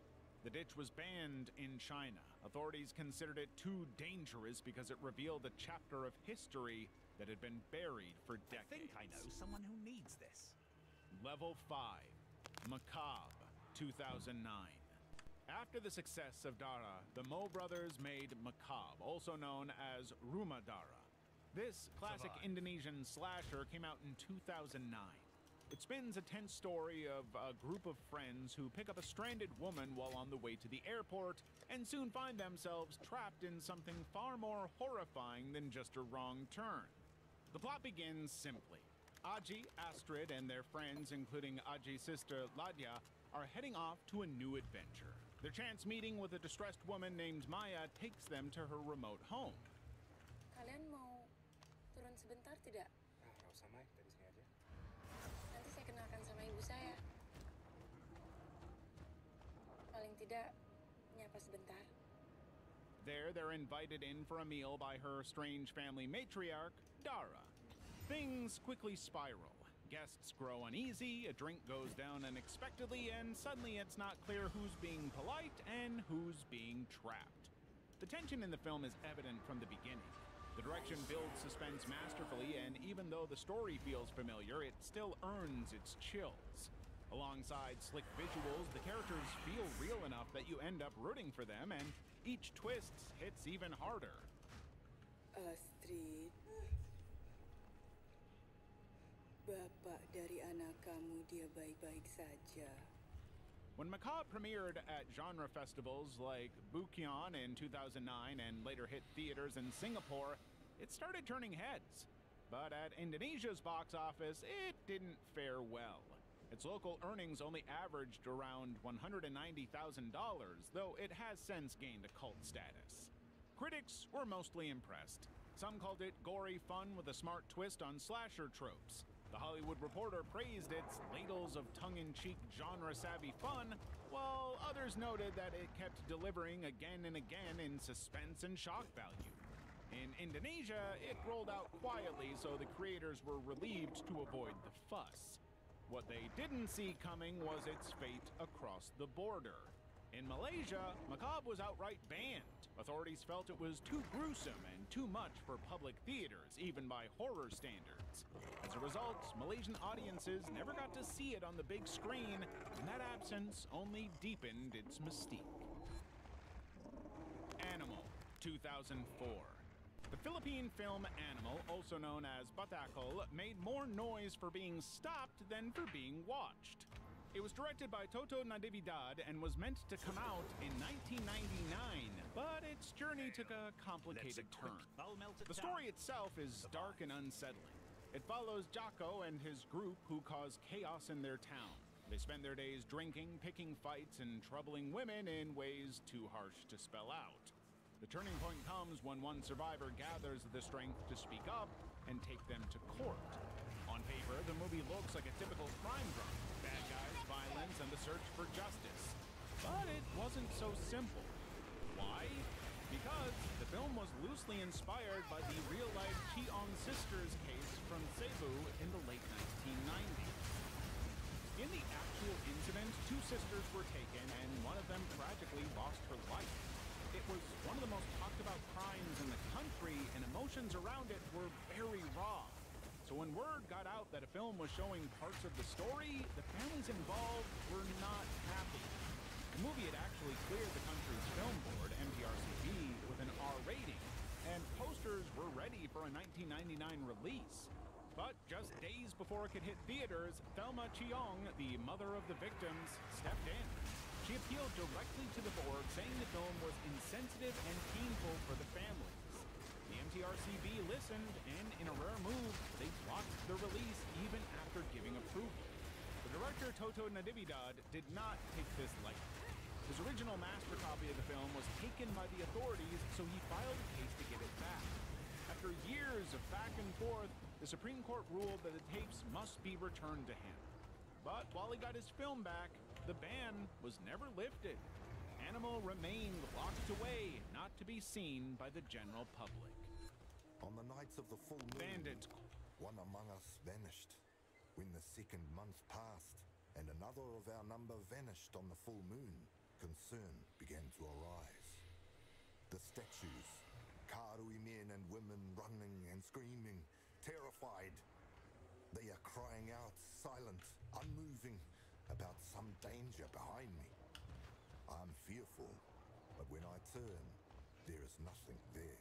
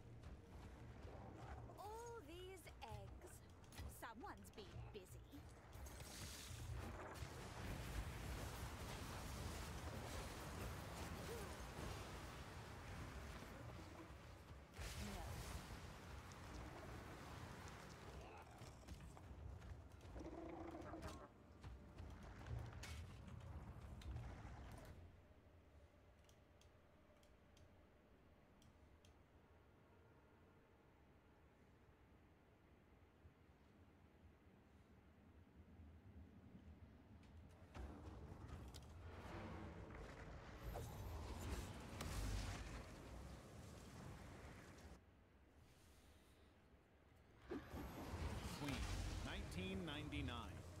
Bandit Queen is one of those films that grabs attention even before the first scene. It was directed by Shekhar Kapoor and is based on the real life of Phulan Devi, a woman who went from being poor and powerless to one of the most talked about figures in India. The movie was taken from Mala Sen's book about her life. The story begins with Phulan as a child. She was married off at a young age and treated very badly. The mistreatment forces her to run away from her husband.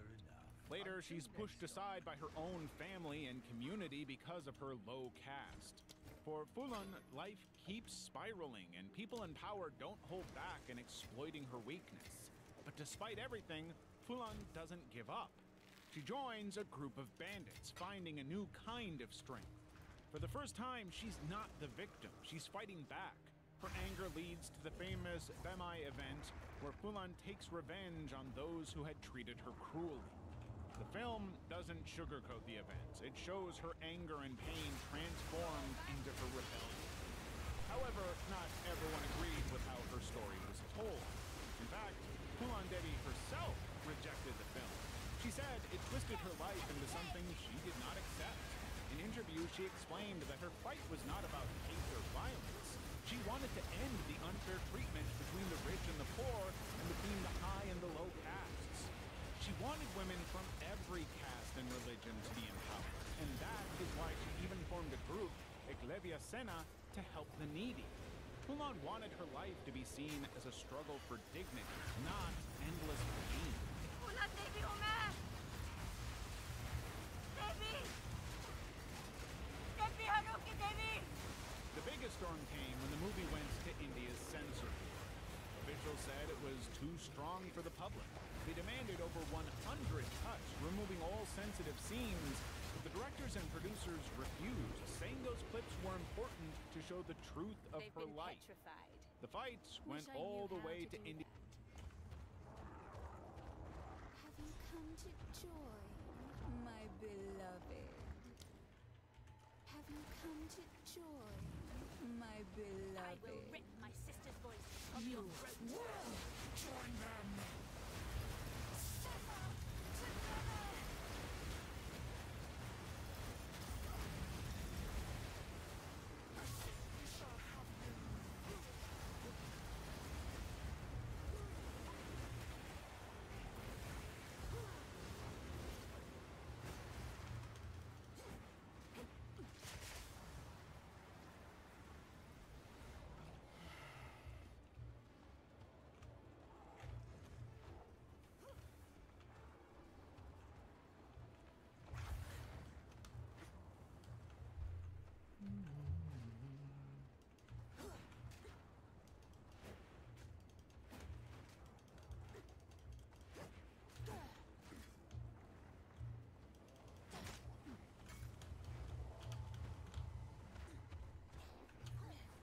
What the fuck is she? Oh no.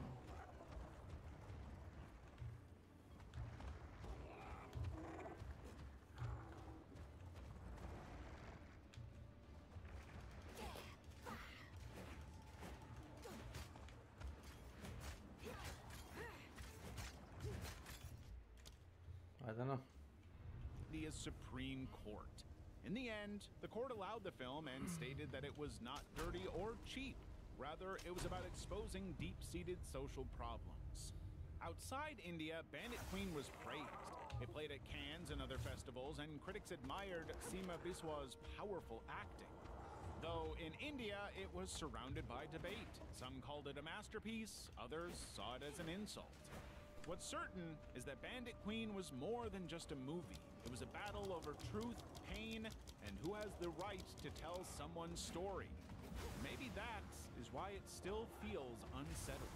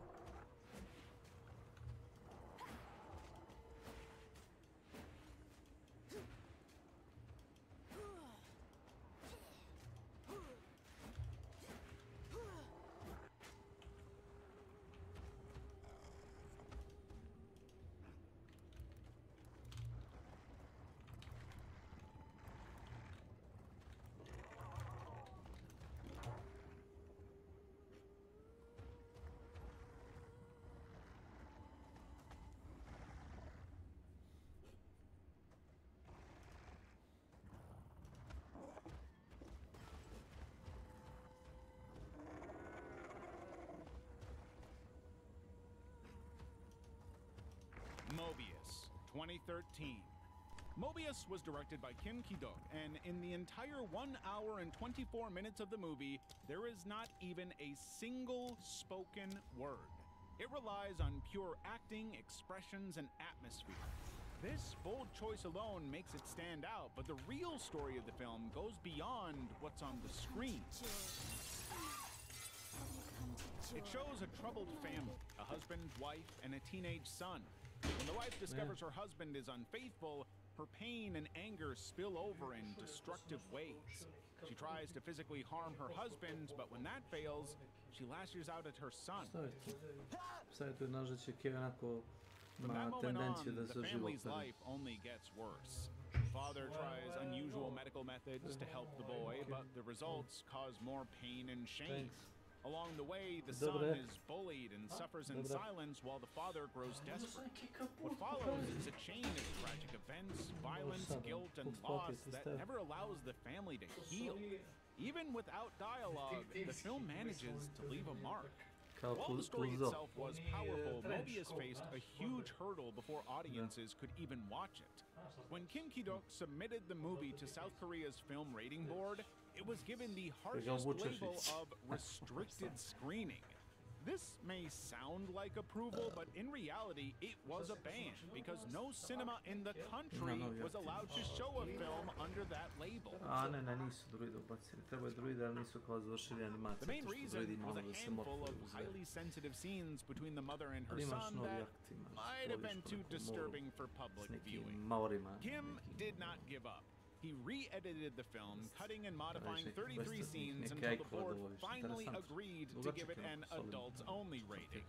This long struggle with censorship became almost as famous as the movie itself. When the audience finally got to watch it, they pain and anger spill over and said it was too strong for the public. They demanded over 100 cuts, removing all sensitive scenes, but the directors and producers refused, saying those clips were important to show the truth of her life. The fights went all the way to India's Supreme Court. In the end, the court allowed the film and stated that it was not dirty or cheap. Rather, it was about exposing deep-seated social problems. Outside India, Bandit Queen was praised. It played at Cannes and other festivals, and critics admired Seema Biswa's powerful acting. Though in India, it was surrounded by debate. Some called it a masterpiece, others saw it as an insult. What's certain is that Bandit Queen was more than just a movie. It was a battle over truth, pain, and who has the right to tell someone's story. Maybe that is why it still feels unsettling. Mobius, 2013. Mobius was directed by Kim Ki-duk, and in the entire 1 hour and 24 minutes of the movie, there is not even a single spoken word. It relies on pure acting, expressions, and atmosphere. This bold choice alone makes it stand out, but the real story of the film goes beyond what's on the screen. It shows a troubled family, a husband, wife, and a teenage son. When the wife discovers her husband is unfaithful, her pain and anger spill over in destructive ways. She tries to physically harm her husband, but when that fails, she lashes out at her son. From that moment on, the family's life only gets worse. Father tries unusual medical methods to help the boy, but the results cause more pain and shame. Along the way, the son is bullied and suffers in silence while the father grows desperate. What follows is a chain of tragic events, violence, guilt, and loss that never allows the family to heal. Even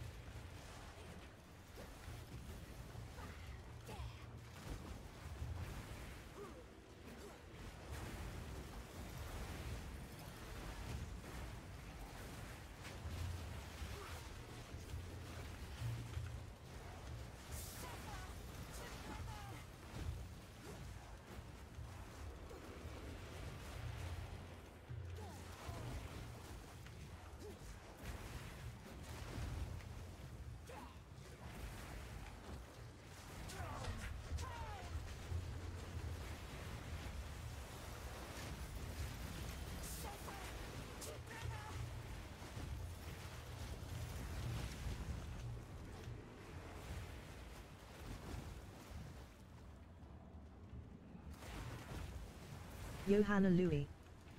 Welcome to my channel.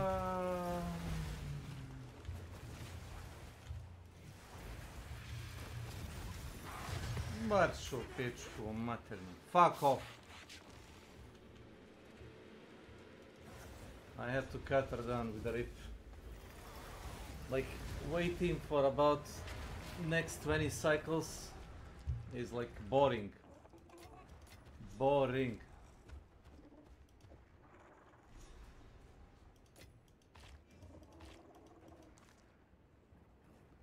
I did a fucking chaos trial. And the gloves are shit. Kinda shit. The final piece. The translation work we've done. Something about this part says you must finish it, or something like it. The word forge is drawn like a nail. We must. And how are we supposed to? This is the first time in my life I'm forced to admit. Ask the crew, perhaps. The Karui. This is the final piece. We have succeeded. Yes. This is the final piece. We have succeeded. Let us meet back in Kingsmarch to plan our next move. It's just a boring fight. Without dialogue, the film manages to leave a mark. While the story itself was powerful, Mobius faced a huge hurdle before audiences could even watch it. When Kim Ki-duk submitted the movie to South Korea's film rating board, it was given the harshest label of restricted screening. This may sound like approval, but in reality, it was a ban, because no cinema in the country was allowed to show a film under that label. The main reason was a handful of highly sensitive scenes between the mother and her son that might have been too disturbing for public viewing. Kim did not give up. He re-edited the film, cutting and modifying 33 scenes until the board finally agreed to give it an adults-only rating. This long struggle with censorship became almost as famous as the movie itself. When the audience finally got to watch it, they realized the boards were right, and the film built a reputation as one of Kim Ki-duk's boldest works. Level 6. Mishima, A Life in 4 Chapters, 1985. How do you capture the life of someone larger than life? Paul Schrader's Mishima, A Life in 4 Chapters doesn't try to explain the writer, Yukio Mishima, with facts alone. Instead, it breaks his story into pieces, real memories, imagined scenes, and visual recreations of his novels. The result feels like stepping into both the mind and art of Japan's most infamous author. The film unfolds in 4 chapters, each bringing together Mishima's personal journey and his art. It begins on Mishima's final day, November 25th, 1970. From there, it moves between the flashbacks of his childhood and career, scenes from his novels, and the build-up to his dramatic last act.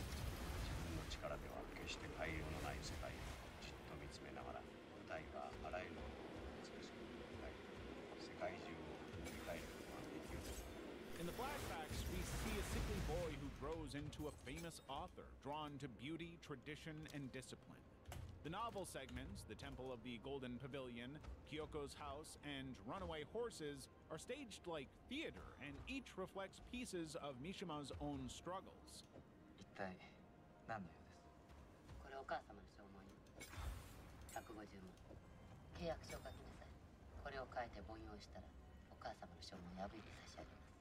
Finally, the film follows him as he gathers his private army, enters a military office, gives a speech about honor, and takes his own life in ritual fashion.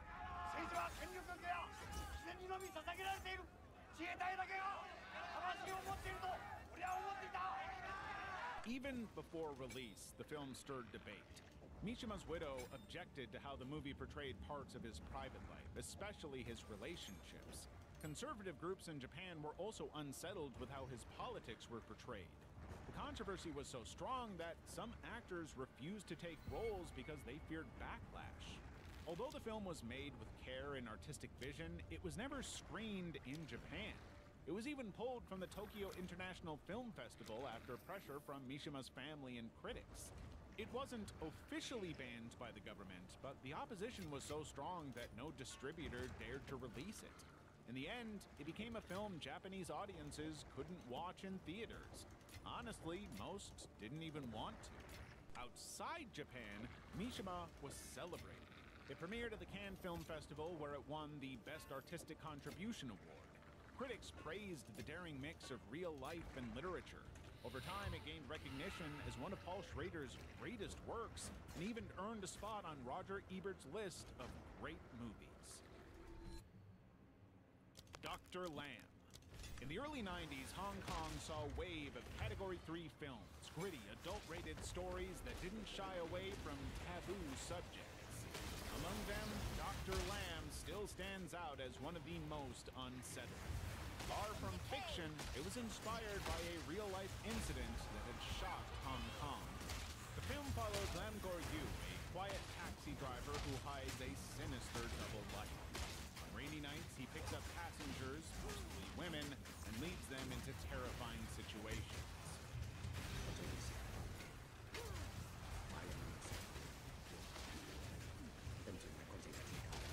The film shows memories of his troubled past, his violent urges, and his disturbing obsession with taking photographs of victims.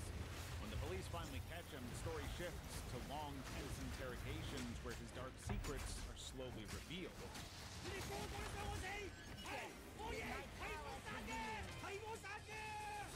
film doesn't only show his crimes, but also how the authorities pieced them together. What made Dr. Lamb even more haunting was his connection to reality.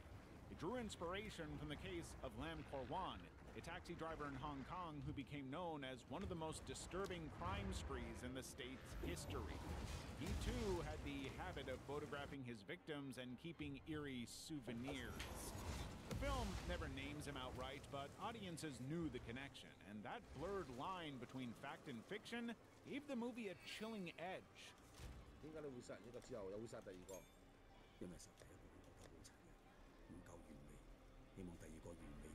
Because of its graphic imagery and disturbing subject, Dr. Lamb became highly controversial. In Hong Kong, it received a strict Category 3 rating, which meant only adults could watch it. Even then, many felt it pushed the boundaries of taste. In Malaysia and Singapore, the film was banned right away because authorities believed it was too gruesome for the public. Vival would have supplanted their legacy. Level 7. Lies, 1999. Lies came out in 1999, and it rightfully claimed the title for the boldest film of the era. It was directed by Jang Sung-woo and was based on Jang Jung-il's banned novel, Tell Me a Lie. The story begins with Y, an 18-year-old student who reaches out to J, a 38-year-old married sculptor. 네가 Y니? 그래 Y야. 좀 늦었지. 기차가 연착했어. I think I know someone who needs this. She decides to meet him in a small hotel, choosing to begin her adult life in her own way. Their connection quickly grows into a relationship filled with extreme emotional highs, physical intensity, and experiments in control and trust. Over time, Y begins to take the upper hand and their relationship becomes more isolated. They even mark their bond with matching tattoos. But soon the bubble bursts and they drift apart. Years later, they meet again in Paris in a final, almost theatrical encounter before parting for good.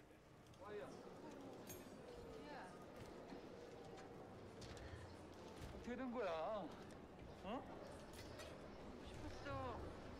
It's a strange love story, but also a portrait of obsession and desire. From the very start, Lies sparked outrage. The novel it was based on had already been banned in South Korea, so the film was walking into fight. What made it even more provocative was the way it blurred art and reality, mixing stage scenes with interviews of the actors and the author. Many critics and audiences were unsettled by both its themes and its refusal to play safe. The South Korean Film Board initially banned Lies for being too explicit. Its depictions of intimacy were considered unacceptable for the screen. Asian cinema often holds back on depictions of intimacy, but Lies pushed things even further than many Western films at the time. So when it played uncut in other countries, the international audience was quite shocked as well. After months of heated debate, the film was finally released in South Korea, but only as a censored version. Around 5 minutes were removed and several scenes were blurred or muted. By then, though, the damage was done and the legend was forward. When you ban something, curiosity only grows. People wanted to see what they were told not to. Which makes us wonder, is the ban protecting the audience or fueling their imagination? Javed Iqbal, The Untold Story of a Serial Killer, 2022. Javed Iqbal, The Untold Story of a Serial Killer, now named Kukri, is a 2023 Pakistani crime drama by Abu Aliha. It is based on the life of Javed Iqbal, one of the most notorious serial offenders in Pakistan's history. The film delves into painful truths, but it does so thoughtfully. The story follows the arrest and trial of Javed Iqbal, whose crimes shook Lahore in the late 1990s. He was accused of harming and taking the lives of 100 young boys. The film traces how he was caught, how the police built their case, and how shocking the investigation was for everyone involved. The film stirred emotions even before it played on the big screen. Many worried it might appear to humanize or even glorify a deeply disturbing real-life figure. Filmmakers insisted that their goal was to shake society awake to dangers that often hide in plain sight. The movie was scheduled to hit theaters in late 2021, but at the last moment, the Punjab government and the Central Film Censors Board suspended it. The exact reasons were tied to cultural sensitivity. Themes explored in the movie are especially sensitive in Pakistan. The filmmakers fought back. They changed the title to Kukri, a nickname linked to the Rio Javed Iqbal, and even added a clarifying message at the end to explain their intent. Still, approval took time. In the meantime, the film did something few local releases do. It world premiered at the UK Asian... That's done.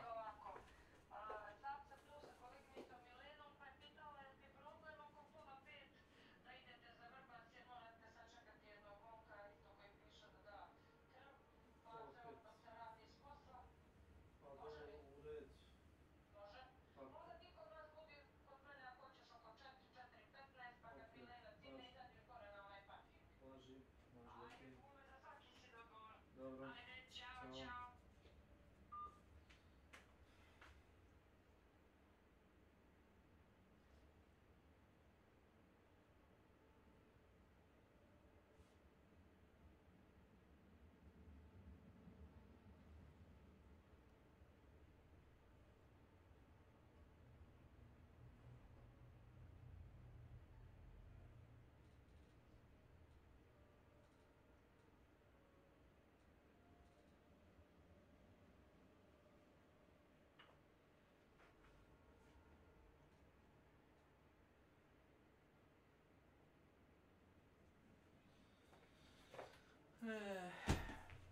Yes. Film Festival in 2022, where it served as the opening gala. It was a powerful statement about art pushing through walls when the domestic gates remain closed. But finally, on June 2nd, 2023, Kukri saw Pakistani cinemas. When it arrived, audiences and critics noticed the subtle approach. The film avoided sensationalism while confronting a horrifying truth.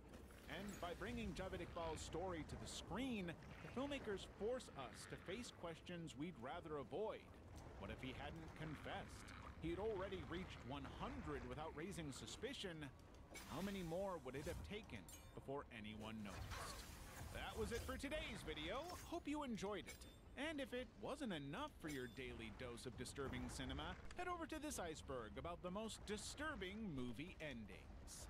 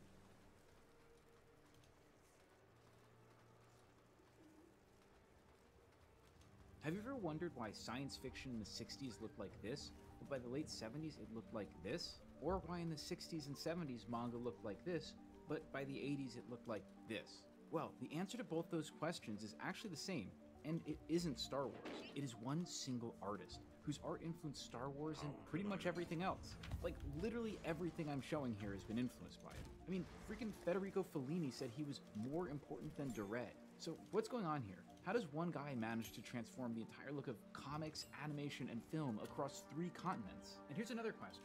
Why is his work so hard to find today?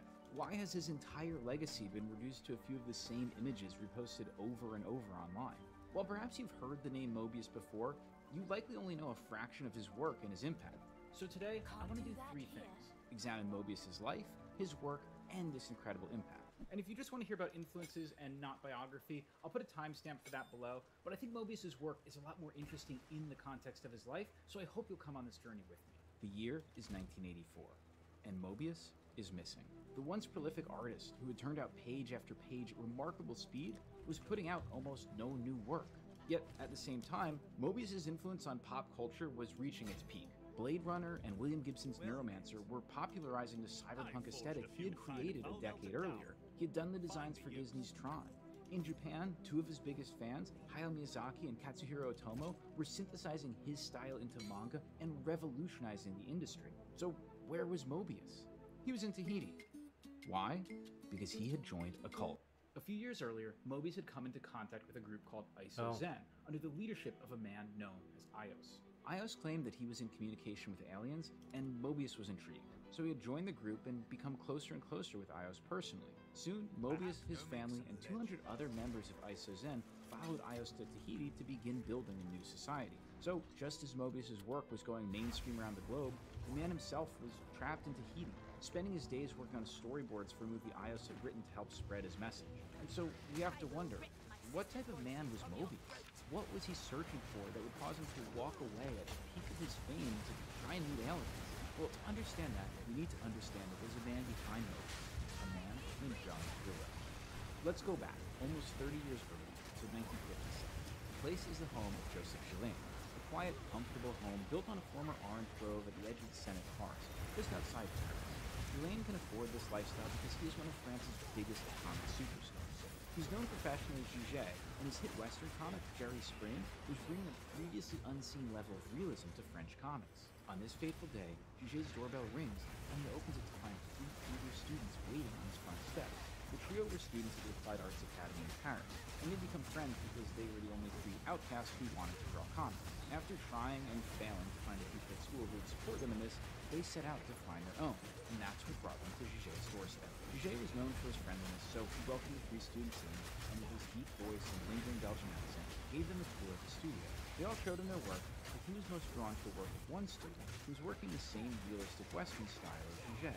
That student's name was Jean Giraud. After a pleasant visit, Gigé saw the 3 of them off. He couldn't know that one day Giraud would change the face of art around the world. In fact, he didn't even think of that visit again until nearly 3 years later when a letter arrived.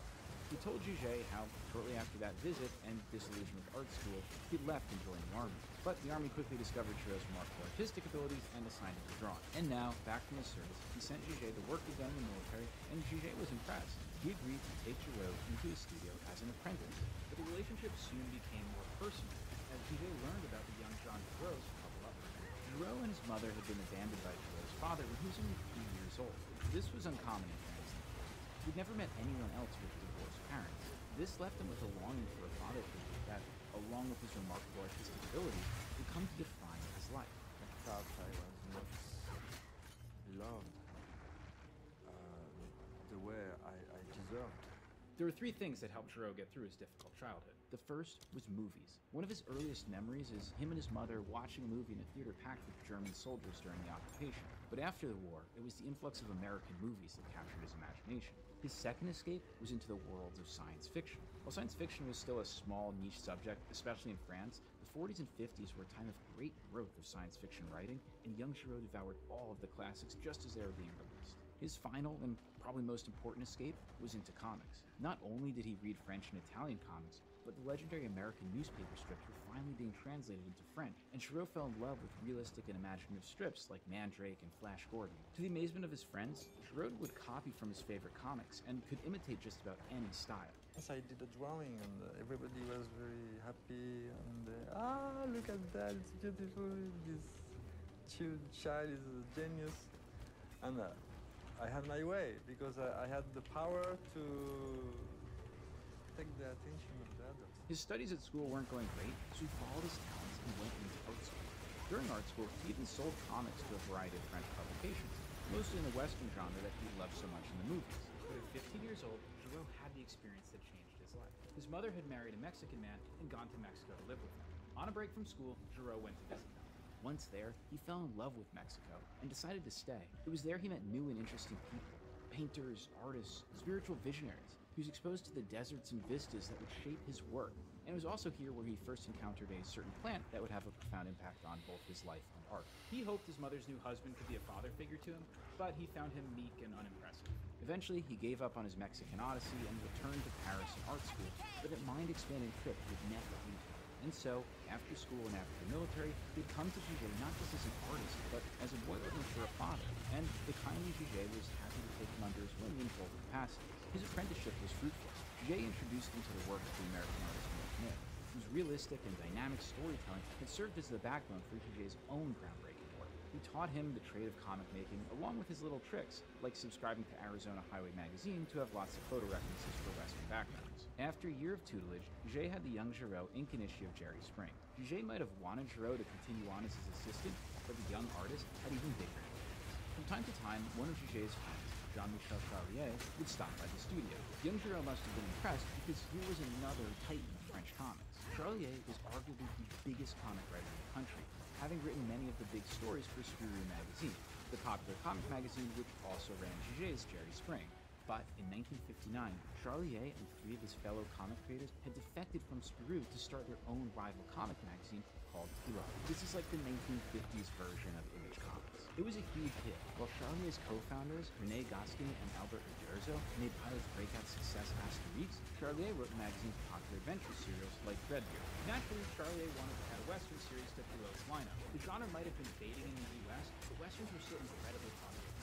He tried to lure his friend Giguet away from Spirou, but Giguet wasn't ready to leave. So he suggested Charlier try out one of his young apprentices, Jean Giraud. Giraud agreed, and in 1964, Pilot began serializing Charlier's story Fort Novel with art by a young unknown artist who signed his work into Pierre.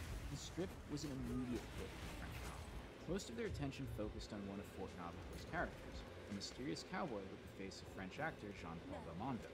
That cowboy's name was Blueberry. The strip would change both its focus and its title to Blueberry after the first volume, and, along with Asterix, became one of the driving forces of Pilot's success. Like most French and Belgian comics at the time, Blueberry was serialized a page or two in the magazine, and then collected into 46-page hardbound volumes. These first few volumes of Blueberry show Giraud working very much in Giguet's style.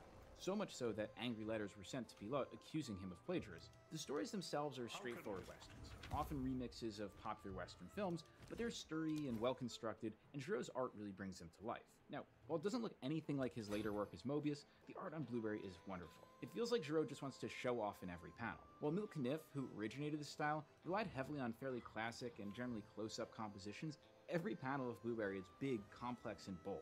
You can see that he's internalized the mythic widescreen language of John Ford and translated that into the Caniff-Giguet cartoon style, filling each panel with as many horses, cowboys, and rocks as possible. It's very over-the-top artistically, at least by the standards of the mid-60s. I mean, here was what was going on in American comic books and Japanese manga at the same time. It's wild to watch the speed of his artistic growth as you read these. He's just trying out new things and developing this iconic style right before your eyes. Charlier's stories get tighter and more exciting, more action-packed. The French public was responding, and Giraud would quickly eclipse Giguet as the country's leading realistic comic artist. Like, I cannot emphasize enough that had Giraud only continued making Blueberry for the rest of his life, we would still be talking about him as one of the greatest comic artists of all time. But, as you know, things would soon change. Fall is here, and fall is my favorite season, but I have one big complaint with how it's designed. Where I live, it's still super warm right now, but it's also getting really rainy. I live in sneakers, and fall kind of bums me out when I feel like I have to lace up boots every day just in case it rains. Well, this fall's going to be different for me, thanks to today's sponsor, Vessi. All of Vessi's shoes are waterproof, so I can throw a pair on in the morning and not worry about getting caught out in the rain. Plus, they practically slip on, so no more lacing up boots, I just throw them on and go out the door. And Vessi shoes are so easy and comfortable, now I find myself wearing them even on sunny days. My go-to is the Weekend, which is a terrible name because I wear it almost every day. It's something I can throw on, head into a coffee shop in a dewy morning, stop, maybe do a little yard work, head into the office, and even keep it on all night. It's easily the most versatile shoe in my wardrobe, so when I'm going on a trip and packing light, it's the one I take with me. So go get your new favorite everyday sneaker. Waterproof, breathable, and built for life on the go. Grab your pair now at vessi.com/MATTTT. With 15% off your first order, a 1-year warranty, and a 30-day return policy, you're going to be all set.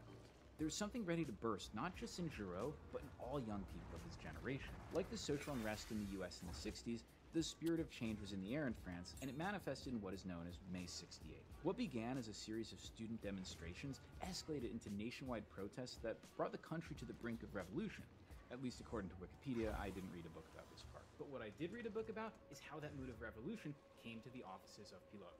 Giraud and the other artists of his generation had been itching for change, for more control, for a reorganization around the new principles of the late 60s. Giraud and 30 of his fellow artists went to a cafe to meet with Pilote's management, but the only manager that showed up was René Goscinny. The artists all wanted different things: more creative control, more political content, or better working conditions, and they all tore into Goscinny. Giraud himself later admitted, "I laid into him in a horrendous way.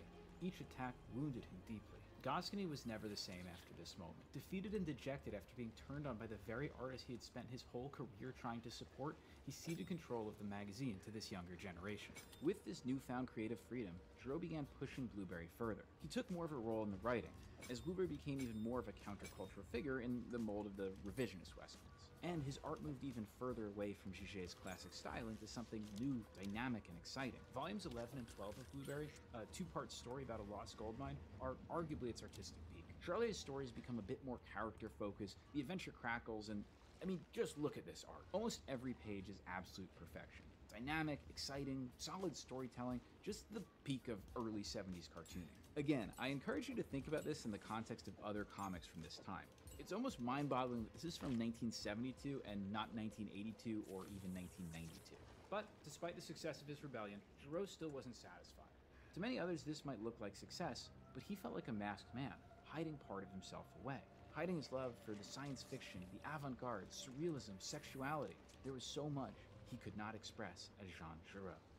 Years earlier, Giraud tried to convince Charlier to do a science fiction story for Pilote, but Charlier wasn't even sure what science fiction was. But now, after more than a decade of drawing cowboys, he could suppress it no longer. On the side, to keep touch with science fiction, Giraud would occasionally do illustrations for science fiction books and magazines. To keep that work separate from his work on Blueberry Azure, he'd used a pen name that he'd used a decade earlier for a handful of strips in a Mad-style parody magazine. That name was Mobius. Right away, we can see a few important things in this illustration work. One is that this work is stylistically very different from anything he had attempted on Blueberry, that there is an entire artistic universe of different tools and techniques that he wanted to explore outside the confines of the Western genre. And two, that this was more than an art project. This was a side of Giraud that he needed an entirely new name and persona to make. Blueberry was still his focus, and his work as Mobius' side project, but that was all about to change. While published in Pilote and signed by Gere, if you want to find the real beginning of Mobius, this is it. This is where a new artist is born and begins to grow apart from Jean Giraud, and will soon revolutionize the entire comic industry around it. Now, this wasn't revolutionary just because it was science fiction. Science fiction comics existed. In 1967, Jean-Claude Mézières, one of the other three kids that had arrived on Giget's doorstep, had a hit with his series Valerian, which would go on to become one of the major artistic inspirations for Star Wars. No, here's the important thing. Mobius' work draws on another element, and I think it's this influence that makes his work so transcendent and timeless.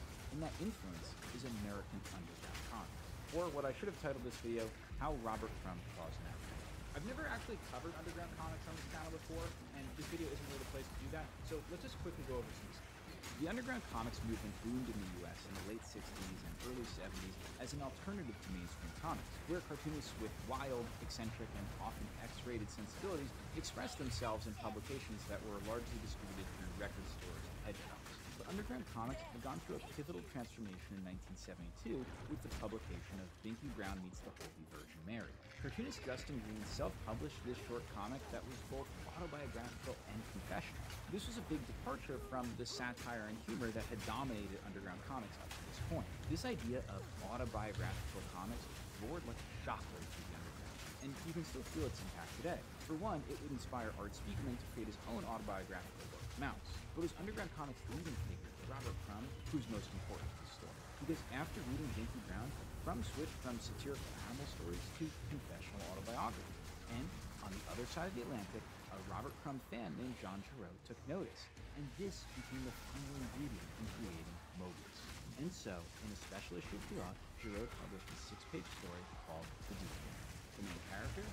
John Giroux, accompanied by his real-life wife and children. I think it's readily apparent, with its heavy use of text, its autobiographical elements, and its finely detailed art, that this was a work made under the influence of Crumb. But then, Mobius departs from the underground autobiographical comics movement by incorporating elements of his true love, science fiction. Into this deeply personal, confessional landscape, Mobius brings fantastic, unrealistic imagery. And this is the thing that's easy to miss about Mobius. This isn't science fiction as exterior, as a planet away, as escapism. Mobius uses the tropes of science fiction to travel inward, to make visible with the language of science fiction the parts of his soul that words are poor at describing. His work as Mobius has an intimacy that is very unlike any science fiction that had come before. See, this is a man desperate to find some meaning in his own life.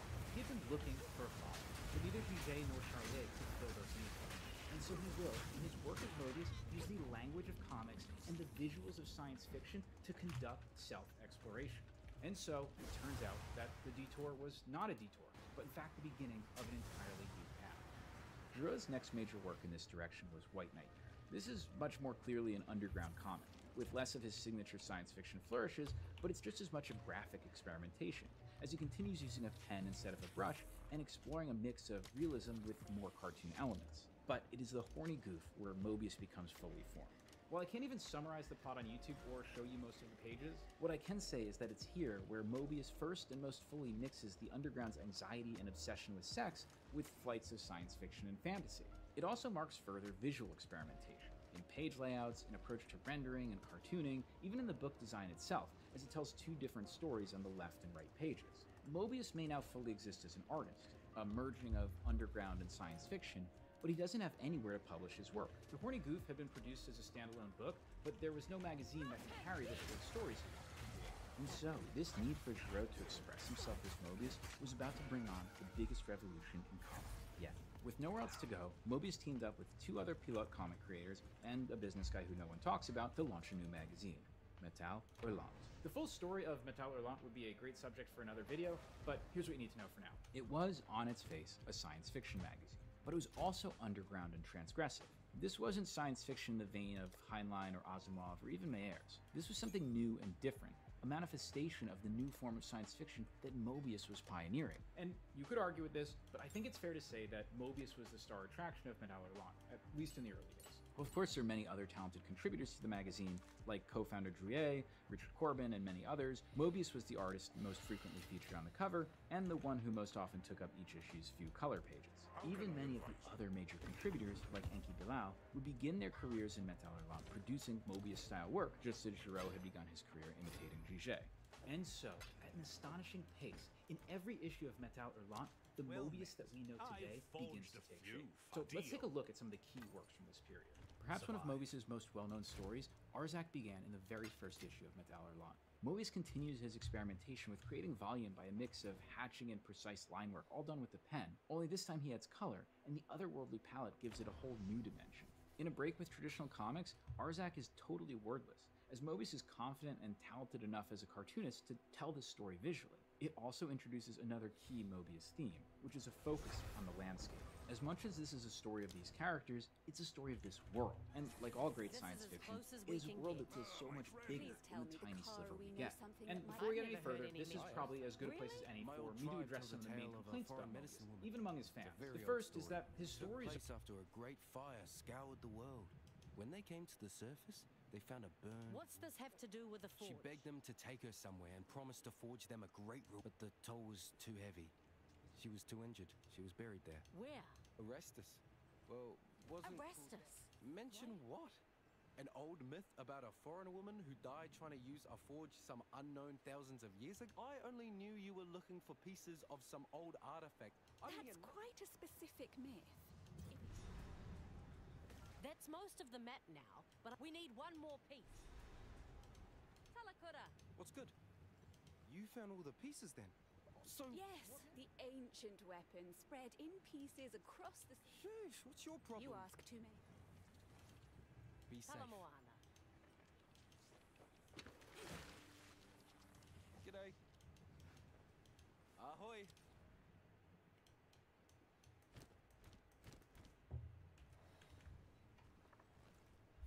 Nope. We've arrived. These are somewhat thin compared to his artwork. And I think that's fair. Through the lens of classic narrative, they're often fairly minimal. But at the same time, what we're given in these stories is the broadness of Mobius's imagination, and that is what makes them perfect for the medium of comics. Comics, unlike film or animation, invite us as readers to fill in the gaps between the panels, to participate in the act of creation. And so Mobius does the same thing with his stories, giving us the piece of something much bigger, but asking for our help to complete it. I mean, there are few images more remarkable in Mobius's work than the giant skeleton that serves as the background setting for the first issue of Arzak. It's just a background, but it's so well rendered, so solid in its construction, and so important compositionally that it demands that we use our imagination, that we have our own dream about what this creature looked like, how it perished, what kind of world could sustain such life. Mobius's stories aren't windows we look through, they're doorways that the reader has to open for themselves. And we should talk about the other major knocks of work, which is that there's often a lot of uncomfortable. That's obvious in things like The Horny Booth, but even Arzak, two of the stories begin with the protagonist peeping on women undressing, and there's a lot of other and more egregious examples throughout his work. And if that's not something you want to read, it's totally fair. I'm not defending that. And if we view this as science fiction escapism, making the assumption that we're intended to empathize with these protagonists, I agree, that's pretty gross. But if we look at this through the lens of Mobius's work as an underground cartoonist, as an artist trying to express the ugly, embarrassing parts of himself in a safe way, I think we can have a different kind of conversation. Because in later years, Thoreau would come to accept that he possessed a deep-seated fear and hatred of women. He would eventually work through those feelings in therapy, but I think what we're seeing here is Thoreau exploring those fears and anxieties in a very public way. So in many ways, Arzak is a template for one strand of Mobius's work. He's searching for self, a vast desert landscape filled with hints and clues of a larger world, dreams of flying, and of course, big funny hats. But this is only the first of Mobius's work in the magazine, and many had a very favorite character. Thoreau liked jazz, so let's use a jazz metaphor. Mainly because I'm worried that I already don't seem pretentious enough in this video. If Arzak is the tight, short, polished, roundabout midnighter working for the pool, the Airtight Garage is the endless, improvisational, and experimental British brew. The origin of the Airtight Garage. See, Mobius often worked late at night, blasting out a page or two and a bit of inspiration and then dropping them off at the office in the morning. One day, the Dollar-Lot editor-in-chief, Dionne, found 2 such pages forgotten in his desk and asked Mobius for 2 more pages to finish the story. Mobius had forgotten the story, but sent off 2 more pages, but they didn't conclude the story. He did the same again next month, adding a few more pages without concluding the narrative. And again, and again. And so it went for the next 4 years. See, on the Airtight Garage, Mobius was intentionally improvisational, simply reviewing the last thing he wrote and then adding a little to it. The story would come to focus on the Major and his surreal and fantastic adventures. The art style and layouts would shift and morph. In this way, it's a playground for Mobius's wild imagination and talents as he rides the spectrum from realism to cartooniness, from sparse layouts to dense, from silly to violent. Again, it might not make much sense if you're looking for a straight-ahead science fiction adventure, but as a work of pure imagination piped straight into your veins, as a man exploring his own psyche up on stage without a net, it's incredible. Also, a lot of big funny hats. The Airtight Garage became a regular fixture of Metal Arlong, but these were hardly his only contributions. I really want to emphasize this. Mobius was prolific. Many of his colleagues would remark on how fast and confidently he drew these stories. I've tried to catalog as much as I could for this video, but I just keep finding new images and stories I hadn't come across before. I really apologize for how much I'm leaving out. There's just so much to cover, and it feels like it's already going to be super long. Almost every issue of Metal Arlong had new short stories or pages by Mobius. It's amazing how he can create whole new worlds, month in and month out, and pack them into 2 or 4 or 6 pages. We have to keep in mind that in comparison with a creator working on a corporate character in America or a long serial manga in Japan, Mobius would need to do character design, set designs, and often vehicle designs for entirely new worlds every single time. This is an absolutely remarkable period of productivity. Because let's not forget, while Mobius was doing this, Jean Giraud was still doing Blueberry. And Blueberry was still more popular than Med Orléans. That's what was paying the bills. After breaking with Pilot, Tintin magazine picked up the serialization for volume 17, where Jean Giraud began allowing his work as Mobius to influence his work on Blueberry. This volume and the following one are some of my favorite art Giraud has produced. It's so weird to me that this stuff has barely ever been released in the US. The best volumes of Blueberry are seriously on par or better than Giraud's work as Mobius. There, I said it. Please like and unsubscribe. I'm sorry for my terrible opinions. And as all this was going on, Mobius was gearing up for the next phase of his career to pursue his final unrequited childhood love, the movies. Giraud's fatherless wanderings were about to come to an end because a new and very different father figure was about to enter his life. One day in 1973, Giraud went to a movie studio to drop off a poster he had done for them when he ran into a young director who happened to be there at the same time. The director's name was Alejandro Jodorowsky, and Giraud had no idea that Jodorowsky had been looking for him. Jodorowsky had made two major films at that time, the experimental Western El Topo and the experimental I don't know what to call it, The Holy Mountain. Both are really cool and operate in a similar register to Mobius, in which the internal and the symbolic are mixed with genre elements to create something entirely new. Also, a lot of big fun cuts. Jodorowsky was similar to Giraud, but also different. While Giraud was mysterious, brooding, and often subject to inner conflicts, Jodorowsky was outgoing, charming, a master of tarot, and a deeply spiritual person. The French had loved Jodorowsky's first two films, and so the Chilean director had come from Mexico to Paris to begin working on his movie. The producer said he would work on anything he wanted. His choice? An adaptation of Frank Herbert's Dune. Even though he said he'd never read the book, I guess he heard from friends that he read it. Now, unless you're watching this video 40 years before I've made it, you know we've had to do it. We have to remember, this was still years even before Star Wars. Jodorowsky had gotten the rights to Dune for next to nothing because no one thought it would be possible to make a big science fiction epic. And so he began to build a team of misfits. Now I'll use a few clips from the excellent documentary Jodorowsky's Dune to explain some of it. I find a comic book. The comic book was Blueberry, cowboy book, drawing by Giraud. I start to see, but that guy is my character. Who is this? In that time was not internet to find any person. I need to find this person. I went to see my agent, publicity agent, and there he was. By chance, he was there. And I say to him, you are the person. Come with me. Mobius was soon on a plane to Hollywood with Jodorowsky. On their return to France, the two would meet in a cafe every morning at 8 a.m. and work together until 6 a.m. Drawing by drawing, I shoot the picture. I need 3,000 drawings. Point of view, movement of the camera, dialogue, the relation between the actors. I use modelos like in camera. I take models and say, now you back, now you transfer, now you make a close-up. That's right. At the exact same time as Mobius was revolutionizing the world with his work in Med Orléans, the same time as putting out new Blueberry volumes, he drew the entirety of the Dune movie.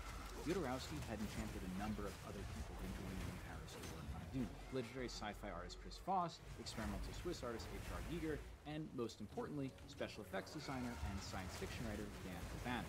O'Bannon had written, done the special effects for, and produced a movie called Dark Star with his college roommate, a guy you may have heard of named John Carpenter. But just as the Dune team came together, Jodorowsky was struggling to get financing to begin filming. This left two important people with some extra time on their hands.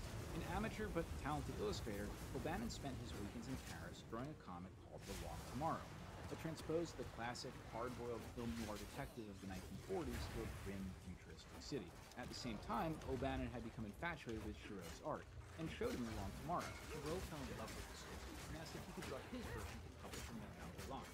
Published in 2 issues of Med Orléans in 1975, these 16 pages are perhaps the most influential of Giraud's entire career. By grafting Mobius's fantastic flights of imagination and sense of realism to the setting of classic noir, they created something new and exciting. Mobius's world-building turns away from vast deserts and surreal spaces to towering buildings, dirty streets, flying cars, and neon lights. They had created cyberpunk. Now, your eyes might not even be able to see how revolutionary this was because you've seen so many things influenced by it. For context, this is 2 years before Star Wars, 7 years before Blade Runner, 14 years before Akira, and 102 years before Cyberpunk 2077. But while O'Bannon and Giraud were revolutionizing science fiction on the side, things weren't going well for Dune. After 9 months of trying and failing to get financing, Jodorowsky and his producers gave up. Dune was dead, but its impact would not be. Again, I really recommend you watch the documentary Jodorowsky's Dune because it goes into this a lot further. But the filmmakers suggest that that massive Dune book, written by Jodorowsky and illustrated by Mobius, was passed around Hollywood and would become the unacknowledged inspiration for Hollywood science fiction productions in the decade to come. I can't verify that, but it is easy to see how this is another way in which Mobius's influence goes even beyond what we can document. But Jodorowsky, for his part, was depressed and frustrated. He had poured his heart and soul into Dune, had brought many of his new ideas to the story, and had nothing to show for it. At least, so it seemed. No, I will not die. For me to fail is only to change the way. If we don't do that, the Dune we was doing is the roots are Dune of Herbert, but this Dune is us.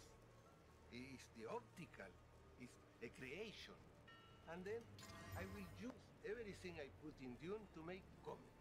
And so Jodorowsky and Mobius began on the Inkle, Hello. an epic science fiction series that would be serialized in metal or lot over the next 8 years. The Inkle might be Mobius's most well-known work, at least in the US, because it's thankfully... Malo napravio neko sranje, prosto neku vodu. Pod tepihu razvila mi se flaša.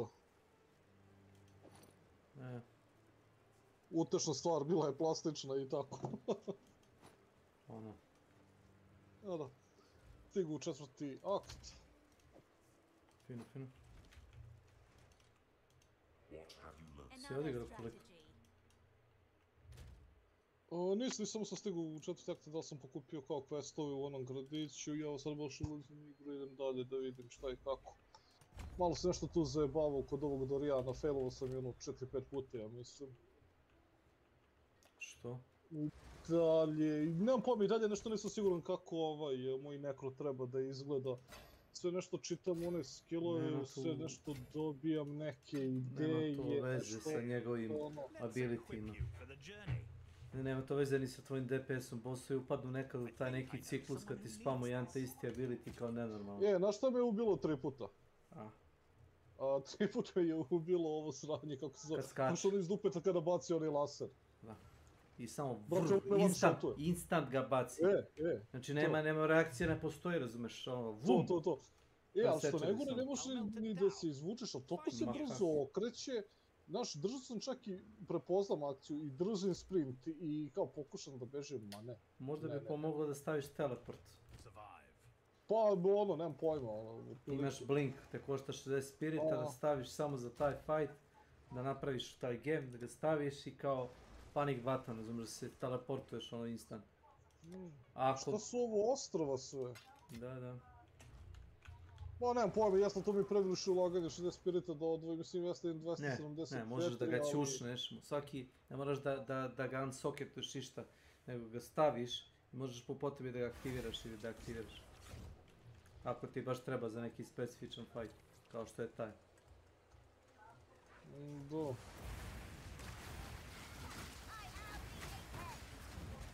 Lovio sam minijena sa 3 Apex. I? Šta ima? Ima kraba. Znaš one krabe koje nađu onu školjku pa se uvuku u nju.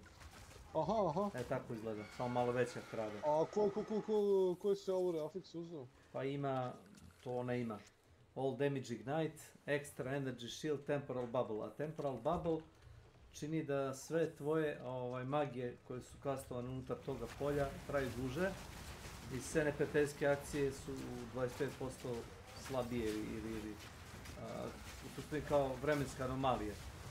I mislim da ti cooldown brži kad si u tome.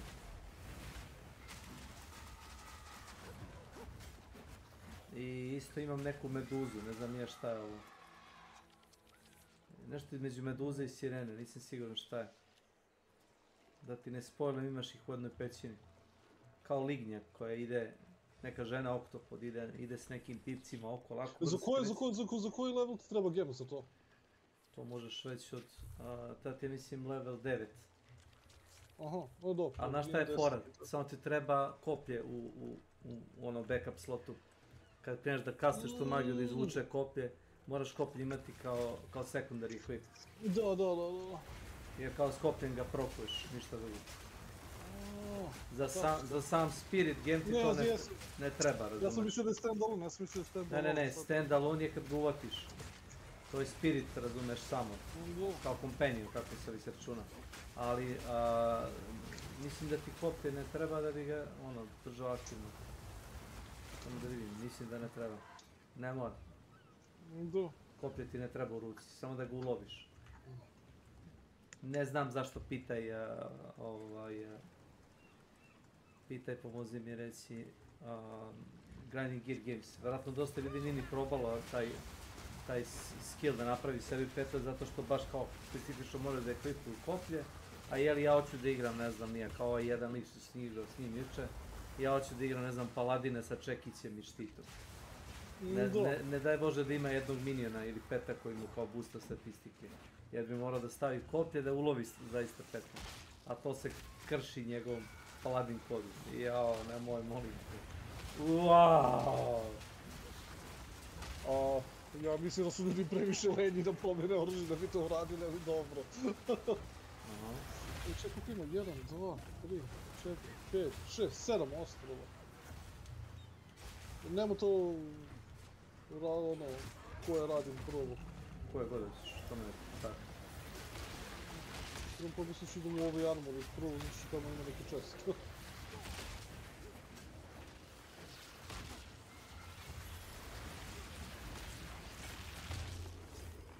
Evo ti ovo nekom dijanci. Moguće sam uspao. Uspao u životu, ja sam dete sreće. Evo ti kraba sa 4 afiksa. Ima stun, volatile plants, explodes nearby corpses, hinder aura. I to traži jako malo spirita. O mama moja. Znači ne traži, mogu li da, ne mogu. Kaže, cannot summon more companions, pa dobro da, što nije sad normalno.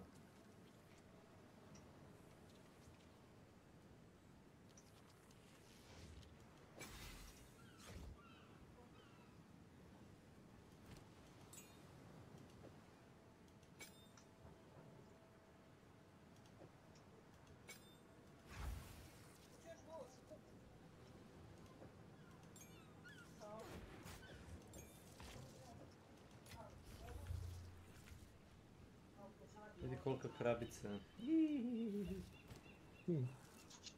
Imate koliko ih ti imaš do sada?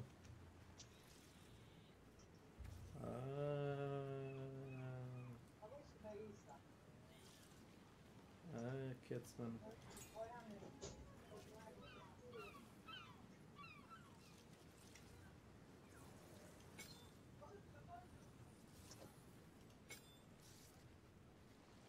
Pa imam čitavu stranicu tamo, znaš, sa skill gameovima sa mobovima, znaš. Ako mi veruješ.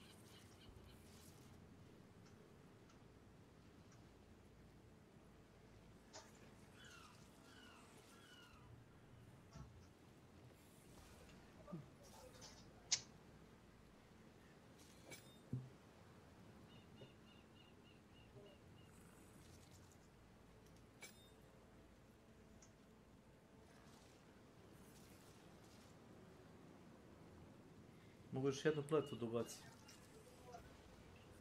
Ja sam toliko stvari ovdje poubacivao.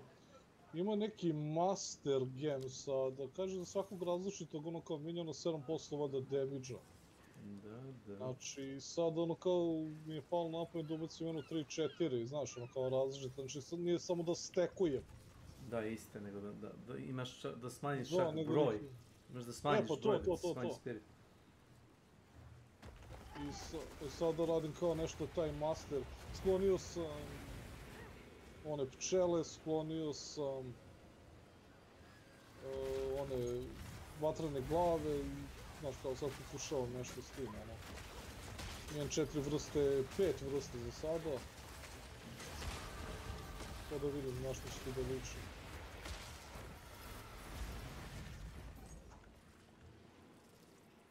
Ludo Borazaru. Ova meduza baca haste auru, a ova mala krabana baci hinder auru. Jedan baca slow, drugi baca haste.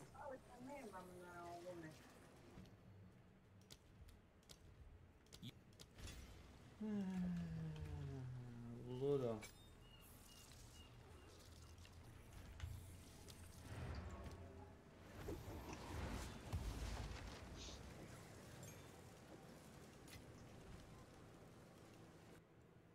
Kako mu kenjao?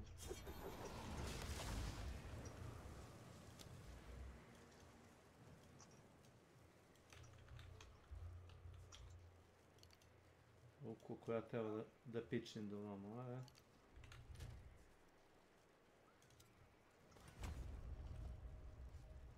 a? Pa ću dobiti stat bonuse koje sam teo.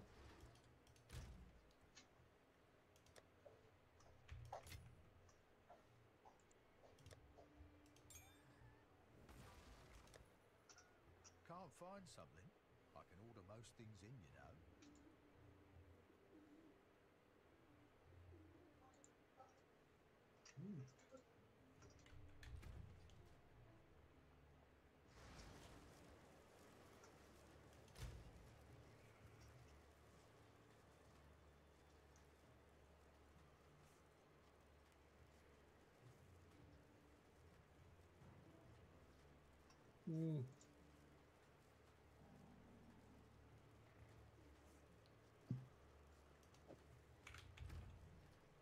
Obrnuto.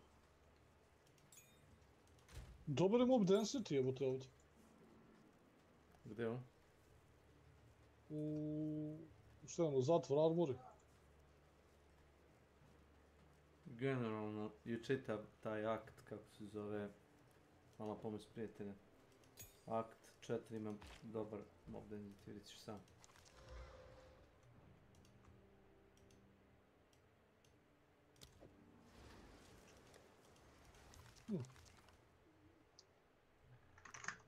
Što bi se reklo po dizajnu.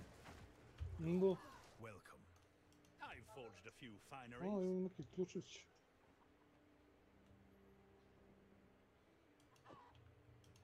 Deal. Go make some legend. Mi ćeš i mapu da nađeš. Ja, ni onda ću to morati da držim, ne znam do kada. Ne, daš kapetanu. Aha. Kapetan je uslovno rečeno.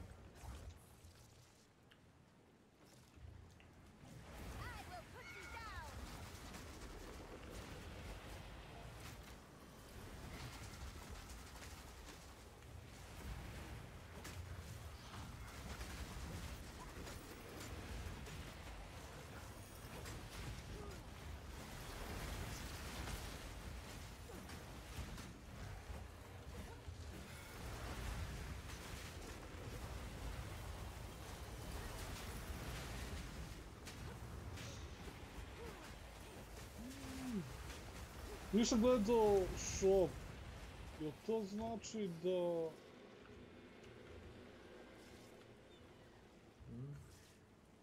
Da imamo novi tir stvari, ono novi izgled. Imaš. Kako ti se to sviđa, ne znam, ali imaš. Naravno mi se to mnogo sviđa. No čak jedna ostara s nekim... Ne znam kako da ti objasnim, sektaši, bukvalno su sektaši. Aha. Oni imaju dobar gear. Baš dobar gear. Spada da ova kraba baca samo magije, ne radi nikakav damage. To je dobro bacanje.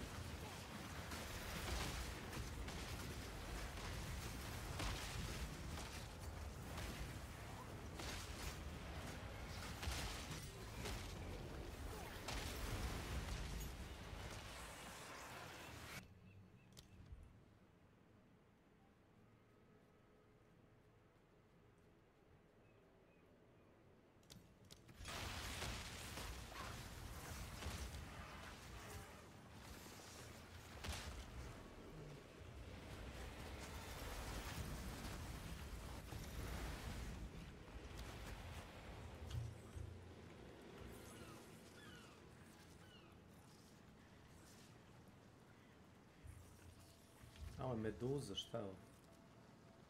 Brine Maiden, lične meduze.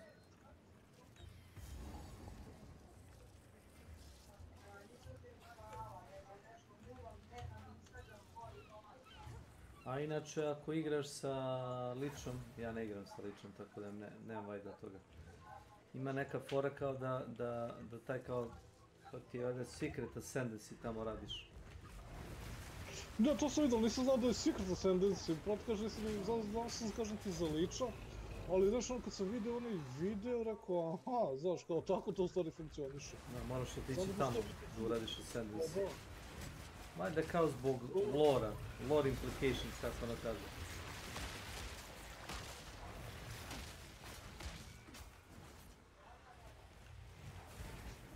Šta kaže, evo to mi još 2, 4, 6, 7 statova ovih misli. Čekam da prodam.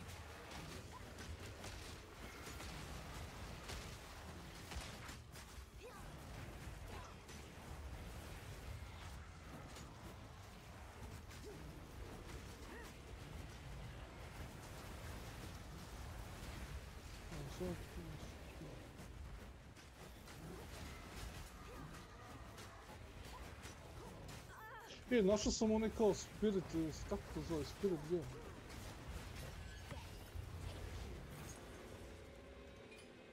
Glyph Shard. Šta je to? Znaš nešto ti daje kao ono, kao gem ga koristiš na pasivima, ali ima onaj kao radius. Da kao aktivira pasivno polje i tako te. Dobro, ali malo vajde to je nešto. Boostati skill gem, šta? Opa. Da ovo White opet. Ne, White.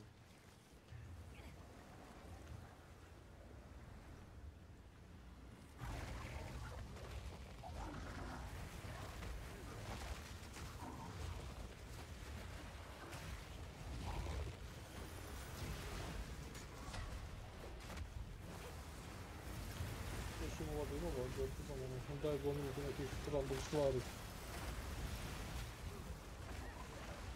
Vidimo ovdje se izveđe mana, passive recovery.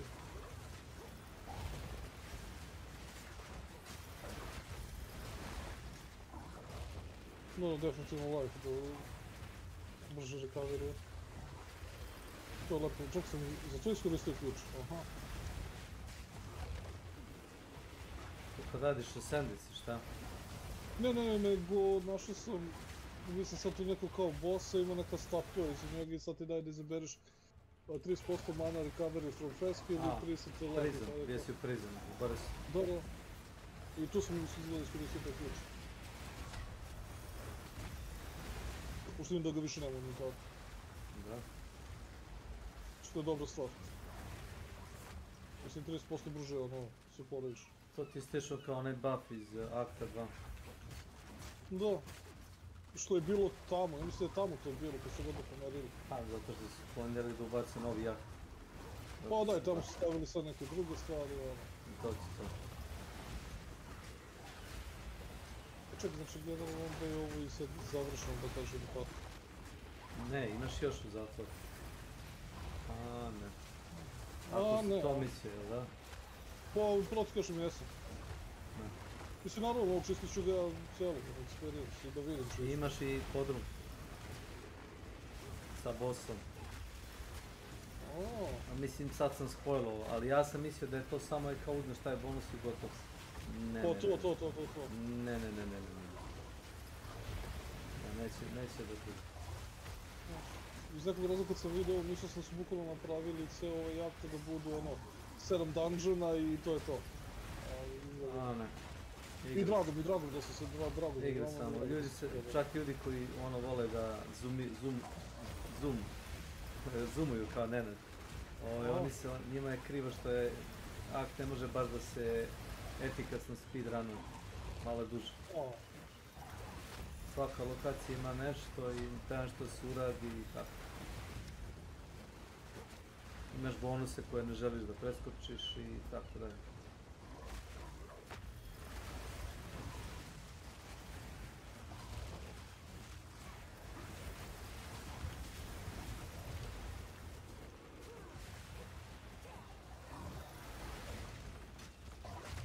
20 godina nešto da propustim.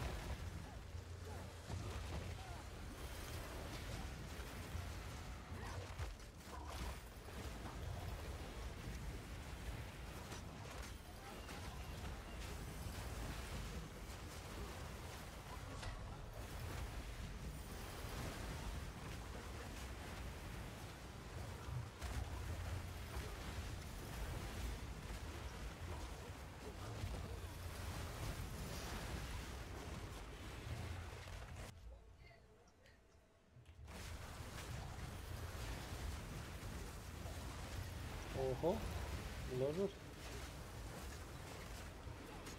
Oh.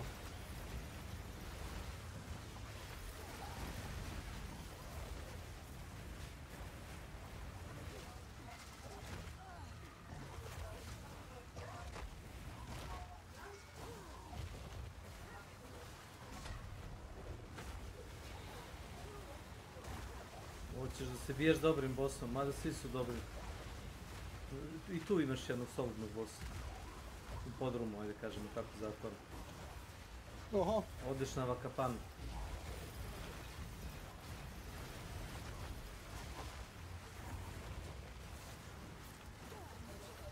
Ali taj dole podsjeća me na Dark Souls 2. Opa! Pa ono, ima malo vibe na Vedrika, kako zove, King Vedrik se tako zove. Onaj... Valjda nisam igrao dvojku. Je. King Vedrik i imaš onoga Lost Prisoner, koji je tamo kao u zatvoru, bukvalno ono cijeli unutar zatvora pod maksimalni security. I poput ono kao ne puštati ni pod razum napolje. I ti naravno ideš, jeli, kao svako dobro šunjalo, da vidiš šta se zbilo. Šta se tu radi.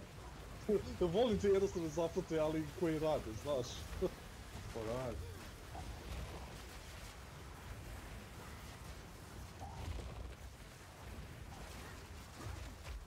Mogu ti dati free tip, seti se kad dođeš do toga. Ne treba stalno da klikćeš na balistu. Dobro.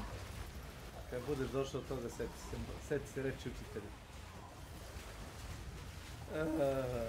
Ako bi uz balista razumeo. Ne, bukvalno to što sam ti rekao. Kad ti igra promptuje, uradi to. A do toga nemoj da se trudiš. Ja sam klikćio ko manijak, ne radi ništa, samo kažem misi. Ako malo sam ti spolo, ali da se ne nerviraš previše. Samo kad ti ispiše prompt kao activate balista, idi na balistu. To dovoljno sam ti spojilo i nisam, zato što bolje bi da je to meni neko rekao. Ja sam išao od jednog do drugog do trećeg. Koji dio. Jebote, kolika je to onda arena? Pa... Žive. To. I podrobno je dobro urađen, isto ima jedan jako dobar efekt.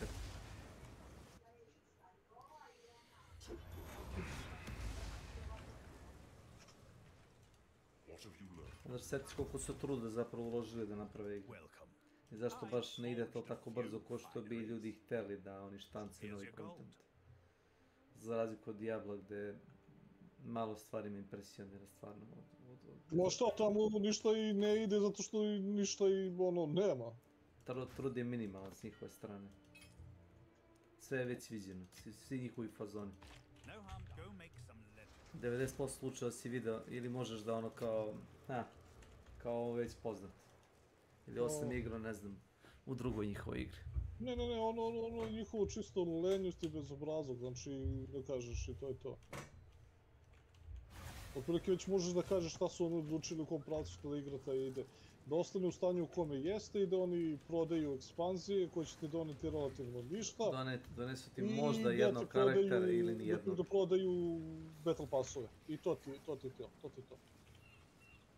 To ti trenutno stanje igre. A battle passovi su izoperisani sad, razumeš da koliko god da su bili kakvi takvi su pre onoga Riverka, njihov sad su udosni. Ja mislim da su bili okej, Bili su okej, ništa specijalno, ni dobro, ni loše, okej su. A sad,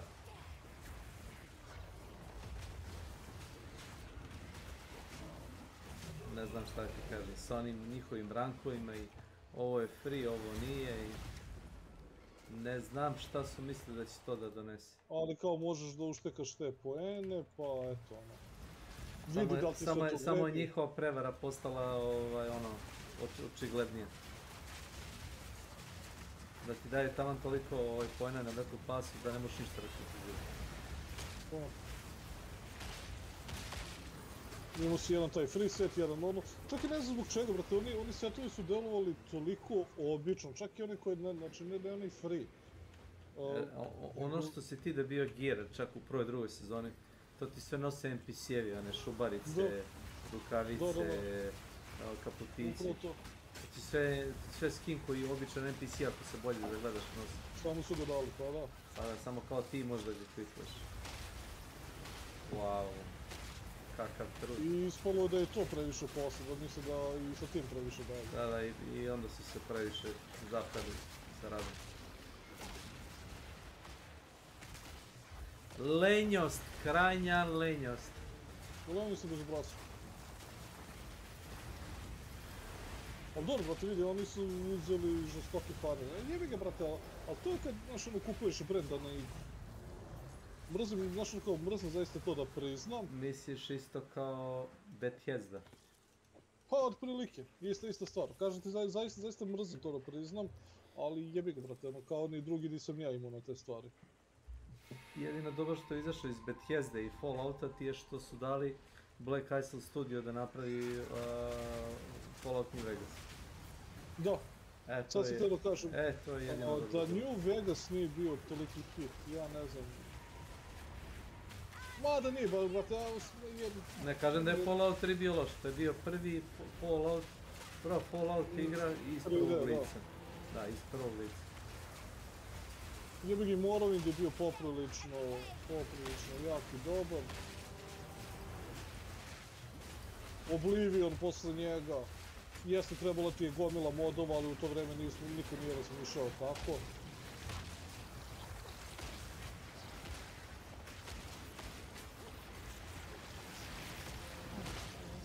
Odvratio celog mapu. Ja znam šta ja gađam.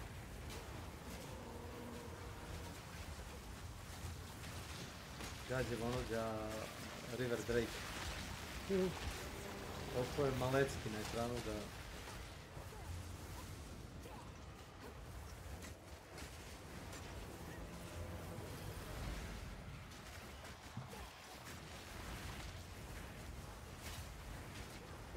A bossa sam ubio sa Cooling Strikeom u jednom boss terenu. Zato što pada pod kao beast type monstera.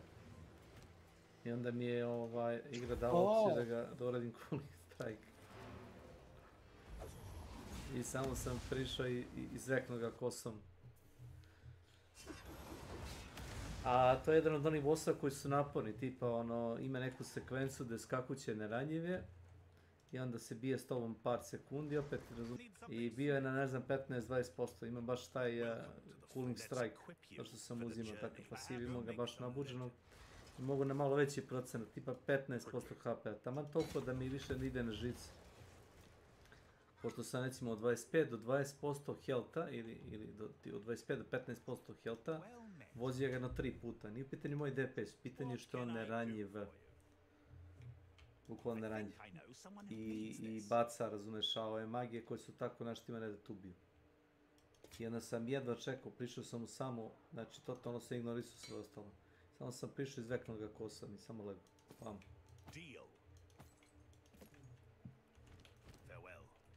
Solitary confinement. Koliko ima health-a, otprilike 10%, koliko ti deluje Cooling Strike? 5, 10? 15, 20, tako. 15 možda. Taman toliko... Brate, to ne da nije malo, brate, na bossu. Taman toliko da ti više ne ide na živce, znaš. Znaš da od određe, recimo nemaš više healing potova, boss ti ide više na kurac, sprema neko zlo da ti baci, nešto će te ubiti i izvekneš Cooling Strike. Ja volim one bočice što ti overtime regenerišu, baš zbog takvih stvari. Pa imam i ja, ali zavisi koliko fajtera. Kako sati? Rekao sam bio jednoj ženi iz sela da ću da odem, da doniram krv za njenu ćalet. Aha. Lepo, plemenito. Free of charge. Plemenito. Pa pitala me bila, znaš, nije više, nisam se ja baš toliko sad, sam baš toliko plemenit ko što ti misliš, nisi se ja nudi, nego me ona pitala. Pa dobro, patio si, mislim, jebi ga, znaš, ono. Mogu sam kažem da neću, prepostavljeno, da. Upravo tako, mogu si kažeš neću, ne mogu, na lekovima sam ili ne znam šta, brate, ono. Ja sam, što kaže Slavko, ja sam drogerant. A to, mi smo drogeranti, ejo. Mi smo drogeranti, ej.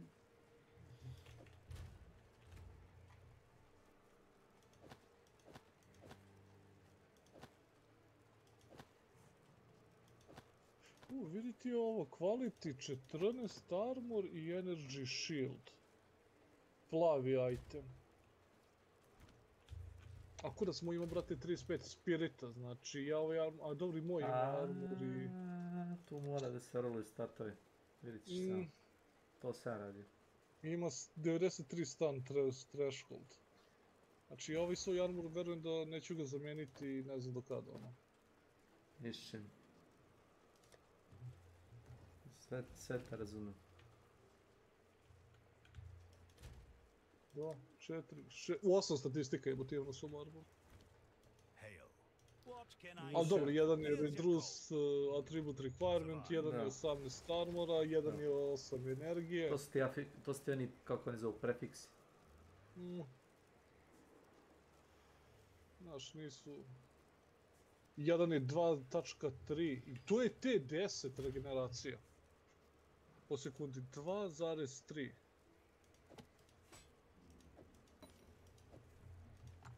Ali 36. level, pa možda zbog toga tako nisko. Dobro, Spirit je skoro maksimum, on je T7, znači to je 35, a kao maksimum je 37. Kors, jesmo, ne, neću ništa da rolim, ne mogu ništa da rolim. Nećeš, a? Brate, 8, mislim, 8.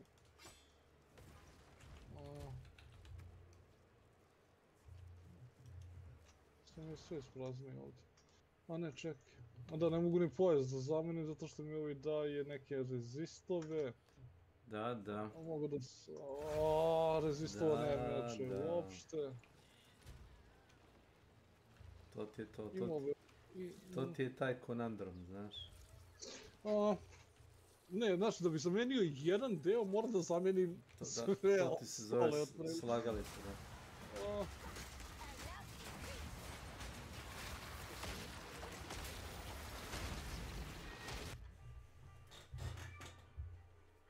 Vidiš što mu vodica ovdje, barice lepe.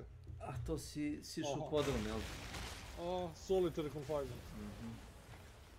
Voda dolazi kao pliman, nadilazi kroz ove rešetke. A urađeno je tako da si, ako si u na donjoj elevaciji, da ti bukvalno da te malo gure talasi. A ako se popneš u stepenice, tu te već ne vata voda. Da.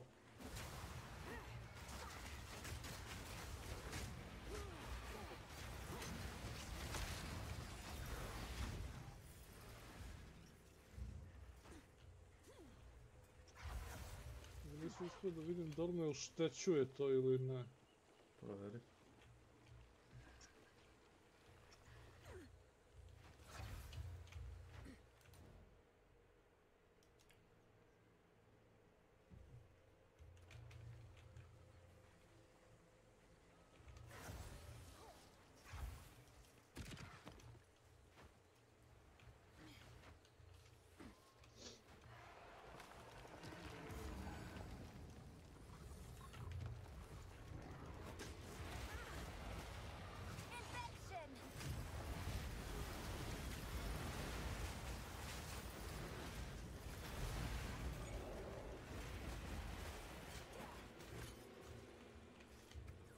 Koliko je meni attack speed uopšte?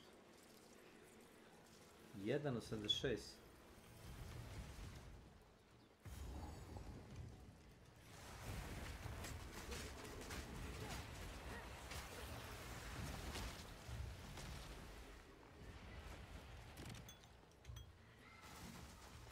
nights of the full moon, one among us vanished.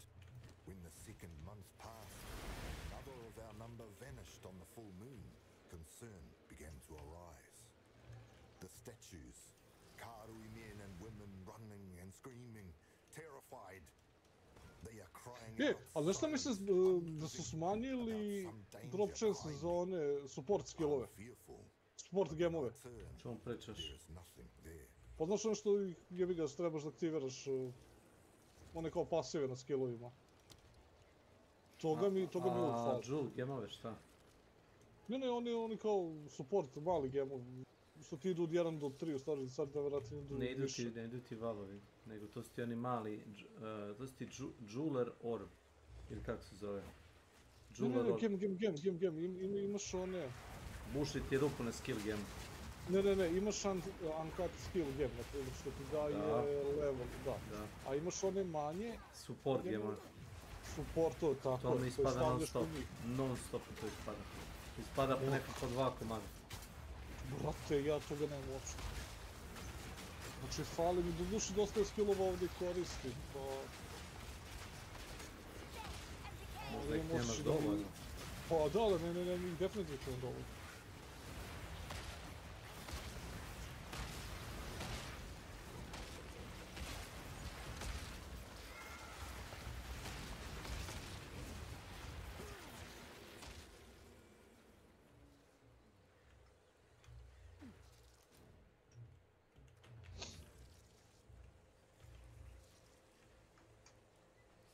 Ali samo sad kad se vratim u gradu da ne moram da položim preko ono 3 ekrana i mnogo mi se sviđa ovi gradić kako je ovo napravio. Brate, sve ti je tu. Taj 4. grad. Ta luka. A tu ti je portal, potop Kovač je desno. Waypoint je na sredini. Sve, brate, ne može se mislim da to, kao što rekao, nije nimao slučajen dizajn. Nisu to glupi ljudi. Za razliku od Blizzarda, kome je trebalo pola godina da skontaju da je njihov dizajn trubadur. Da igrači u stvari ne žele da dođu u grad i izgubi... I da se šetaju okolo, da. Mislim, ako ćete takav tip igre da pravite, onda stavite da mogu da pričam sa svakim NPC-em, jel da? Da. Baš sa svakim NPC-em. Ne mogu da uđem u svaku kuću. Onda ću da šetam po gradu, razumiješ. A stavili su ti da šetaš se sve na kraj grada, od kovača do dragoljara do alhemičara, a nemaš potrebe to da radiš. To su jedini NPC-i s kojima možda radiš interakcije, rekao, normalno.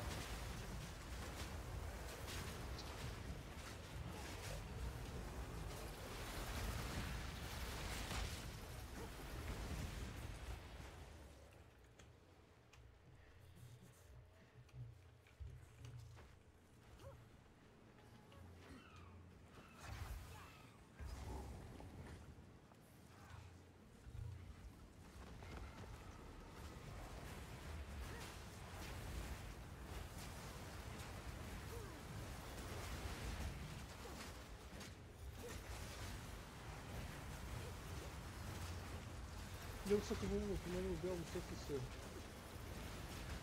Jel... Što je završila sezona, kreće nova. Ide od Diablo? Čega sezona? Pa ne znam koja je ovo 8. sezona, 9. je ovo.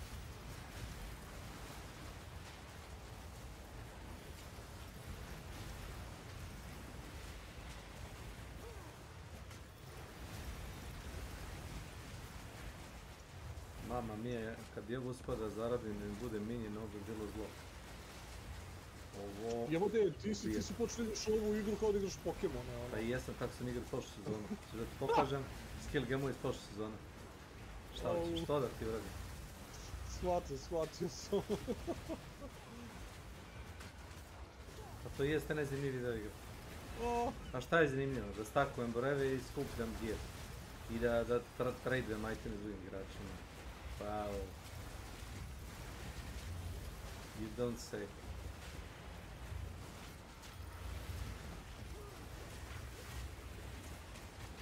Zalebi me, mamu mu jebem. A to je nešto što nisi želeo da se desi.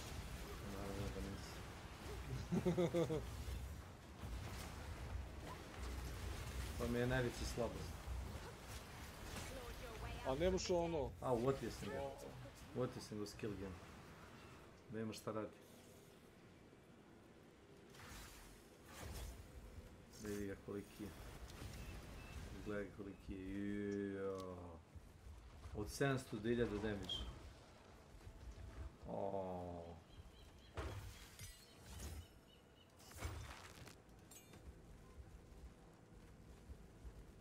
Aha. Možda bi mogu da uzmem, na primjer, njega.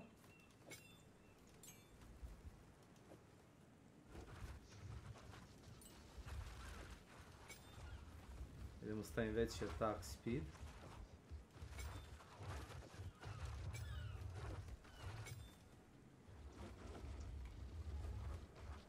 Koliko on košta uopšte? Evo ti gun card support, evo ga, pao je while we are speaking. Pao mi je na pod. On košta 33% mane. Ne 40. 47% mane košta. Brale. A dobro, uzeti ćemo malu krabicu, šta da radim. Negdje mora da se prave, što se kaže, katovi. Budget cuts.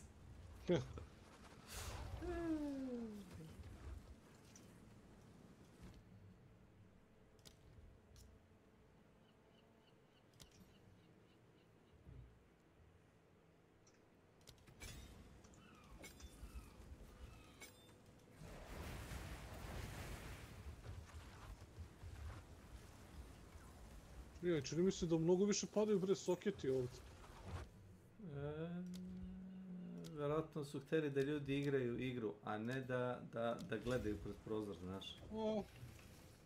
Ono, znaš da, kako se kaže, da window shopping da rade. A window shopping je kada uvoti da gledaš streamer ili neko kao pogledajte ovaj build i onda bla bla bla bla bla bla bla. Trebam to. To se sjećam onda, ono, kad sam nešto gledao prvih sezona. Čoveče, evo te za building treba preko pola sata. Rekao, zašto? Znaš, ono kao... I onda oni tu tupe ga, rekao, brate, da li mogući da ljudi imaju... Trebaju ti divine orbovi.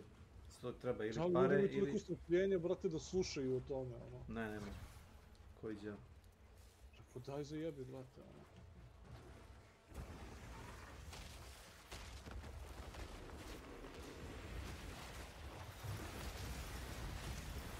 Brale, kako bije.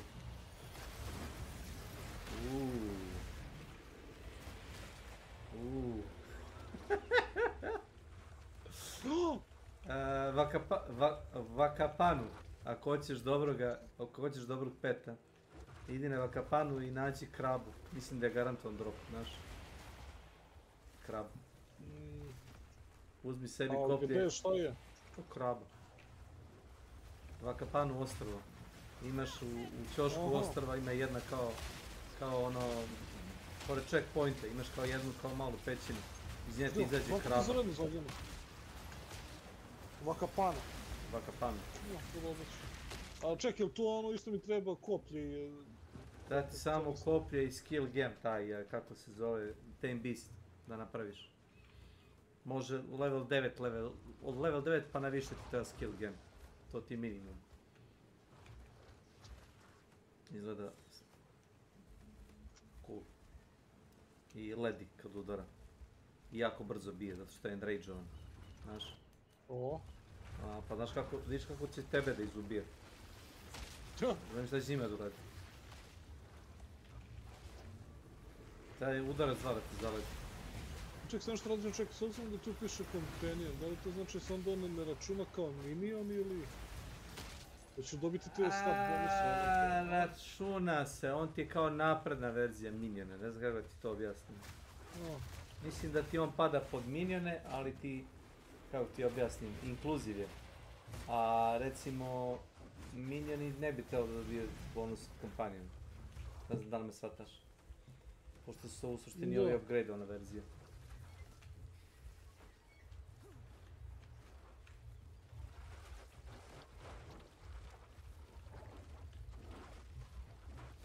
Hajde pevam Under the Sea. Under the Sea. Tararara. Mislio sam da ona gorila impresivna, jeste. A imao sam gorilu koja je Indređona isto u prošloj sezoni. Mislim da i dalje imam negde sa starim karakterom. Imam skill game sa velikom gorilom. Znači, gorila, to ti je ona kvadrila sa 4 ruke. I ova ima enrage status, bukvalno pola ekrana ti, razumeš, uzima koliko veliki. Ali nije samo to. Pa znam da su prošle sezone svi lovili, ono, bukvalno što kažeš ti da ima enrage i ne znam kakve sve ove aure. Pa ako ima 3-4 buffa, bilo bi dobro da razumeš. Da. Da može da ubiva.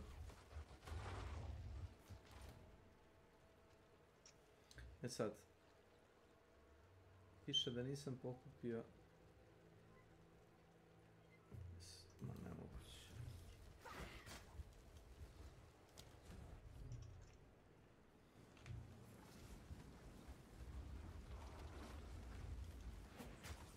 Zašto mi ovo nije prekriženo, ne znam, zato što možda nisam ubio krabu, nego sam je zarobio. Možda zato.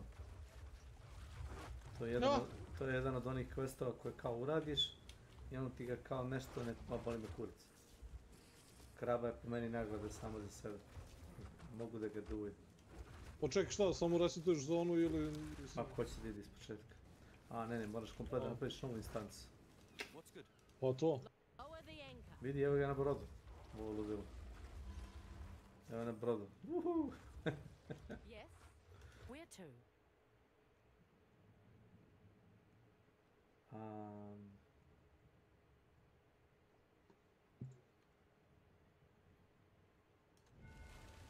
Ne znam, nešto su mi nudili za hideout, neku glupost, moram da vidim šta je. A, da izabereš ono, koju ćeš verziju, valjda imaš otvorenih, ne znam, par. Pojmeno. To jest, ja sam imao otvoreno da li 3 hideouta, ali to se otvaralo tamo na mapama. Ne pričamo o mapi, pričamo ovako. Da, ali kako kažeš te verzije hideouta si otvarao na mapama? Sad ne znam da li su to promenili, da li možeš ono iz priče. Da, možeš. Možeš, a? Imaš koliko, 3? Ne znam, ova ženska mi je rekla da kao... Možda možeš posle promeniš lokaciju, ali rekla mi je kao da ima neka... Travel to shoreline hideout. Ne ima šta je sad to.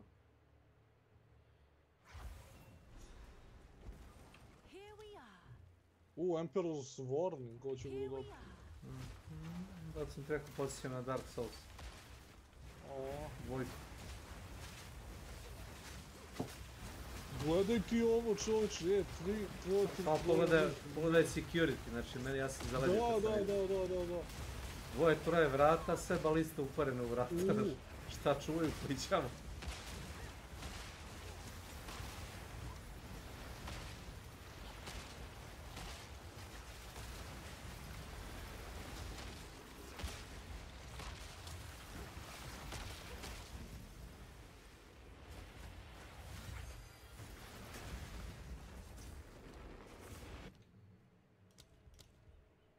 Nisam to evo ti je mogao.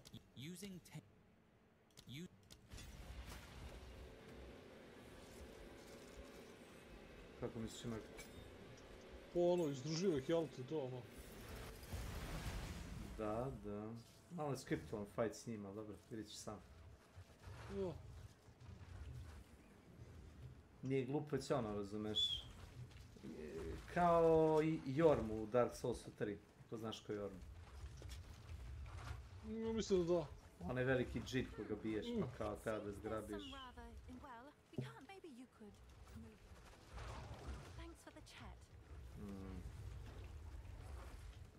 Zašto mi dodge ne radi, brate? Kako je moguće da ništa nisam izdodžovao? Možda te trackuje.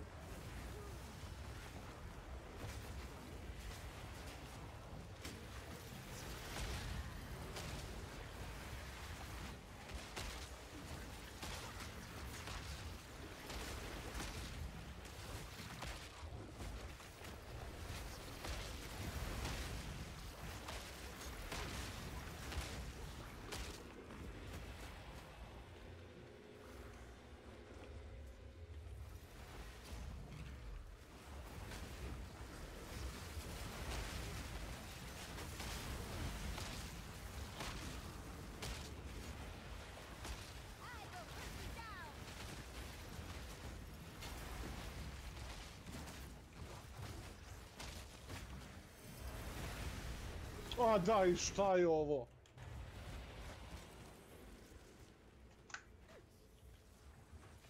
Bacio neki blood magic i samo me ono počistio. Pa izbjegavaj. Pa... Nemoj sad fokusiraš na DPS. Ja većinu vremena izbjegavam bossove. Ja ono volim da kažem da nisam, ali ono što nisam očekivao, a opet ono toliki AOE jebote.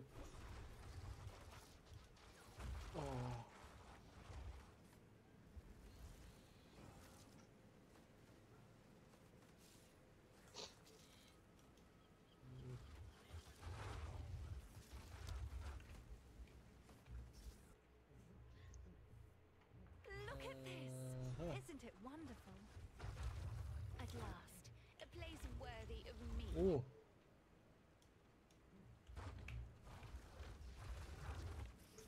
Ali kod napredimo Frost Mageove i da tražim manje mane. To je manje spirit.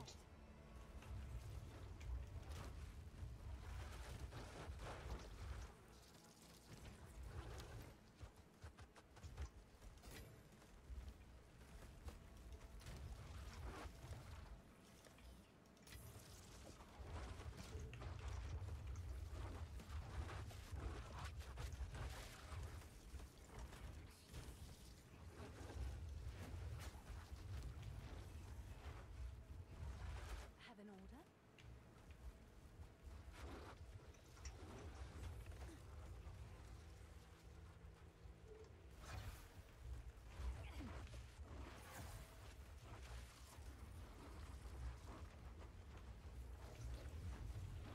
Eto, ovo je kao neko malo gusarsko mjesto, šta je ovo? Pirate Cove.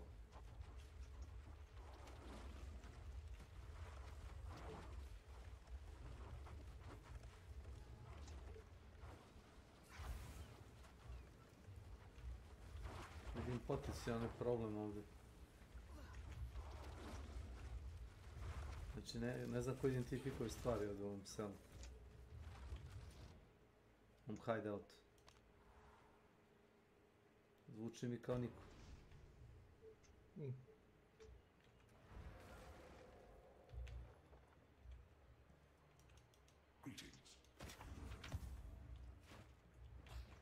Welcome to No. I've forged a few fineries.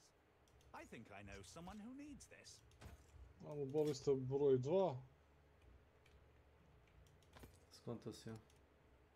Mo da, pa piši ti na sredini jebi ga ekrana, ono iz bolista. Ne, ja sam probao ono kao kad ja hoću, znaš, da vidim hoće to nešto da uradi. Ma jak. Klik ću ja, ništa se ne deša. Ja digu ruku. I onda ti piše posle neko vremena kad ti biješ s njim kao aktiviraš balistu. Nemoj opet ovo isto sranje, pa kako? Jebote, ostaje naš, ono, baš na malo. Da. 1, 2... O, brate. 3...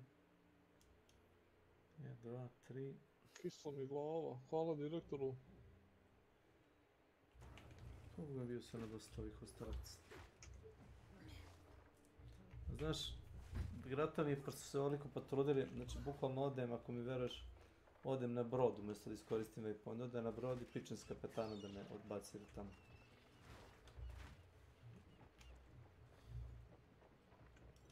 Ne mogu da klikam i na waypoint. I've never heard anything. Really? My old took place when they she was buried. Where? Arrested. Mentioned. I only knew you. Where to? Neću tamo.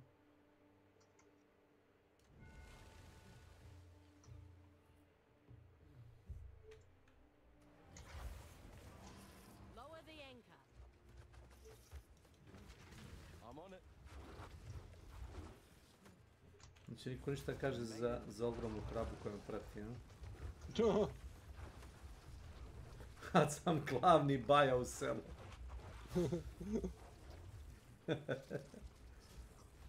I to bez motokultivatora. A znaš kako, smešno izgleda. Ovo je bukvalno boss type monster i prati ga mala krabica koja ima 4 atributa, a mala krabica nema damage, ima samo 4, nabacuje... Čekaj, što koristiš? Ti možda koristiš krabu i ovo pile zajedno. Dva kompanjona, imaš pasiv za to. za 2 kompanije. Mislim, dosta je, veruješ mi da su ova 2 jača od većine te tvoje vojske. Možda tvoji rade veći DPS, ali... Da, definitivno nisu pretredno izdržljivi. I am experimenting day in, day out here. A cure? Why the blood fever, of course. I am under Tavakai's order to please let me have... Though you have... Tavakai can get a bit upset with unexpected guests. Daj mi... Uncut skill game, spirit game i support game. I know what I'm taking. Support game, naravno. Uvek. Uvek.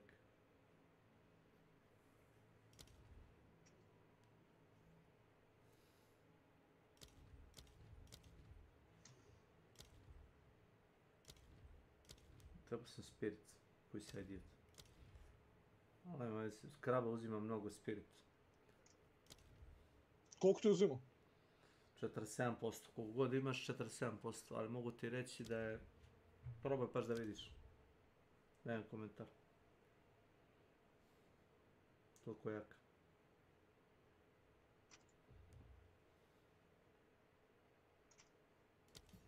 Zvučit će ko da kenjam, ali sam mrtav ozbiljan.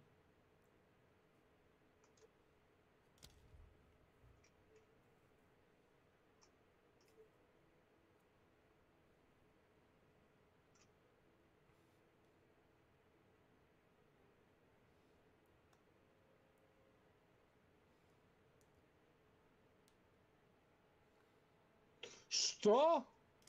Da. Regenerisao se, znaš? Kao to? Ispalio sam 2 baliste, međutim izgleda je bio na nekoj glupi poziciji gdje baliste nisu mogle da ga dohvate i regenerisao mi se. A šta se konkretno regeneriše kod njega? Pa health.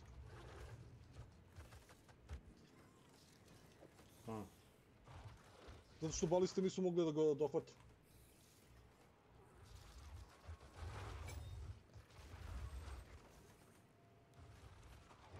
Pa dobro. Šta da se radi, što ono kažu? A? O to, ali ono...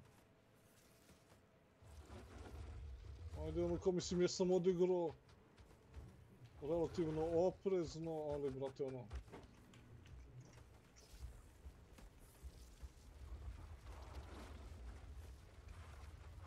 Ja radio sam većinu questa i mostovima, ajmo pravo.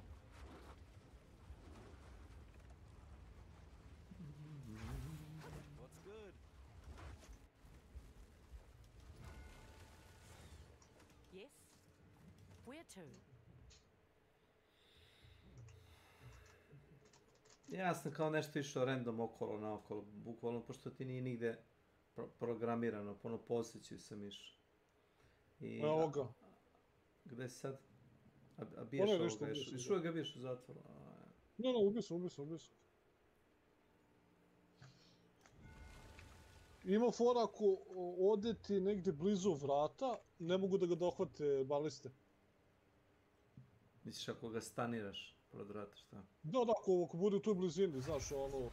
Ja sam ga vukao na sred arene vazda. Pa ja sam isto generalno, ali ponekad, znaš, ono kao odšeta tamo za...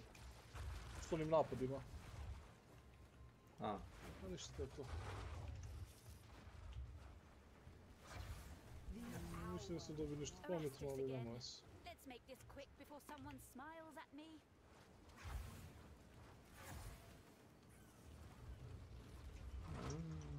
I am so pleased you made it. Čekaj, čini mi se da imaš jedan koridor samo dok petiramo ovu hoću da je kompletir. Dopalo mi se, ovaj boss je bio, to je sada malo petiramo. Zadovoljan, ono, baš sam zadovoljan. Together we can witness the birth of a new tomorrow, a better tomorrow. Now, I must ask that you wait here a time. I shall fetch the first herald. He will know how to aid you. I am sure he will be delighted to meet you.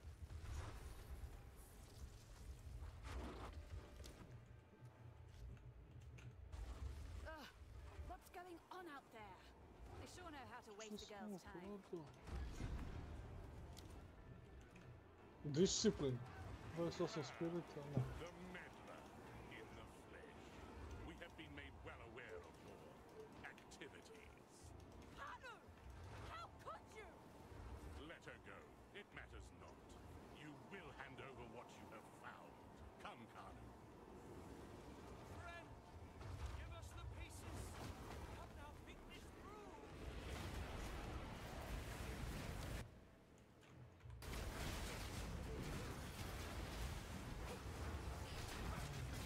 Kako greška, kakav danak me ispusti, ne pali.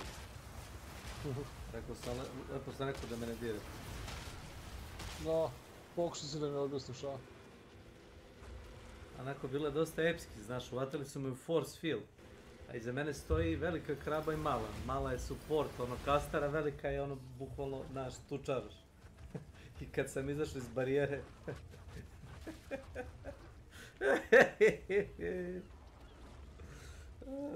Bilo je kao piratima s Kariba, kad kraken ih uvati i počne da bije.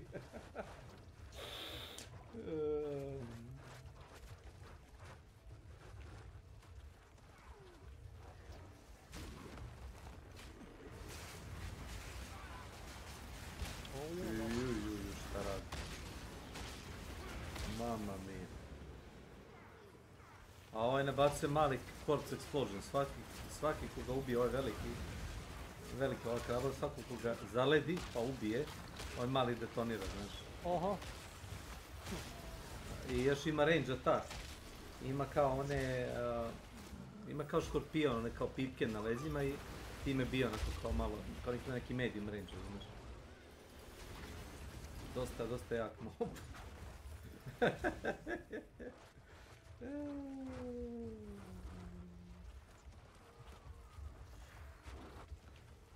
Ne znam da li je uopšte bilo predviđeno da možeš da je zarobiš ovakvog moba, pošto je dosta unikatan. Nisam ih viđao, na primjer, u ovome, pomozi mi reći, na ovim drugim ostrovima. Viđao sam sličnik, ali nisam viđao tačno ovakav tip, znaš, monstera.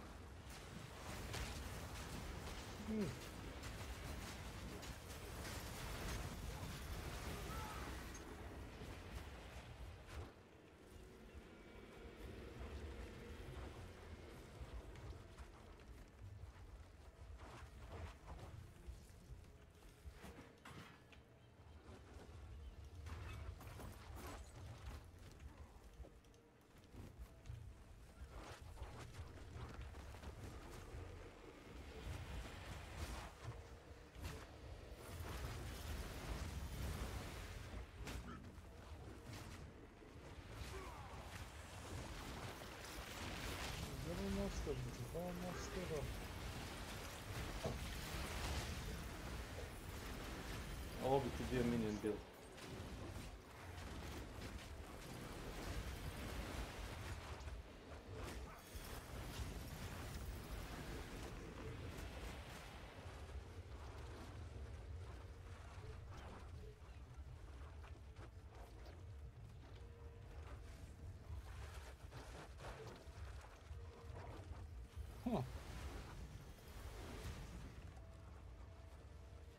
Oh, video. Your minion deals 3 increase damage while you're not on full Marvel sport. Jebote.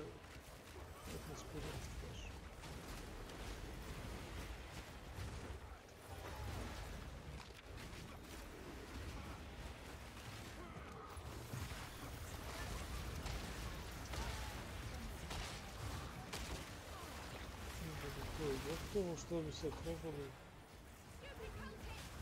Vakapan... Kako si rekao, Vakapanu ili... Vakapanu. Traži pećinu sa waypointom, kao neke školjke su isto pećine. Kad izađe kraba, gledaj da imaš spremljeno koplje i onaj, kako se zove, Tame Beast gen. To mu baciš u neki 30% KP-a. Paz da ga ne ubiješ. Zapravo, ne verujem ćeš ubiti prebrzo. Kad ti kažem, verujem. Ne znam šta koristiš, ali od magije i od toga...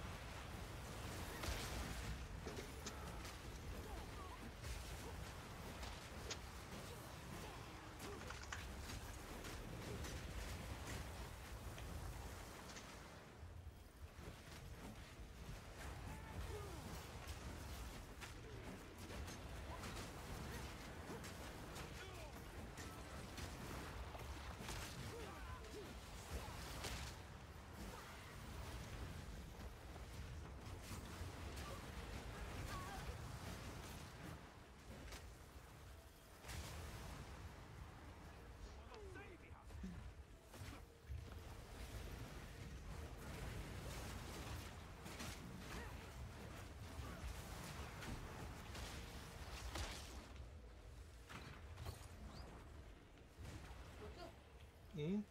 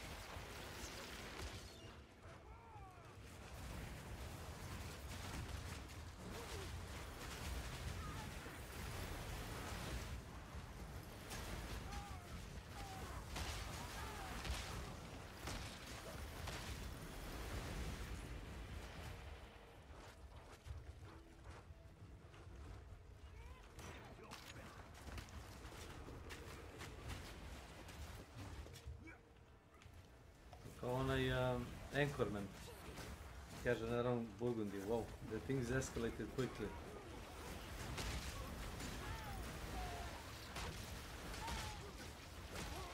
Kaže onaj previše su dobro naoružani da bi bili kult koji propagira mir. Kopnice su im previše oštre.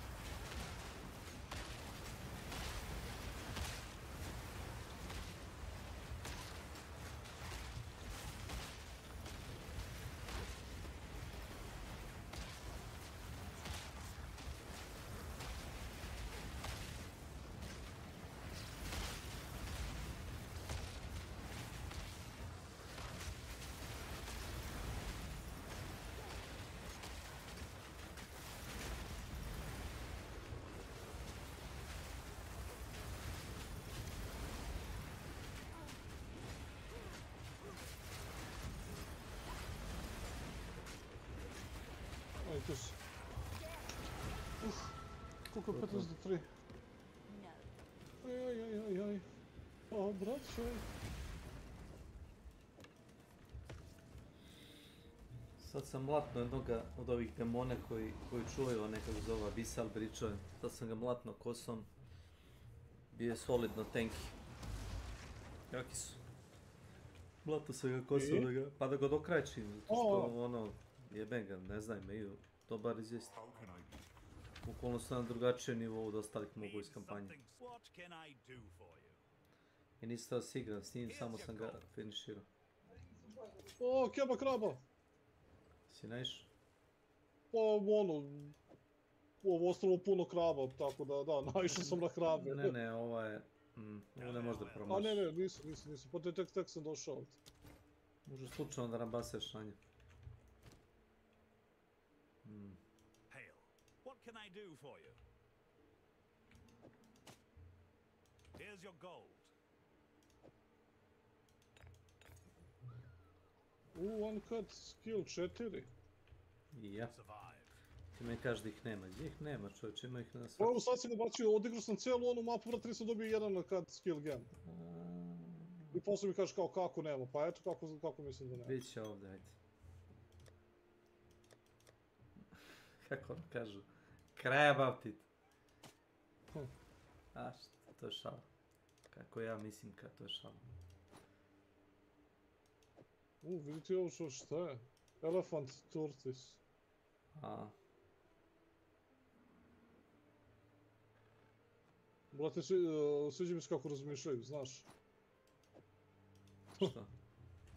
Pa što da ne? Dosta fin dizajn.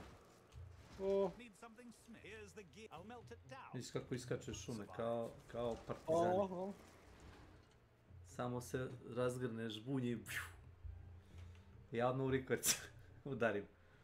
Ne.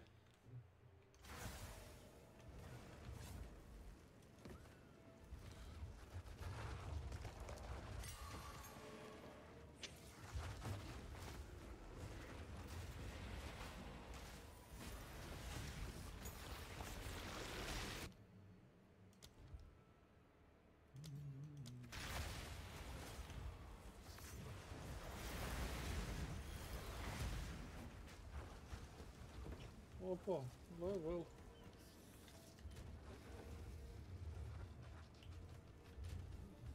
Aj malo da uložimo u rezistove za...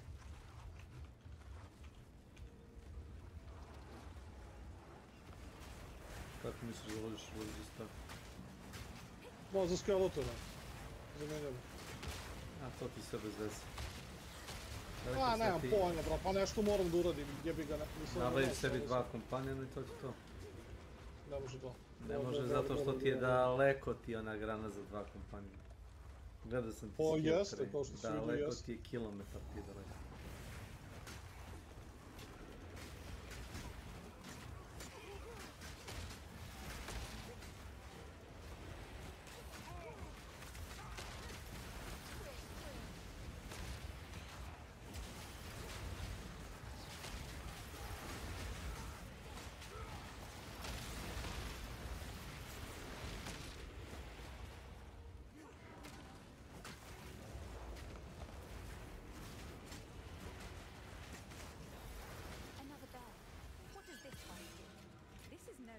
Years old torba.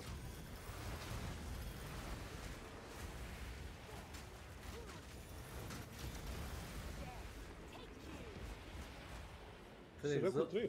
3 years old torba na onom tanjeru kao molitveno.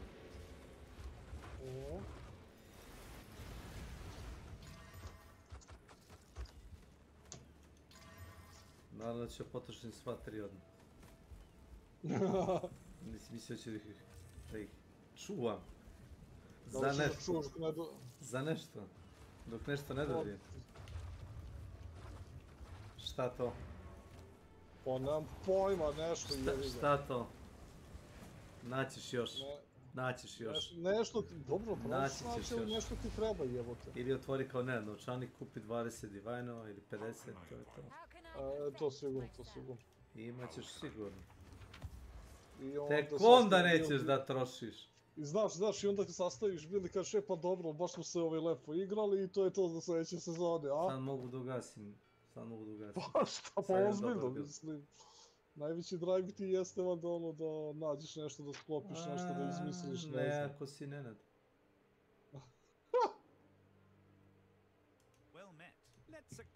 Bore da sastaviš bil, malo ga igraš, evo, mjesec, 2.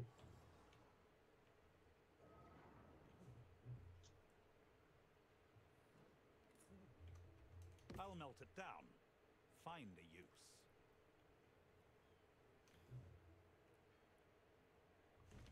Farewell. Ne znam, Armor ima 44 base spirit. Level 45, nije čak ni loš level.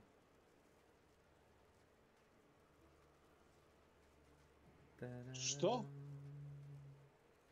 Brate, stvarno ove random eksplozije... Ma ne si pažnjati. Samo se bez veze nerviraš. Eksplozija, šta se radi? Gdje će da me vrati? Jebote. Unikatna prilika da biješ još mobova. Ja to gledam kao oportunist. Ok, igra me ubila, sad ću za inat da počistim se opet. I kad nađem max level item, svi u selu će da kažu kakav baja. S kojom filozofijom se ovdje ide? Boga mi. A kako drugačije?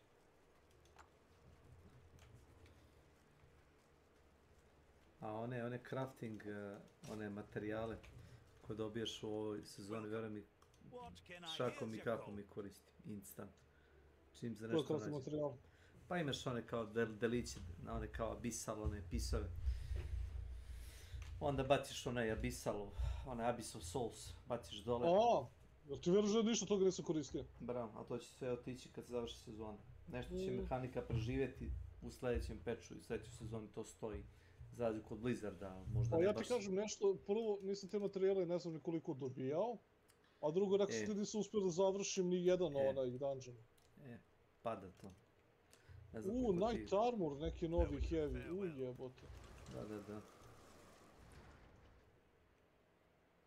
Lepo izgleda armori. Ja nosim templarski armor sa onim kao krstom na sred prsa. Mislim tako se potrefilo, zato što taj mi daje 42 spirita.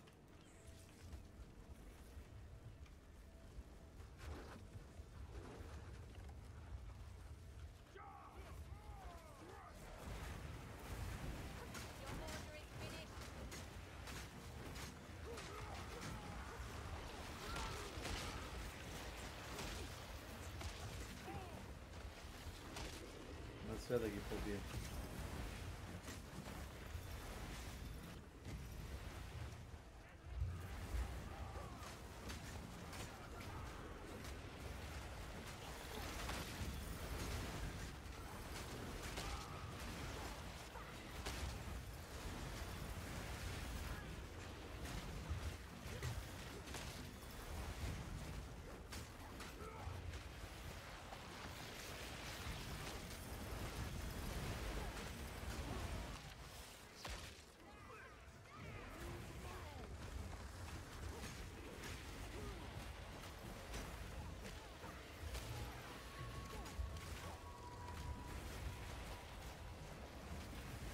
Ako bi naviše strelcije. Gleda tako. Lagula se braća, dobro me nisu ubili.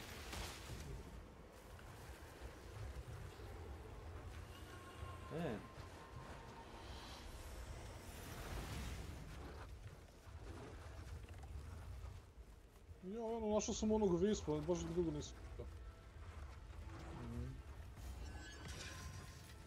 I to sam našao kad sam sve počistio, brate, nema ništa da aktivira. A ovdje sam našao 3 regal orba.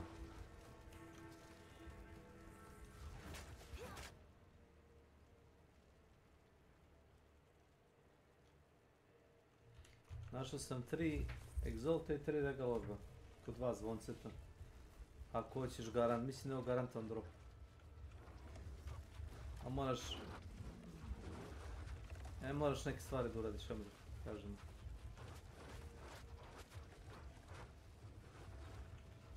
Samo uradiš sve side questove na svim ostrima, dobit ćeš dobar loot.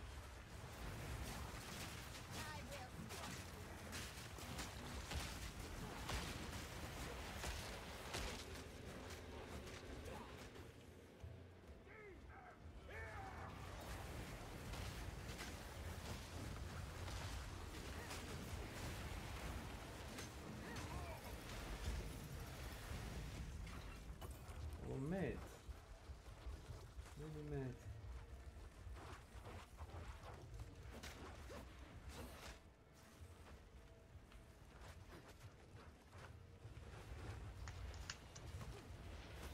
Nešto mi ovo sliku inspirisano ovo kad su španski konkistadori isticali na ovu latinsku Ameriku. tu sada. Pa pretpostavljam da je to taj generalni vibe. O, to motiv bio. Isto kao što su ti akt 3 su ti ono kao Maje i Azteci, ako si to Pa da.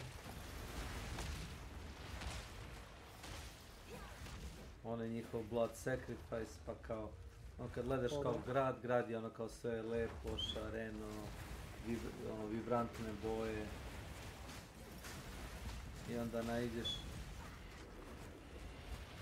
na onu deonicu, razumeš, gdje su ljudi položeni na one oltare, krv u potocima teče, tela pobacana svuda, na sve strane.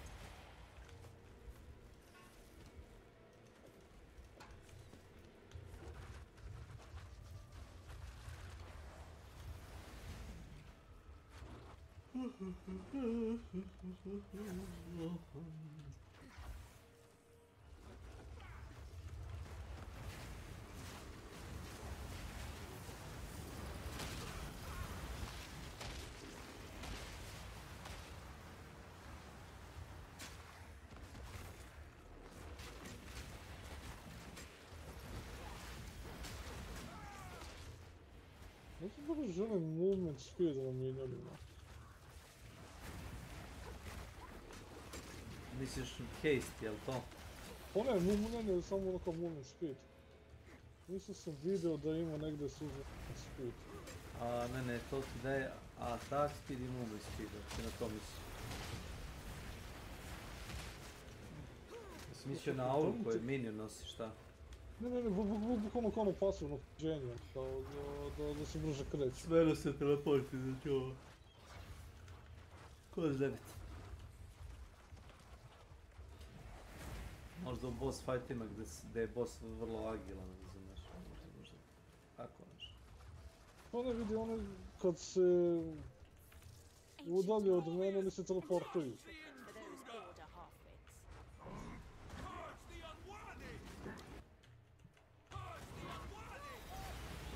Shark hit.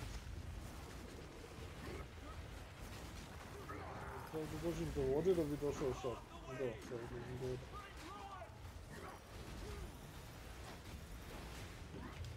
Ladno, ajkula, da!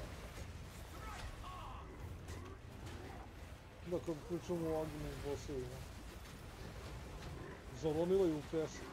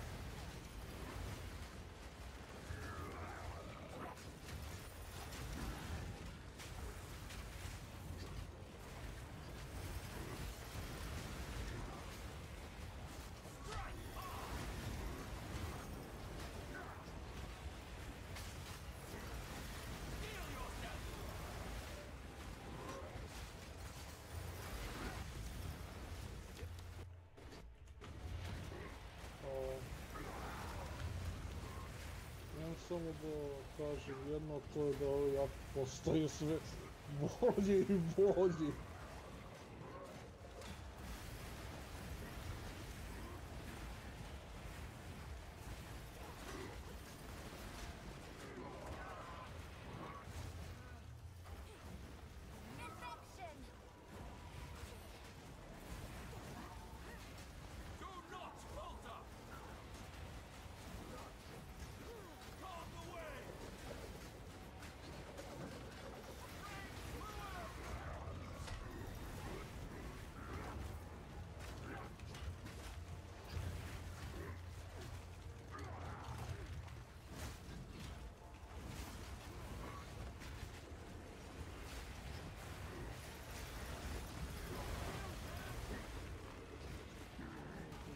Stvarno?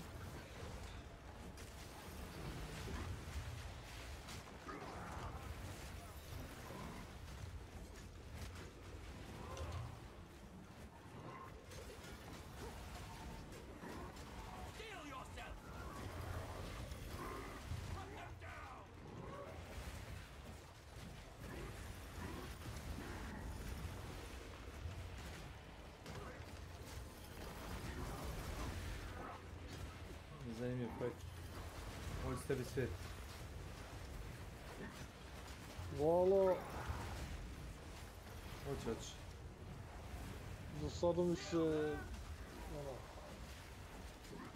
O, ne.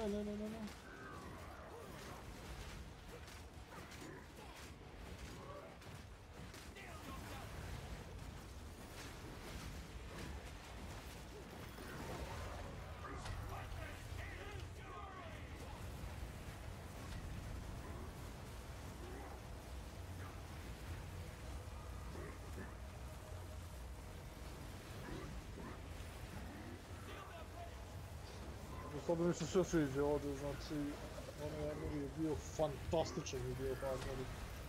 I bukvalno šlag na tortu, oni zadnji boss je dobro i kemiš. I se plus dobro. Ajkula, ne znam zbog čega li bi se isto dobro. A to posjeklo, no?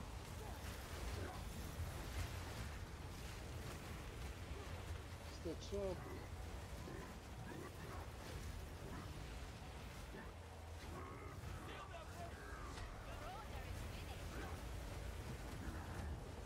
Ja mi bi svaki ne znam što da stavim, ne znam da ću vati mi demo. Što možeš vati mi demo čuvati?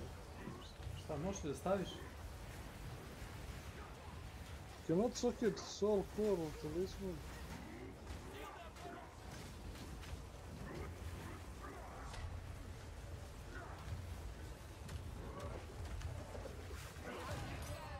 Da, iskoristio sam rip da ga ubijem. Ja ima neke naranjive faze.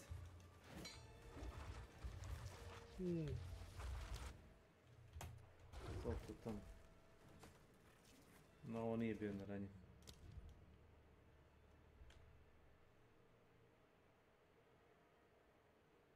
Čekaj što, znači ovdje mogu samo da... Aha, to je na Marshall weapon, mora da... Znači ja mogu samo da stavim neku statistiku. Zašto pitaš konkretno, za? Za Skeptor. Stavio sam za runu. Ima stvari koje se soketuju Skeptor. Ako si na to mislio. A to? Da, pa koliko vidim uši. Ali ima vrlo specifične stvari koje se soketuju Skeptor. Ništa, evo 6 snage, brate, eto šta ću da stavim. Ili ima ovo da predam, negdje imam da predam buff. Imaš u selu. Kod onih kako se zovu... Ribala. Nagakanu. Home of Tukohama tribe. Selo Tukija. Što je, bre? Ne, to sam mogu samo da pričam s njim.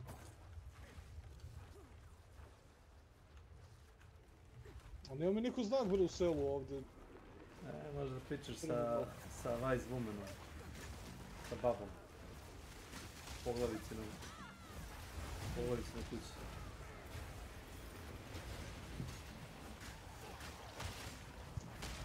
Si igra Sacred ikad? Da, kako ne. Kec. A znaš kada u Sacred Kec ubiješ bossa, a niko ti ne kaže da odradiš quest i failova. Odeš onako švrćkaš se okolo i odeš u pećinu razbojnika, pobijaš ih i taj quest je failom, zato što si u suštini rešio selo bede, ali ono, za tebe nema nagrade, žalim. Nisi imao zadatak za to. Niko ti nije to rekao da uradiš, nego si ti to sebe uzeo, da kažemo tako. Dosta genijalno u svoje vreme.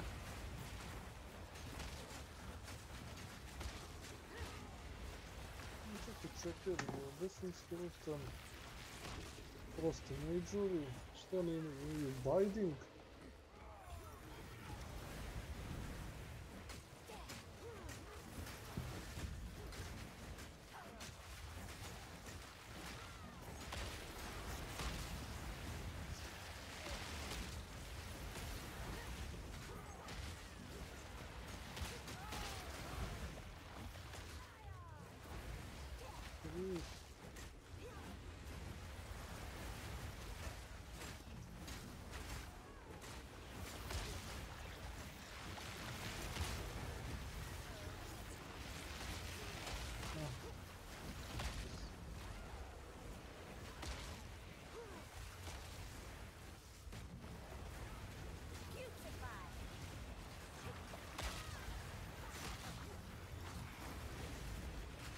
Lila Gemini.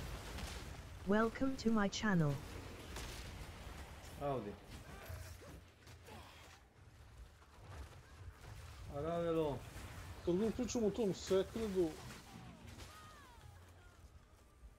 Nije remake. Jel si prešao ti Secred? Kec... Ne sjećam se šta je na kraju. Igrao sam ga dosta velika igra.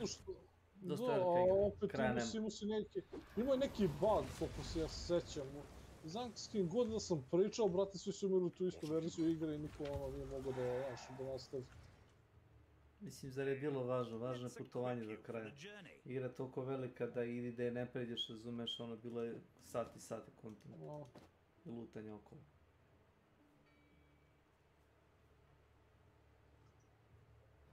Deal.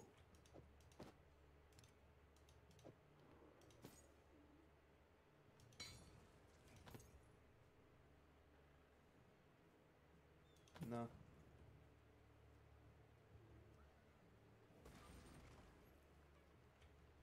Go make some legends. Go make the legend come to life.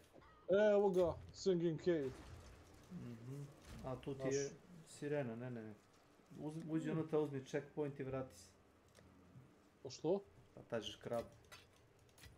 Pošto ne bi ubio... ovo je znači drugi. Zato što je to već nova mapa. Da.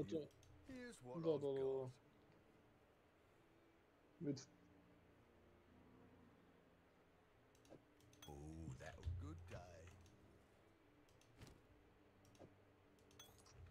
Gospodine Krabo. Have a good day. Volim što mi ne piše damage koji rade. Nego? Pa ništa, ono kao samo ima crtica ravna.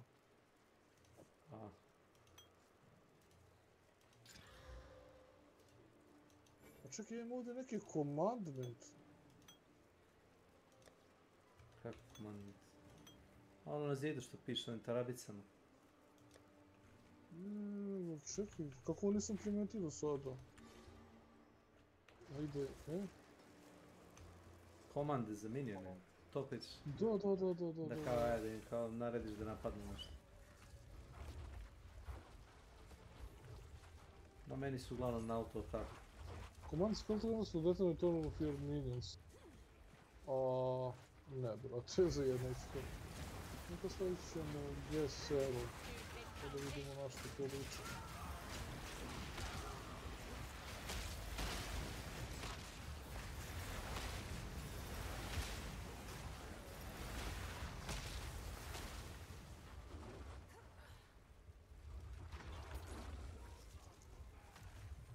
Mapa.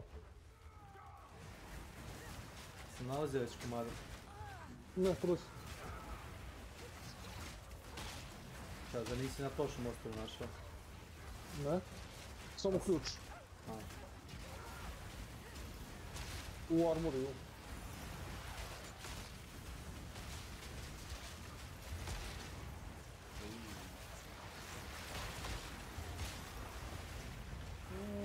To sam mogu da trujem s ovim.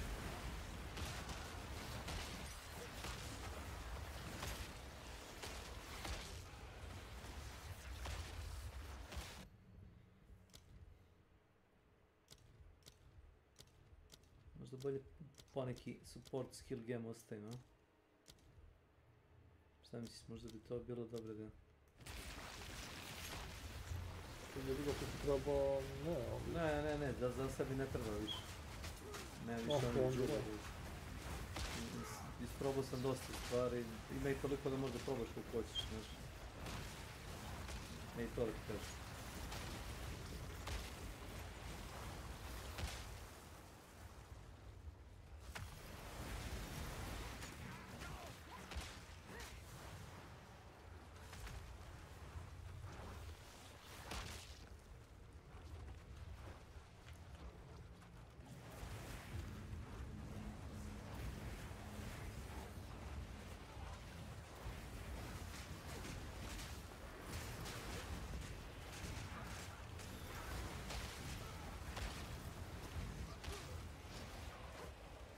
Ček, mislim da bude trebalo da bude kaba, ne?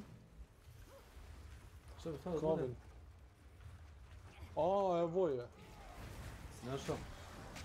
Da. Kažem ti, gledaj da se ovi spoje na njemu kad ga ubiješ. To je to gotovo. Si capturao? Ne, umro je od... Već si ubio? Ima dobar DPS. Znači, pala je ono... Skoro da nije bilo borbe.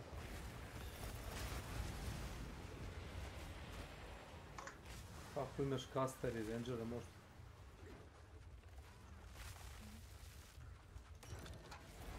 Mislim, treba im neko vreme da izađe iz pećine. Prvi damage će postaviti.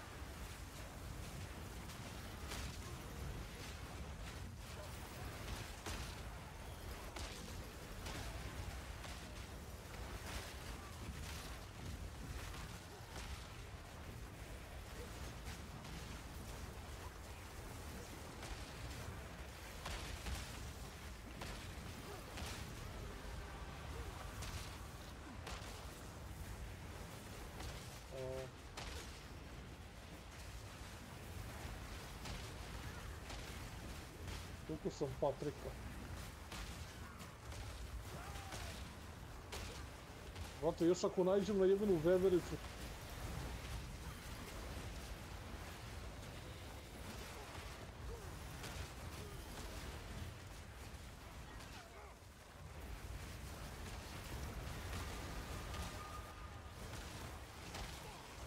Skoro sam žrtva postala.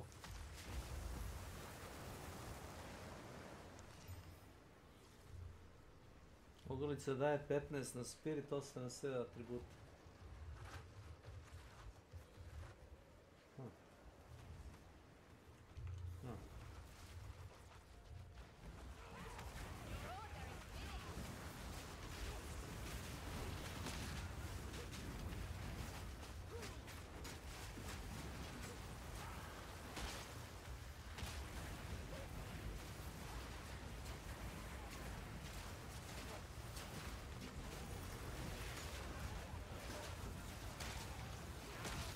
što mi treba sad da igram. Ostala. Ja ne znam. 4 sata, a ne, 3 sata. Da završimo ovo, idemo dalje.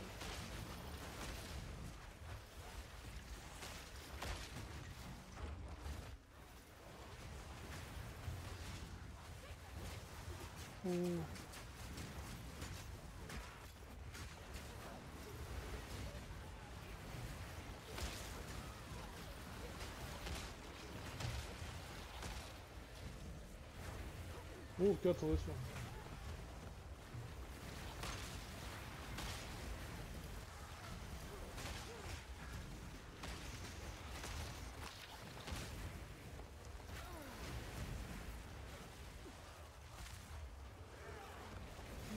Kanai. Welcome to my channel. Koji vonc? Ovaj momak Luka. Jedan od ekipa što igra Stančlada. Da. Pokret, ne crstani. Nego, nisam čuo ništa, ne diš. Pokret. Ideš dole tamo. Ali onda sam sjetio da je kod tebe na streamu moguće. Da, i dole u Discordu. Da smo mi previše okupirani da...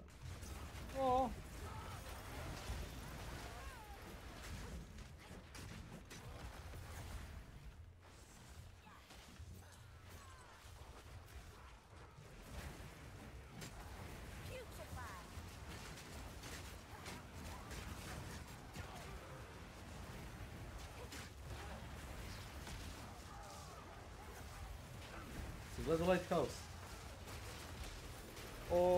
Da. Valja li? Po ovome što sam gledao kažu... Robert Pattinson i Defoe, na taj misliš? Da. Crno-beli film, samo dva glumca. Da. Imaš i onaj isto sa Ray Stevensonom.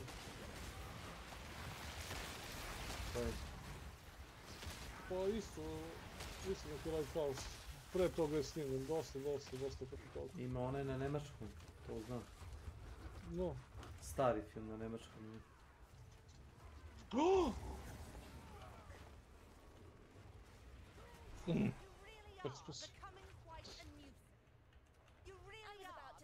Dobio sam level i sad sam se nisam level i... Zagin.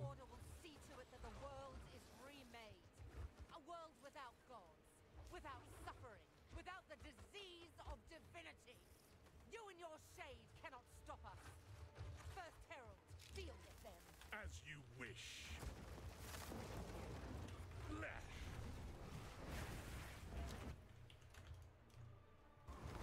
Destroy.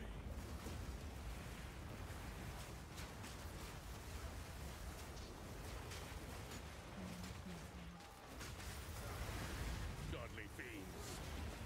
Let them die. O, kako bi krivo zbog čega ove ganke fali mi zato što ne radi jo.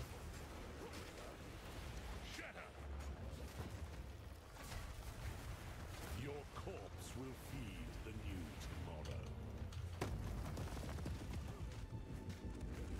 You had your chance.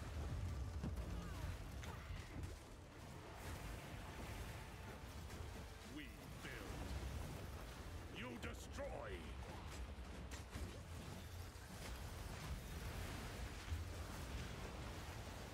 Udri ga kjeva kravu.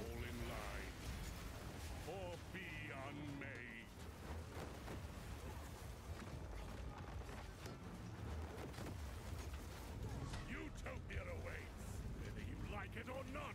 Behold, the beginning of tomorrow. You die.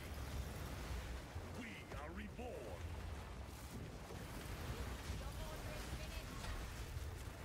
Divinity holds you in its lie. Let go. Be free. Našao sam školjku, znači ja verujem da će ovdje neka sirena.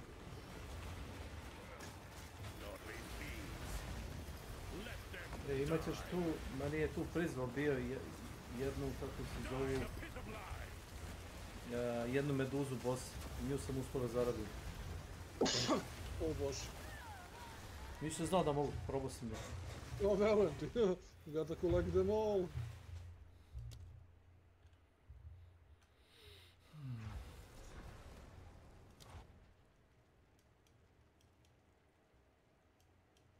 Huh.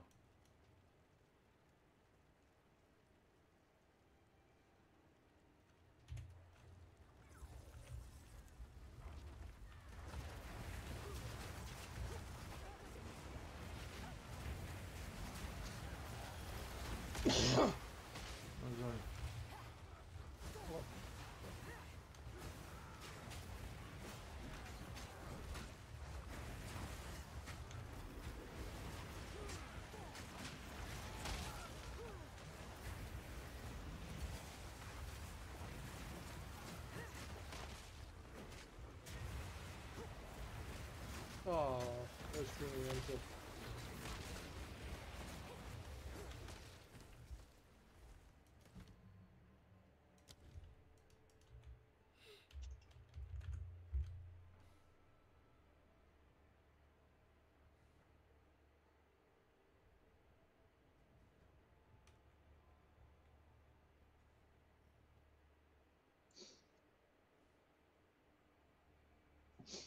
Sviđa mi se ovo to, stvarno mi se sviđa.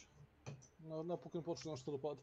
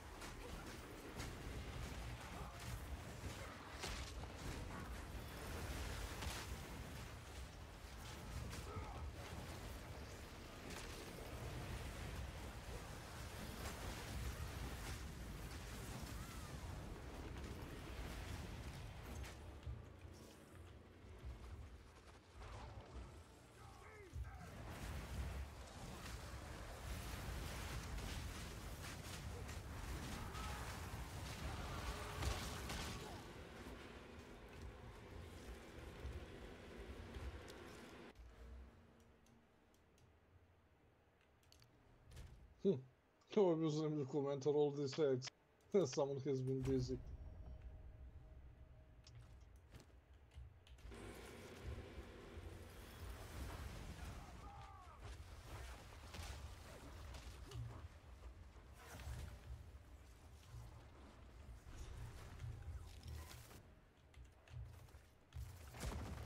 A, evo meduze.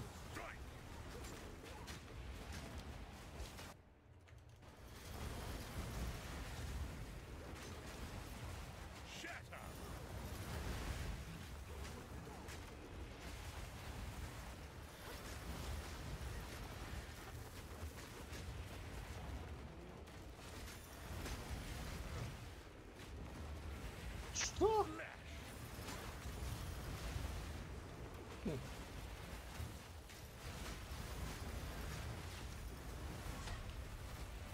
Tomorrow is at hand.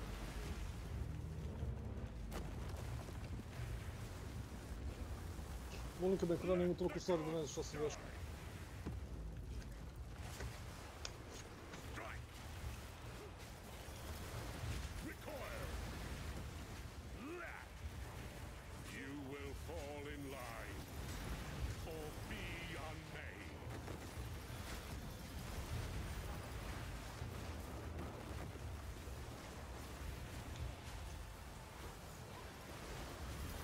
Krava ga je zavadila, ne vjerujem. Možda se kućim sirenom i... Aha, treba da živim klub.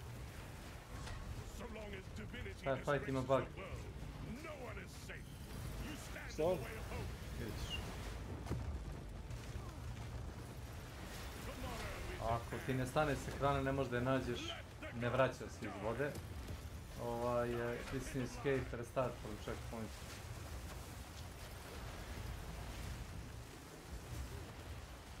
Naravno, time.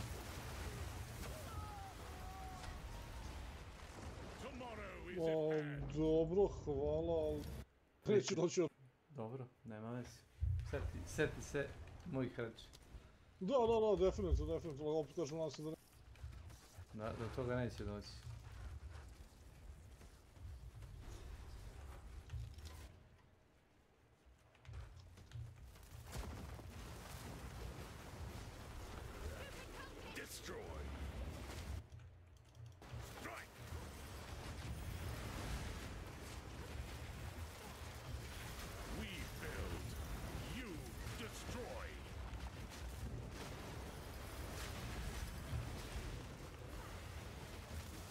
The Savior is pure.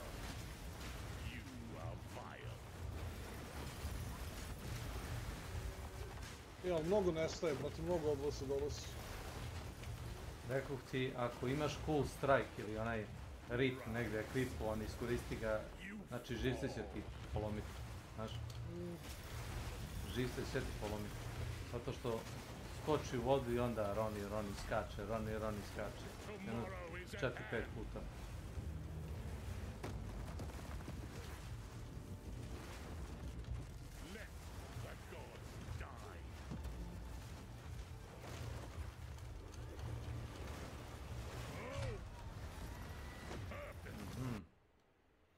Kako je da sjebem ove gromobrane ovdje? Nažalost, nikako.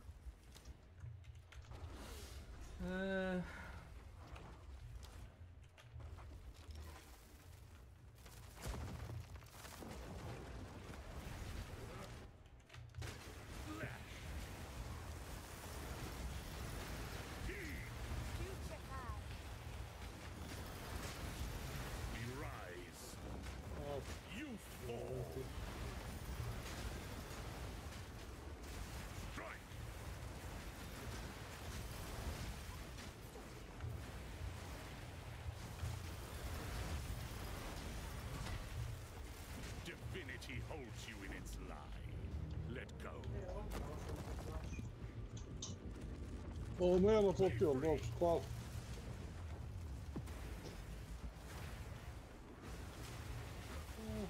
We build, you destroy. Znači, ismetastvo.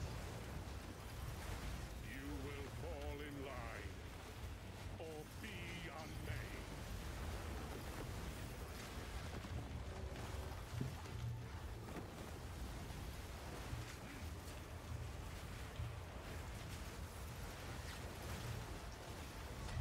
Utopia awaits. Chaos Bolt 12. 4-6, dobro. Destroy. Tomorrow is at hand. Let the gods die. Right. Tomorrow is at hand.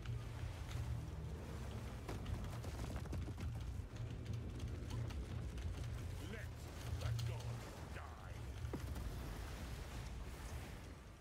The unmaking is nigh. A shame you will not see it.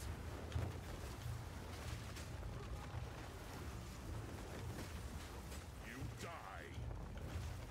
We are reborn. Ček, što kako se koristi? A, ovo je amulet. Shatter. Right. Die in a pit of lies.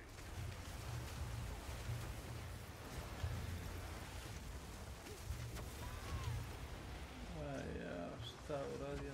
Samo ne stane s ekran.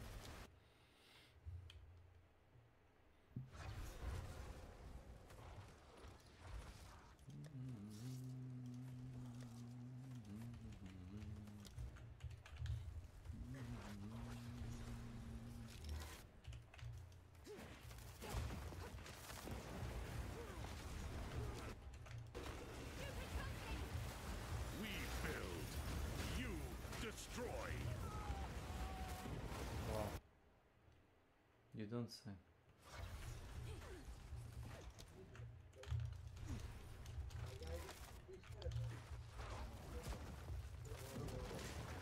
Light of tomorrow. Strike. Left.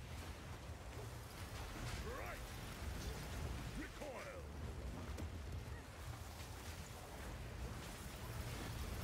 You die. We are reborn. A ja bi trebao da vidim šta se dešava na podiju, da? Divinity holds you in its lie. Let go. Ono kao nije moranje. Nije pod moranjem.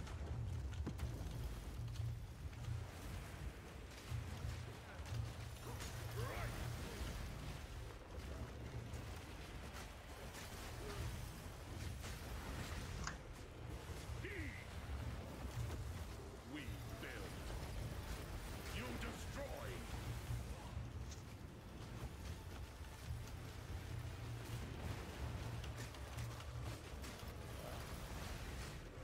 The Savior is precious. He is all that matters. Your time is shorter than you think. Deny. Behold the power of truth. Bask in its glory.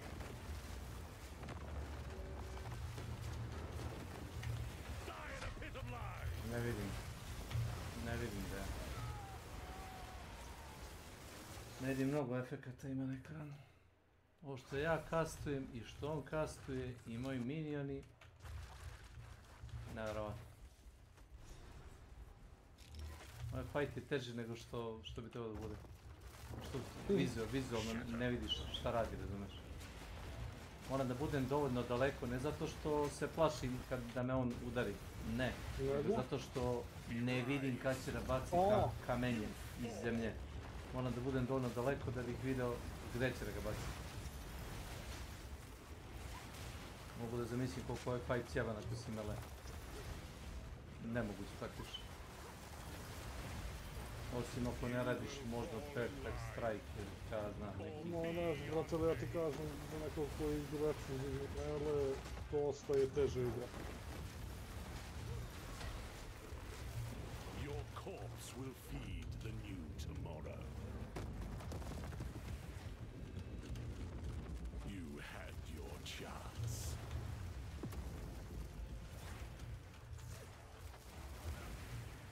Čekaj, imam majkinu glavu, mapu. Zašto nemam igru od toga? The unmaking is nigh. A shame you will not see it.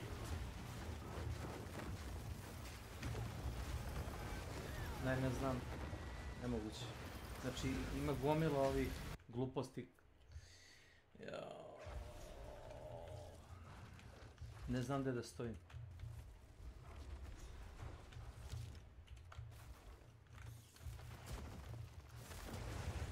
Recoil.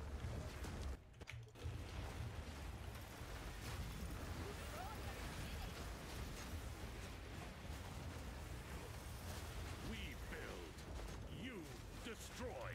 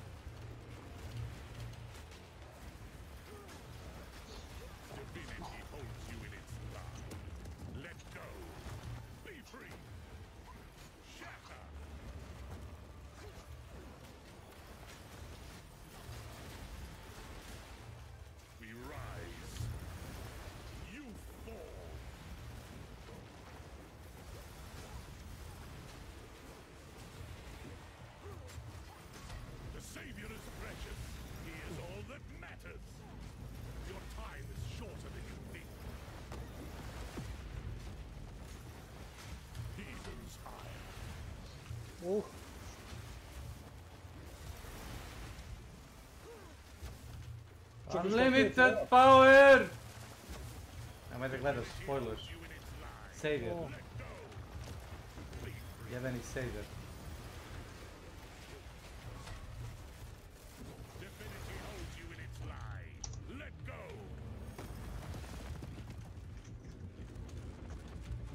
Uf. Power overwhelming. Ne. I kuda sad da izađeš?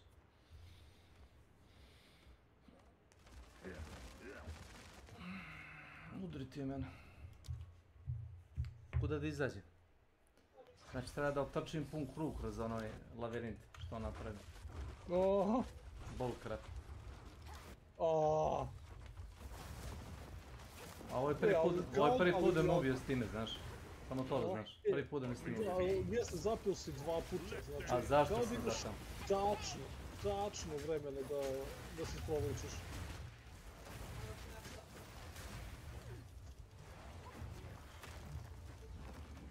Za malo da resetujem cijelo računar, kad se to je sistem podizanja. Ja kad ono da ga čistim uključim.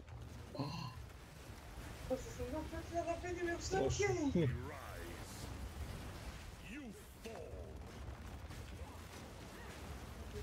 Benedictus, razgledamo utopija.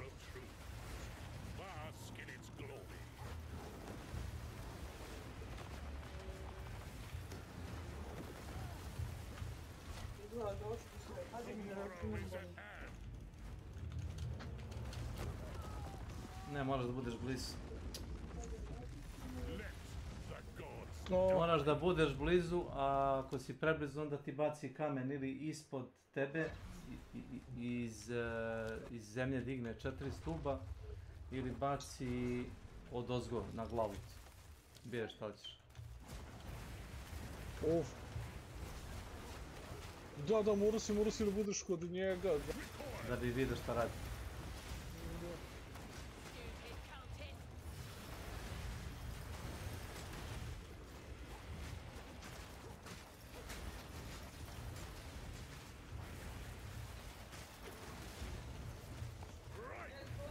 Hoću da jedem, sad ću da jedem. Viš kamenje što baca? Da. Daj ga, gdje ga baca, aj? Ajde, te ga baca.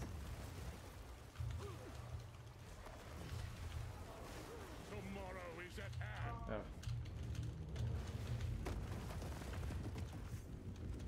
I ovo je sad random, razumeš, RNG, ovo što radi.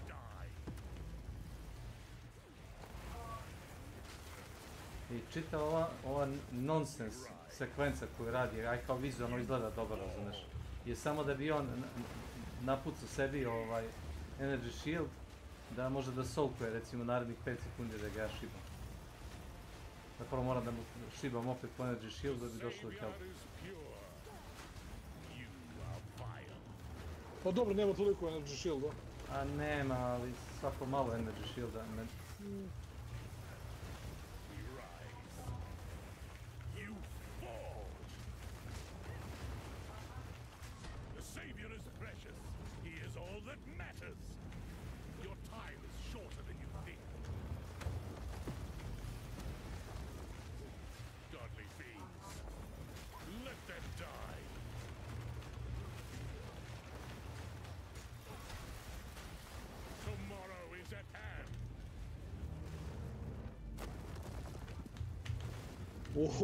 A kuda? Sad sam vidio ovo. Problem je kuda? To meni čudi. Da, sad je smanjio malo vreme.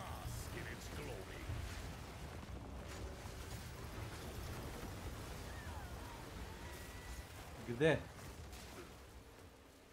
Gde?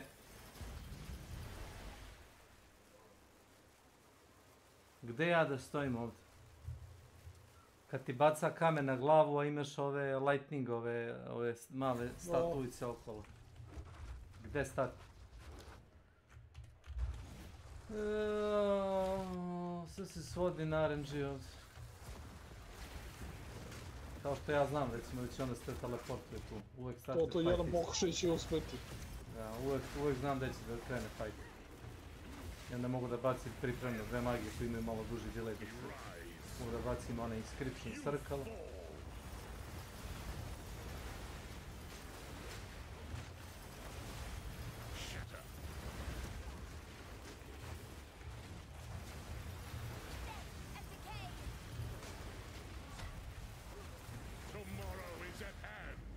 Sad ne redi malo da puši. Let the gods die.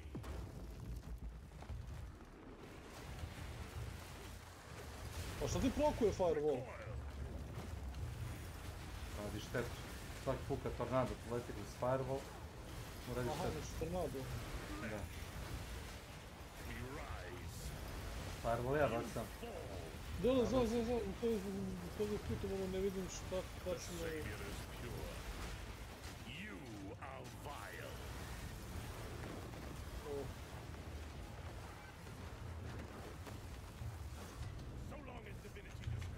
I?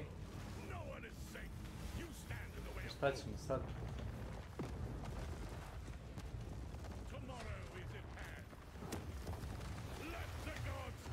Šta ćemo sad? Objasnim. Your corpse will feed the new tomorrow. You had your chance. Baš dik move, razumiješ, sad fight treba da promene od nule. Isto kao što su, ne znam da li si primetio, da li obećaš pažnju na to, da su promenili fight sa onim Lordom, one prvog arka. Aha. Nisi primetio? Da. Pa dosta. Manje projektila ima, manje ima frame dropova. Znaš u koje pre ono bilo vizualnih efekata. Baci krv, baci led, baci maglu, baci one sumone, svega toga isto ima, ali mnogo manje. U normalnijoj meri i nemaš toliko frame dropova, igra radi normalno i možeš da odreaguješ u pravo vreme, nemaš delay kao što sad imamo u ovom fightu. Što vizualno, čiji užas. Ovdje zahtjeva rezistove i sve, pizno mači moraš ovdje pritiš neku štetu. Ne treba ti ni resistor, imam isto jednog malog minijena koji ima elemental resistance out. Aha. Ne para. Mogu jednostavno da pogine i da prizovem minion. I to će biti, pa evo.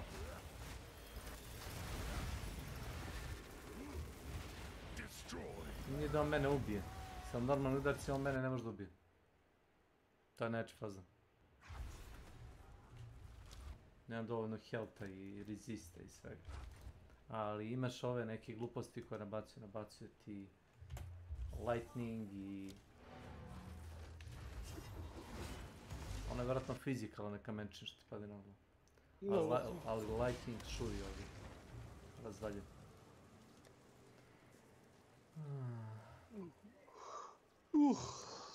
Otišao sam na ručak.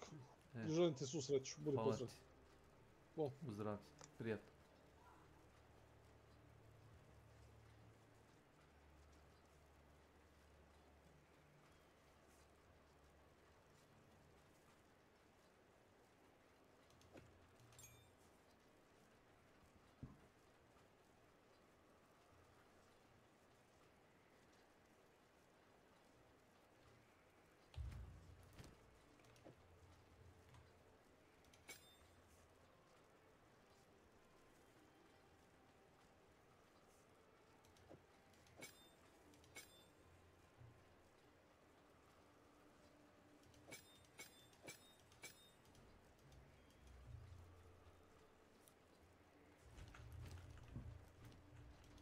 How can I?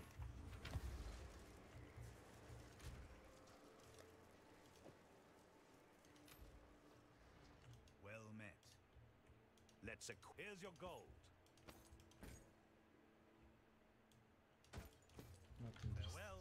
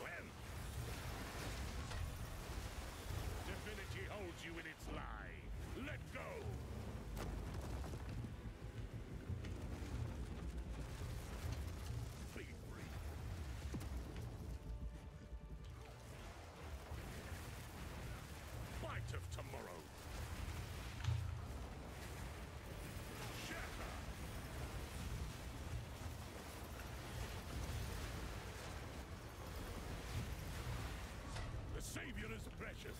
He is all that matters. Your time is shorter than you think.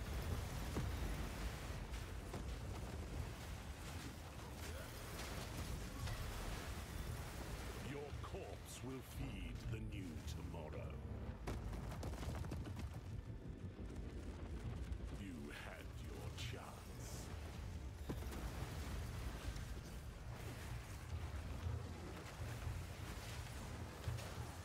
When? Tomorrow is at hand. Let the gods die.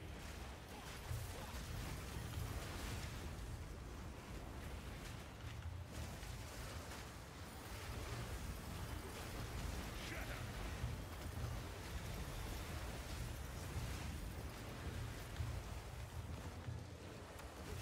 Strike!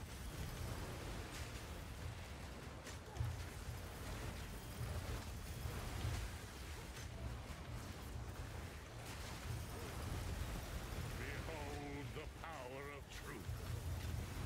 Bask in its glory.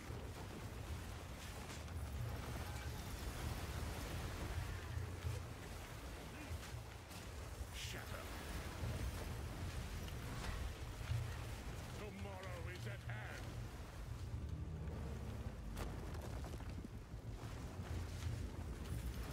Let the gods die. Shatter! Die the pit of lies!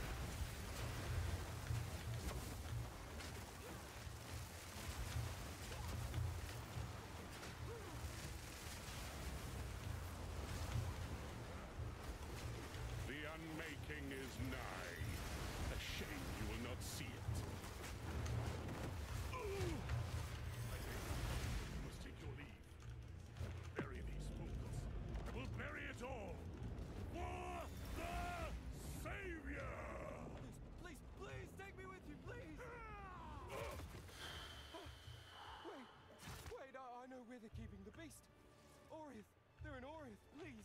Please forgive me, Makori, please. Treason is unforgivable. Kako? Wait, no! Let the ancestors.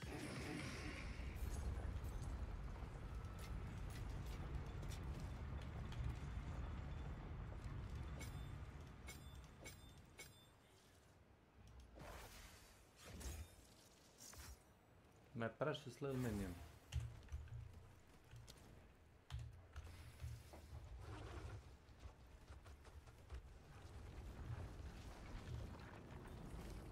These murals, they appear to depict the weapon and the beast.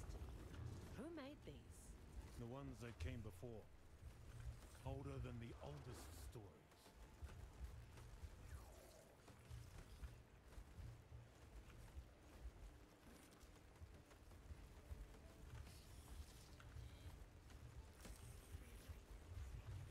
Here we are, at last. Let's hope it was worth the trip.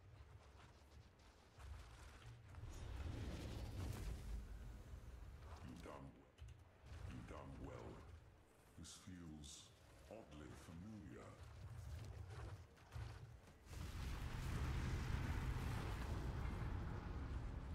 This will take most of my strength. Stand back.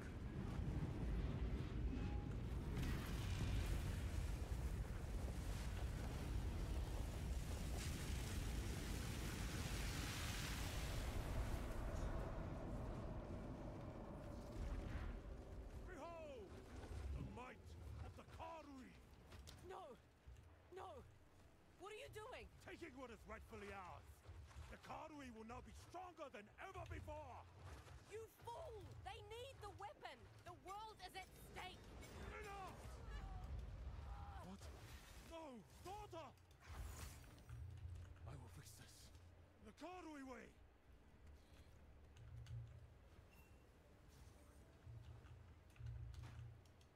The weapon is radiate. It will sicken and quickly. You must...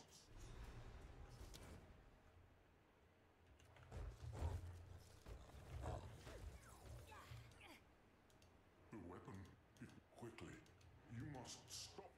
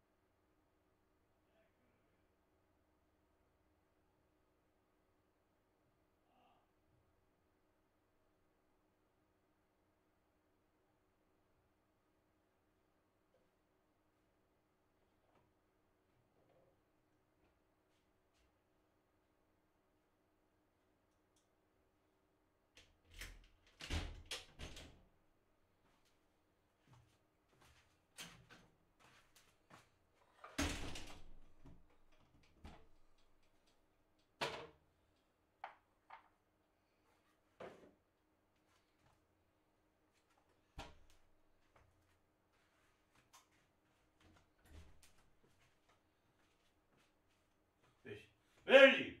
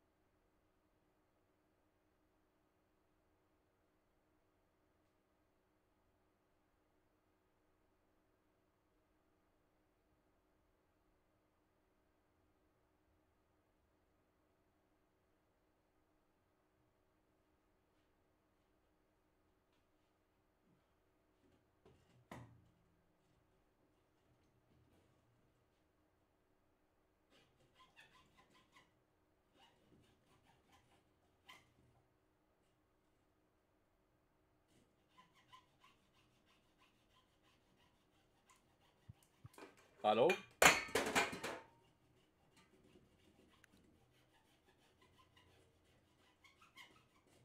Anlamadım.